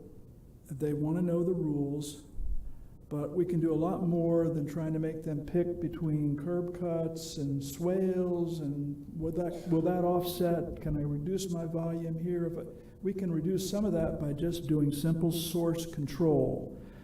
I would only ask that you all consider ways that you could incentivize those first developers in your community, treat it as a water conservation practice. Get the water utility involved, or if you're the jurisdiction, or treat it as a nitrogen removal source if they when they enshrine in their documents that there shall be, and the contracts with the landscape care companies are, look for methods to do source control. Stop putting the fertilizer out. And so that's the simple message that I bring. Thank you. Don't go away. Yeah, that is worthy of applause. I think that another part of the population that we have to bring into this is just homeowners, because for my entire lifetime, we have all been taught by Bayer, Monsanto, all the fertilizer companies that prestige in America is a 10,000 square foot lawn that you spend every weekend mowing and fertilizing and applying herbicides to. So we've got, I love these developments that we've looked at, but we've, and people are choosing to live there. Not everybody will choose to live there, but we've, outside of making a law and forcing people to not have a lawn, and this is where y'all come into a lot, and Kevin Captain, we've got to educate the public that this is really important to our future, for our water and for our quality of life, for to reduce the rates of cancer and everything that we've seen as chemicals become more and more of a product of our landscape. So I think we have to, for me, this is a giant step forward in that regards, to get the public to look at it a little bit differently. I appreciate you talking so much about compost. I don't know if you know or not, in my other life, I have a landscape design and maintenance company. We don't use fertilizers, and I use compost tea and compost. But and the reason I did that was not just because I that much for the environment. I am, but I've done hundreds and hundreds of soil tests, and what I find is that most of our soils are dead from acidulated petroleum-based fertilizers and all the chemicals that we spray on it to keep it insect, disease, and weed-free lawn. And compost has that benefit that it adds life back to the soil. It retains water, so you can irrigate less. And also, if we were to do it on a county level, it would greatly reduce what we put in the landfills right now. So it has all kinds of benefits. I have a couple questions. Barb Gertman, though, go ahead. And can wait to hear your questions. Well, it's not really a question. It's a clarification. When Wendy Anderson spoke, she mentioned, don't go to high density. Anybody that looks at the restoration will look at the part where the houses are and says, oh my gosh, that's really high density. But it's not. When you look at the entire property, we're moving that density to the part of the property where it makes sense and creating a tremendous green space. So we need to be careful the way that we describe that too, and when those things come up. Wendy, just nod your head if I'm, okay. I knew that's what you meant, but I wanted to point it out just because it's a little bit different. I keep saying we have to change the way that we develop. This is it. This is part of it.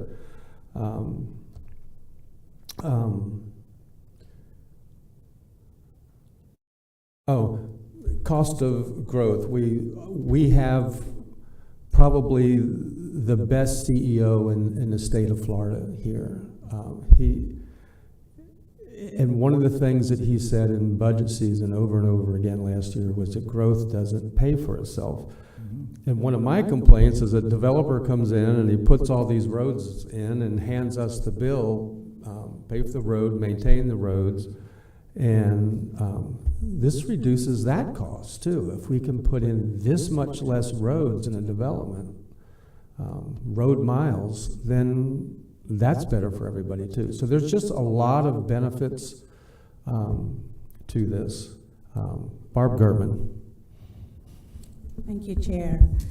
I guess I continue to say we're evolving, right? When you know better, you work to do better. As a local realtor, we know there's such a high demand on homes. People want to move here. And for me, it appears that if we were to change, or the developers were to change to this model, it's not going to be a one size will fit all, but it's like we have to rethink, re-educate, and retrain, right? I grew up where you needed a big green lawn, right? But my mom didn't fertilize, it just, it was the conditions of the weather, right? So now that's not where we need to go. That's where we've been. That's not where we need to be or go, because it's not really sustainable for our environment and for our future. So I do think it's about the public-private relationship, partnership for where are we going for our future. And I know there's concerns with having higher density or smaller lots, but when you look at what our children and their children will want, it's not maintaining their lawns every weekend, right? So some of the models that you've shown to me would be attractive to a good population. It could also be a cost savings where values have gone up so much that if you're able to reduce some of the impact on costs and, the amount that you're paying for water, but also the amount the developer is paying in investing in landscaping and in irrigation and so forth, there may be some other cost-saving opportunities there. So I do think it can be a win-win with the right developers. And the developers where it's not a good match, maybe they're not a great partner for where we're going.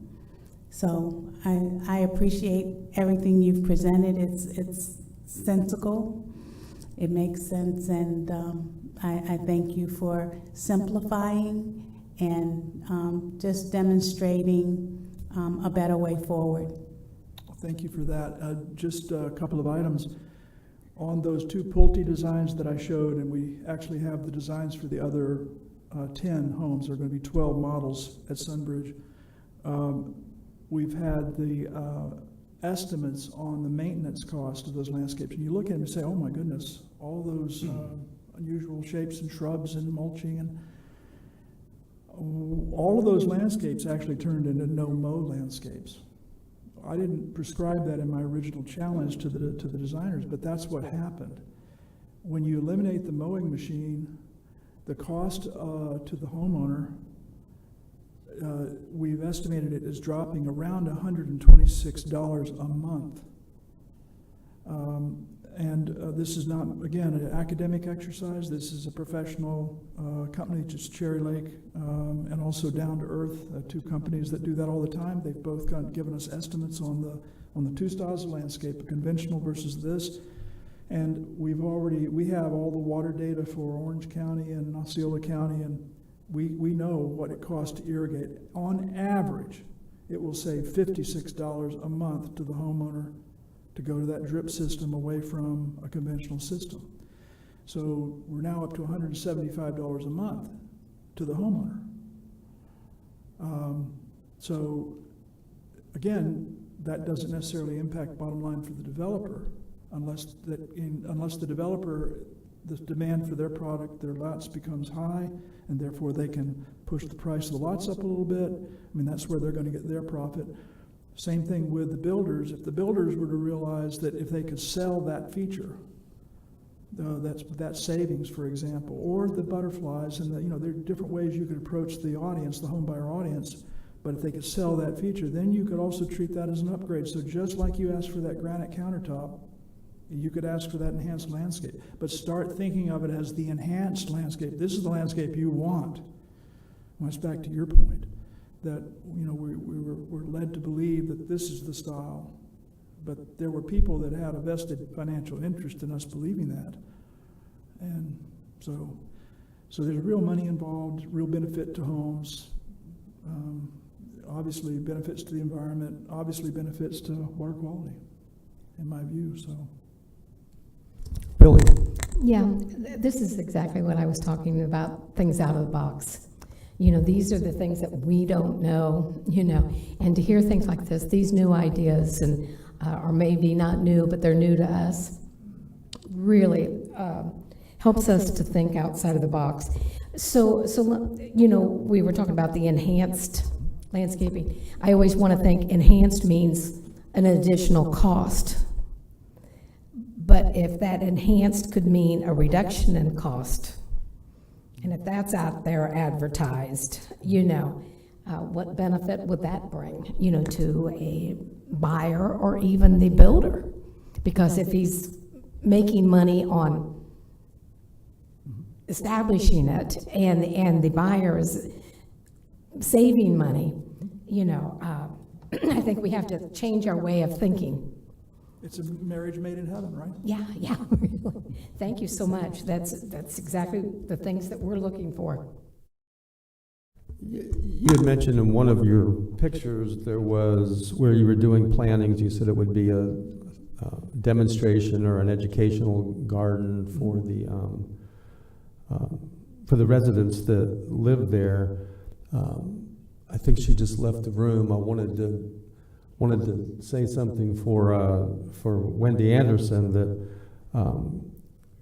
who is on the Soil and Water Board. That would be a tremendous project for them, and a local businessman, Michael Panaggio, is managing property out by a municipal stadium, has offered to let part of that land be used for just such a purpose, to plant a demonstration low water requirement garden.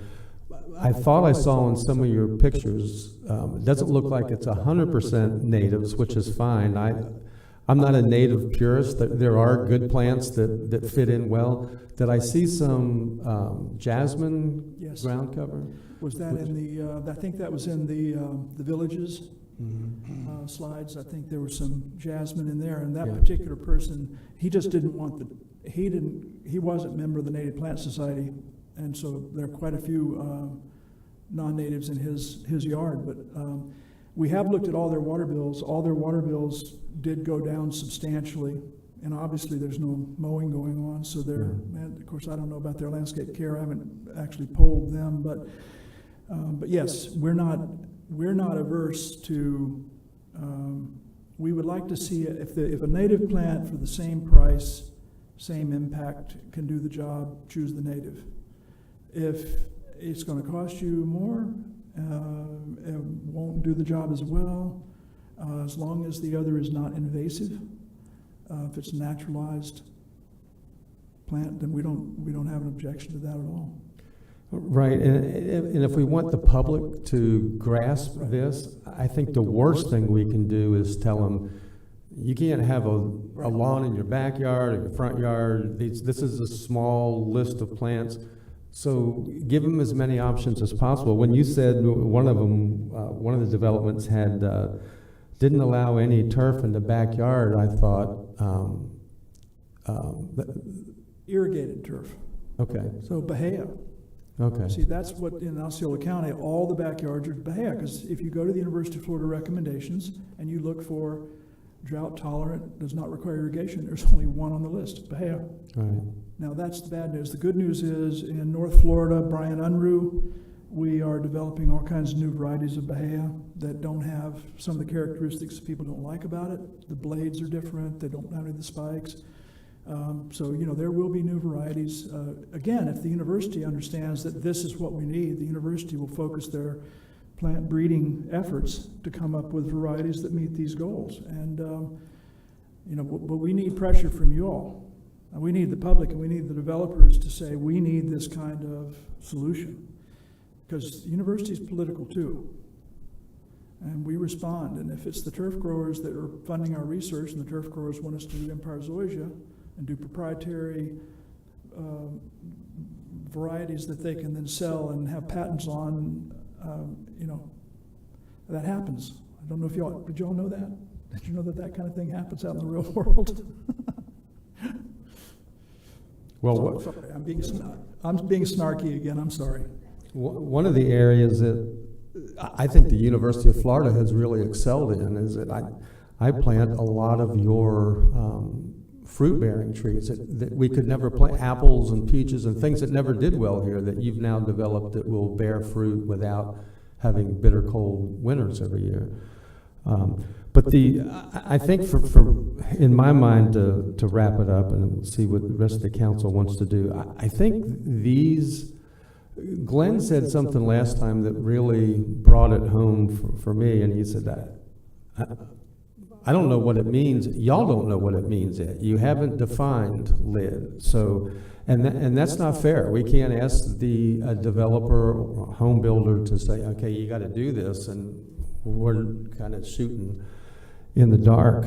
I think we have to get together, and maybe staff can bring us this information of what do we want to have included. You know, when we went to that conference, there was a giant book that we downloaded from, was it Kansas State? Yes. The lid manual, and it's got lots of information in it. It's almost buries you with information. So I think we need to decide, well, what can we start with that they could, home builders, developers could begin to use. And then how do maybe we incentivize that instead of saying, you know, do this or get fined. But we've got to get started. There's one thing I would say, there's this presumption of the conventional Florida landscape. There is the presumption of irrigation.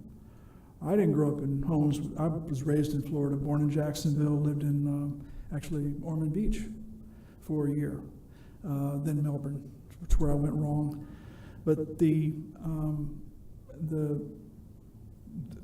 need for irrigation and those landscapes, I mean, that's the outside of the box thought, is presume, don't plant all the turf you want, just plant turf that's not going to get irrigated. That's the out of the box idea, and of course that's the idea that City of St. Cloud and Osceola County and some other jurisdictions, because of the constraints of consumptive use permit, not for protecting the environment, just because the Water Management District is going to parse out the water that's available, and different water utilities some are going to win, some are going to lose, and those that have good, strong conservation programs are going to win. And so that's really the whole idea of source control. So that long book that you're talking about from Kansas, and the effort to try and explain LID, well, you got to look at every single and calculate, do the engineering calculations, and all of that for the benefit. Why don't you start with source control? Start with eliminating the nutrient pollutant from the watershed. Start there. So I'm saying treat it as a water conservation strategy, which everybody can get behind. Now go back and look at your more conventional swales and following the natural pathway that the water would have followed, maximize percolation, or I think that's always going to be confusing, and I think then when you go and try and get credit for it from, that's always going to be the issue, is if I do this, do I still have to do that? That's what the developers want to know, because if you tell them, yes, you still have to have that volume control structure, and if you want to do those LID things, that's good, we encourage it, but you don't get any more credit for it. So it just immediately just costs more with no real understanding of the benefit. And so that would be the real message, is start with source control. Think about the compost, what Hillsborough County and others, Charlotte County is doing the same thing. City of Newberry is about ready to put one in, so they're starting to pop up around the state. That is a potential alternative that still gives you opportunities to make grass look good, landscapes look good. So I think that's probably the most significant thing I would want you to consider, is the possibility of source control. Okay. Barbara Gertman. I keep coming back to, we have to rethink, re-educate, and retrain, and like you said, let the community know, especially new people coming to the area, that doesn't have to be the expectation. I think that's a big part of it, so I agree with you to just redirect, right? I do have a question of staff, though, and I don't recall, unless I missed it, the conversation for Volusia consumptive use, where we are in regards to consumptive use and our status. Mike Ulrich, Utilities Director. From the concept of the utility standpoint, yes, we're currently in our process right now. We are going to be working with cities of DeLand, Deltona, Orange City to develop a master plan among ourselves as to how we share the resources in terms of reclaimed water. Recharge is a key element of what we're attempting to do right now, rather than, again, relying upon more groundwater from outside sources, but recharge is a strategy along with reclaimed. So we're going through the district process right now. Dr. Aaron Reed is working on that process with us. Reminder again, we're one of 16 utilities, and we're working with the ones in West Volusia. Every one of the cities have their own consumptive use permits, some much more generous than others in terms of what they're able to do. So it's a balance, but of course we're doing every effort that we can, particularly in West Volusia, primarily because again we've got the springs to deal with. in protecting the springs and the minimum flow levels that are mandated within those springs right now. So to answer your question, we're in the process. Ours is coming due, and we're trying to get an approval for a new cup for the next 5 years. So when new developments come on, and we have to look at that number, right? That the impact of that new development on the water supply. Right. Correct. So how do we evaluate that? Is it a percentage of, what does that number look like? Well, let me explain it by the fact that all of the areas that we serve in West Volusia, City of DeBary, Deltona, very little is in unincorporated Volusia County. So, I mean, with regards to that, we've discussed with them. We learn about what they're planning. We tell them about, what's anticipated in terms of our, what water is going to be available. We keep them apprised as we're trying to stay ahead of the game with regards to increasing the reclaimed water. But I mean, some of these ideas with regards to low impact development and everything, and what we've just heard today, encouraging, and again, the word to get out to some of these cities is going to be a major, should be a very encouraging opportunity, I guess you could say, to educate them as well. Thank you. Mr. Chair. Yes, Yeah, that was one of the things, you keep talking about the west side, and I understand why. But there again, I think that's where we have to have that collaboration with the east side, the cities, because what they're developing, let's say Daytona, and how much it does affect us. It affects all of us. And if we don't have that conversation together, this is critical, that we're all talking on the same page. They may have different guidelines, but we all need to be talking on the same page where we can come together and compromise. I just think that conversation has to be had. It can't just be us. We can't lead we can maybe lead it, but we can't it can't all fall on us, because their development, if they're overdeveloping and they're having problems, it does reflect on us. It's all one water. Yeah, there you go. So I think that unified conversation, work group, whatever you want to have, I think that is a vital importance. Okay, before we wrap it up, we have one more member of the public who wanted to speak. Kelly McGee. Is Kelly in?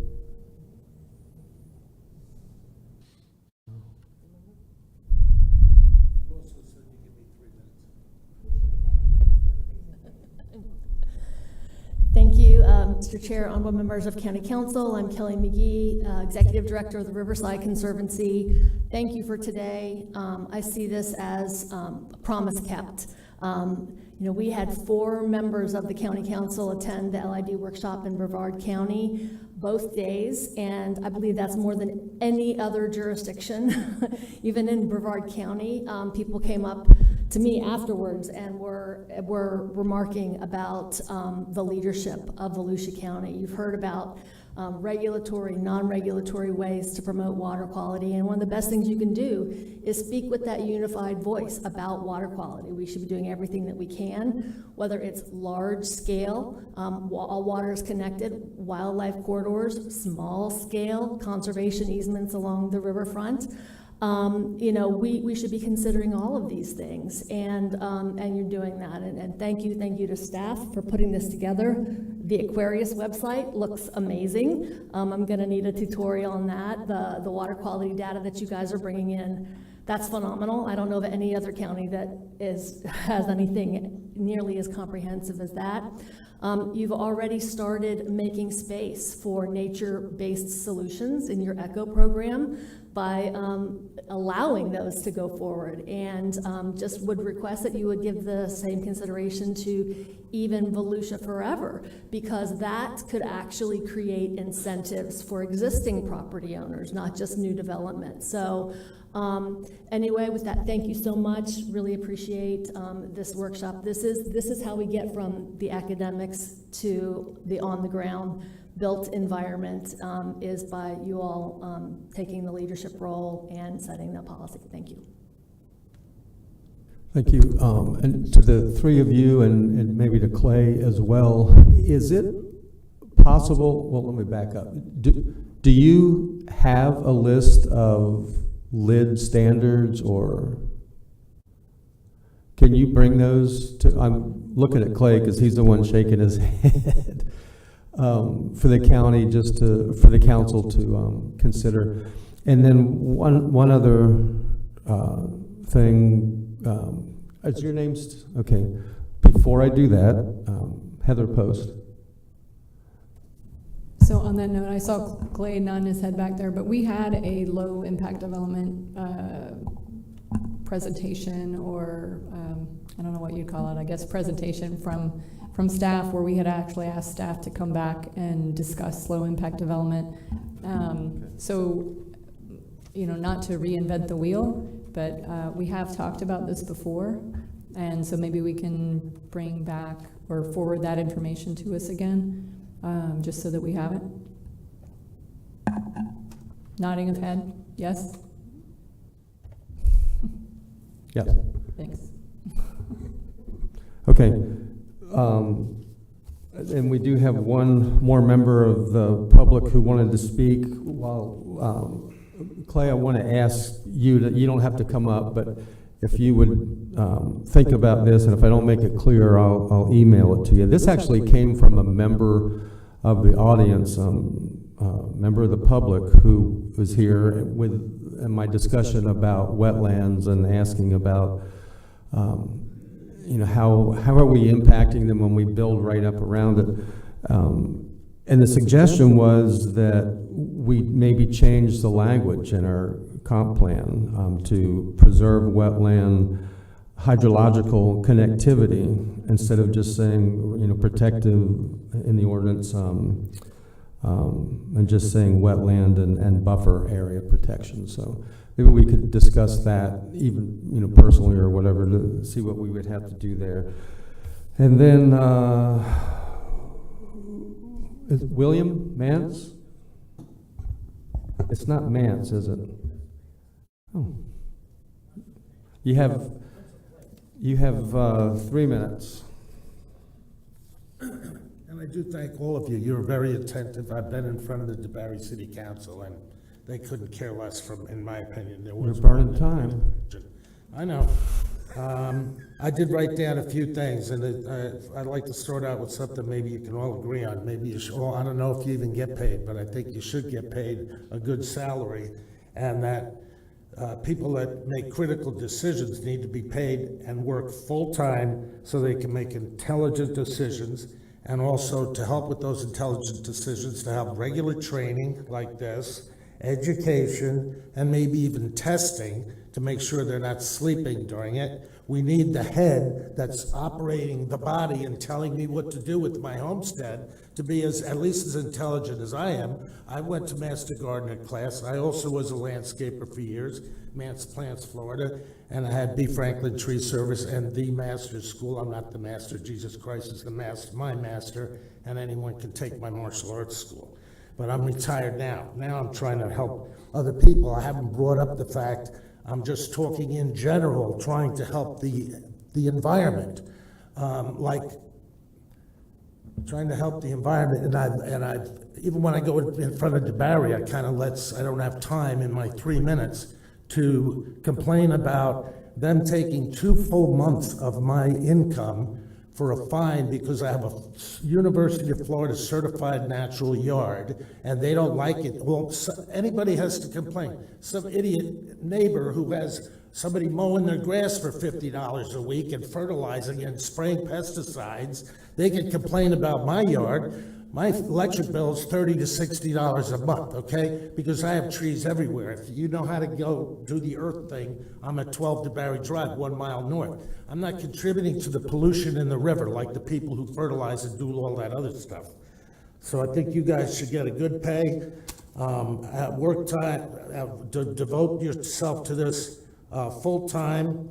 And also I should say about what a nice yard looks like. My uncle, who's deprecating, God rest his soul, he had a house in Colorado where xeriscaping started, and this is 30 years ago. Nobody could have a lawn. They had prairie grass in their yards, and he said, my house is $1 million. I'm the poor one in the neighborhood. But everybody had to have a stone roof in case of fire.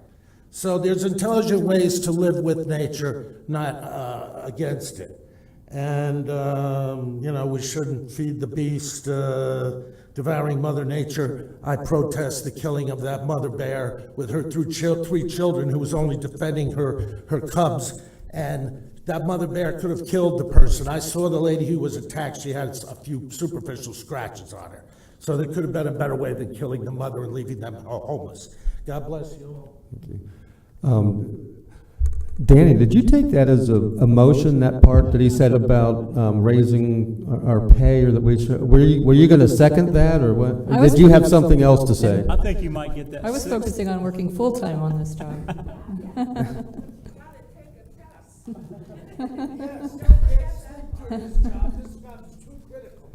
Go ahead, Danny. Not just us people alive today, it's all the people down the road are going to say, oh, and by the way, I forgot, what happened to all the birds? That's the thing I've been getting from Gemini Springs. We like a little bit of energy every once in a while. Thank you.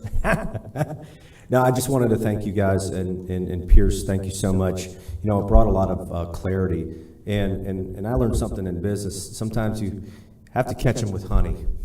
And this is just it to me. You know, there's 1,000 ways to skin this cat, and as we evolve, we need to hear this. And something I'd be interested in doing, I know I talked about it with Kelly McGee, is how do we get your message out there? Because it is a little bit of softer approach, and it takes that education and maybe not regulation end of it, but how do we get your message out there, whether it's when we have people applying for online permitting or PUDs, hey, can they watch your video, or can we make a video? And just giving people options. Folks love options. We don't like being told what to do, but we love options. But if we don't know about them, then we're only hurting ourselves. So that's something I'm looking forward to discussing with my colleagues.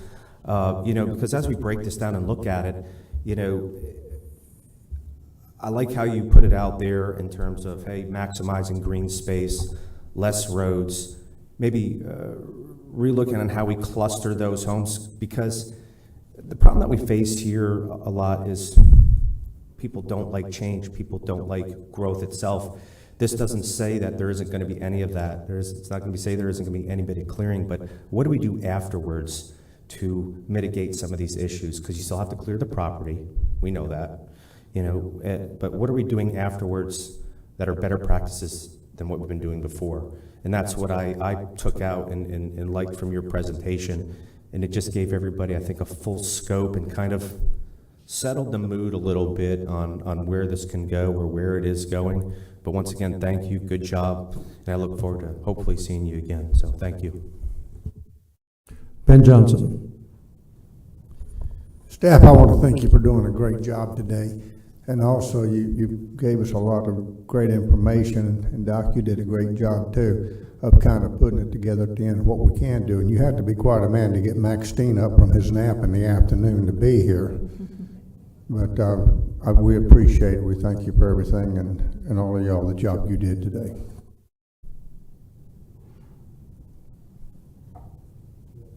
I think that's ditto from everybody.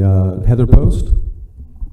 So Council, I know that we have a workshop scheduled for growth and to discuss more on low impact development, but I'd really like to ensure, because we're talking today, but I definitely want to continue this conversation. So I'm hoping that we can set aside time within a council meeting to actually fully discuss as a council this and really where we're headed. So hoping that's in the plans? Soon? Yes, but soon? Yeah, Not, 8 months from now. My feeling of at least of the sense of the council, is that everybody here is interested in not just ending this today, as boy, wasn't that fun, and y'all went to a lot of work and brought us real good information. That it'll continue, it should continue, and we talk about it and make some changes where it needs to be changed. And So, Mr., were you done, Heather? I'm sorry. Were you finished? So I think no, that I butted in. Yeah. I think that is the intent, but, so where does that leave us? That leaves us, if we want to discuss it again, bringing it up in open discussion. So I don't think open discussion is where this needs to be had, and I really think we need to set aside time, either in the next meeting or the meeting after, or the meeting after, or all three, to really discuss. So I'd like to see it on an upcoming agenda to where we're actually discussing and not in open discussion. I think some of this, and I see his name, I'll let George correct me or give you more information, but I think some of this was already was planned to come up at the growth and management. Correct. Actually, the timing of the doctor's discussion at the end of this meeting was meant to be a bridge right into discussion that we were going to have with growth management and the development rules, which are one tool of water quality. I mean, we went over one of the many things we're doing between what we're doing as a utility, what we're doing as a stormwater, what we're doing to monitor it, and then the other part, of course, is mentioned, what do we do to prevent it in the future, and that was the tie-in to making some changes possibly in our growth management and development rules. So I realize that we're having that workshop discussion, and that this was certainly a preface for that, but what I'm asking is that in our next meeting, maybe the meeting after, maybe in the meetings, each meeting leading up to that we actually set aside some time.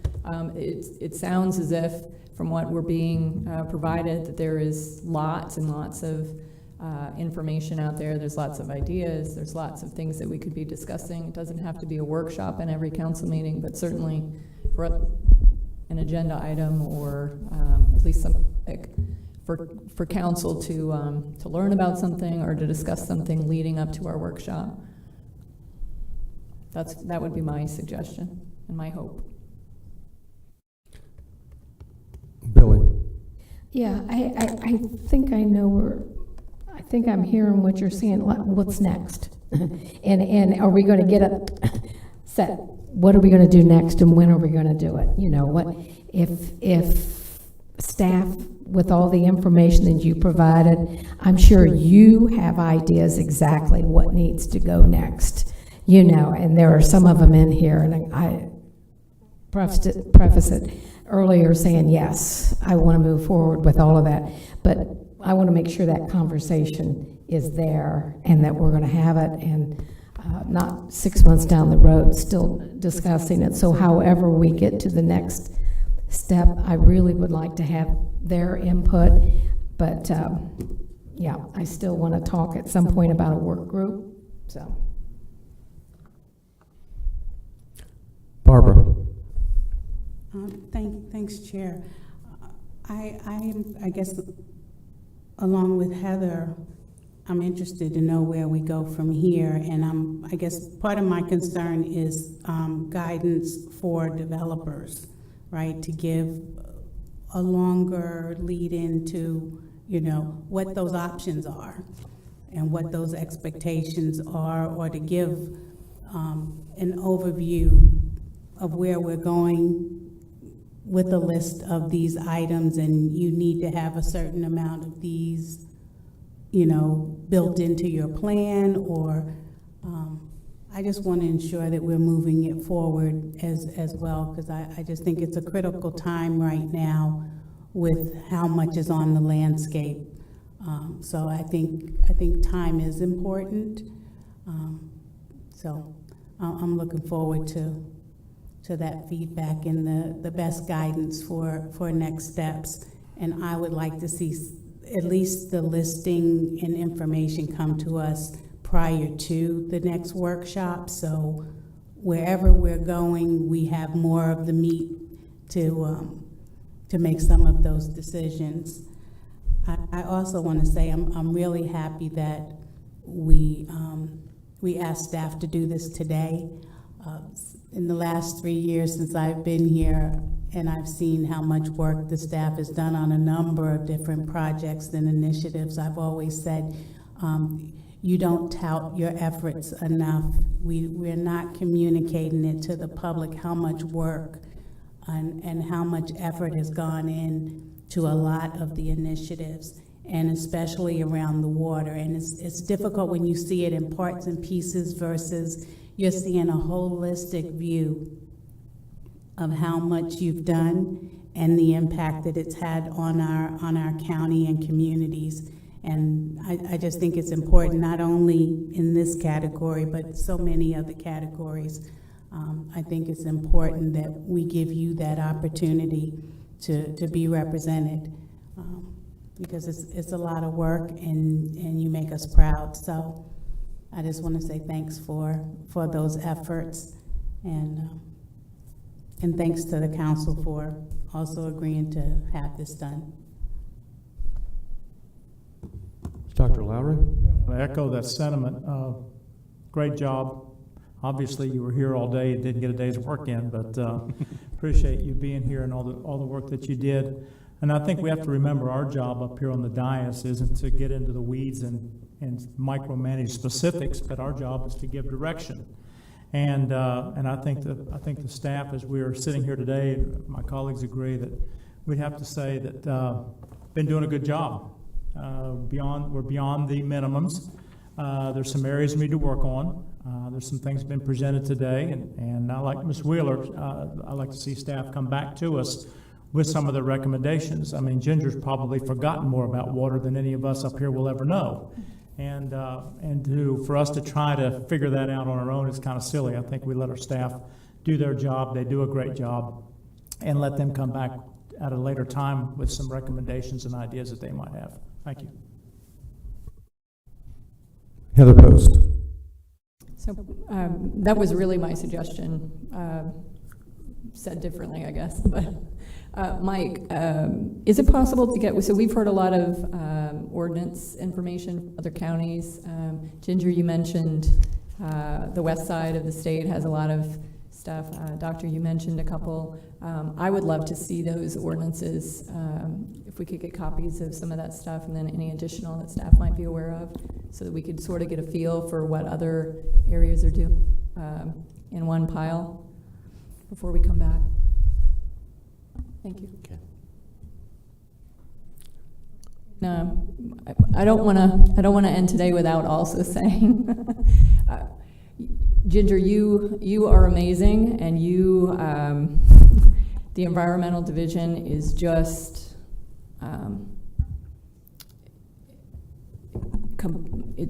you work on so many different things. I'm constantly amazed at the various aspects of your division, but my point is that you guys are dedicated to this, right? This is your whole life. This is your profession, and there's a lot of really good people within your division and Mike's division that are dedicating their lives and their professions to this. We need to do what we can to make you successful in this role, and I think that's very important for us to do. So any input that we can get from you to do that is very helpful, because we need to ensure that you are here doing what you can for Volusia County and not putting any blockages in your way. So thank you, but thank you for all your work.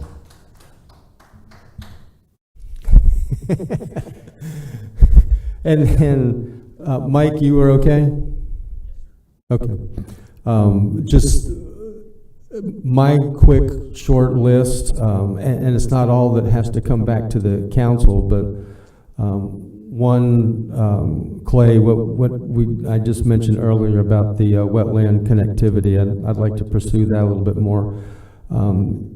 Michael, the deep well injection, this doesn't have to come back to council, but if you just email me because I think it is, eventually the council, I think we may need to act on it. So it's going to be a legislative thing with the state of Florida, but I think we need to get ahead of that because they're increasing. And then, Ginger, how can we help you? Is there anything we can do with fertilizer ordinances, and what can we still do locally, legally? And then probably the biggest thing is what can we put together for lid requirements or lid principles, so that when I say lid, Glenn doesn't look at me like I've got a third eye in the middle of my head and says, well, you don't even know what that means. Pardon me? Oh. Yeah, Dr. Jones, you went a long way in teaching us not just what lid is, but that it doesn't need to be hammered. The development community doesn't need to be hammered with it, but it's something that improves their end product and improves our environment. And I think this council is united in that we all have to work together to make those things happen, to have our community be the best possible. And so anybody else have any final thoughts? If not, then thank you all again. Thank you, public, who's spent a long day in coming. And Dr. Jones, thank you very much.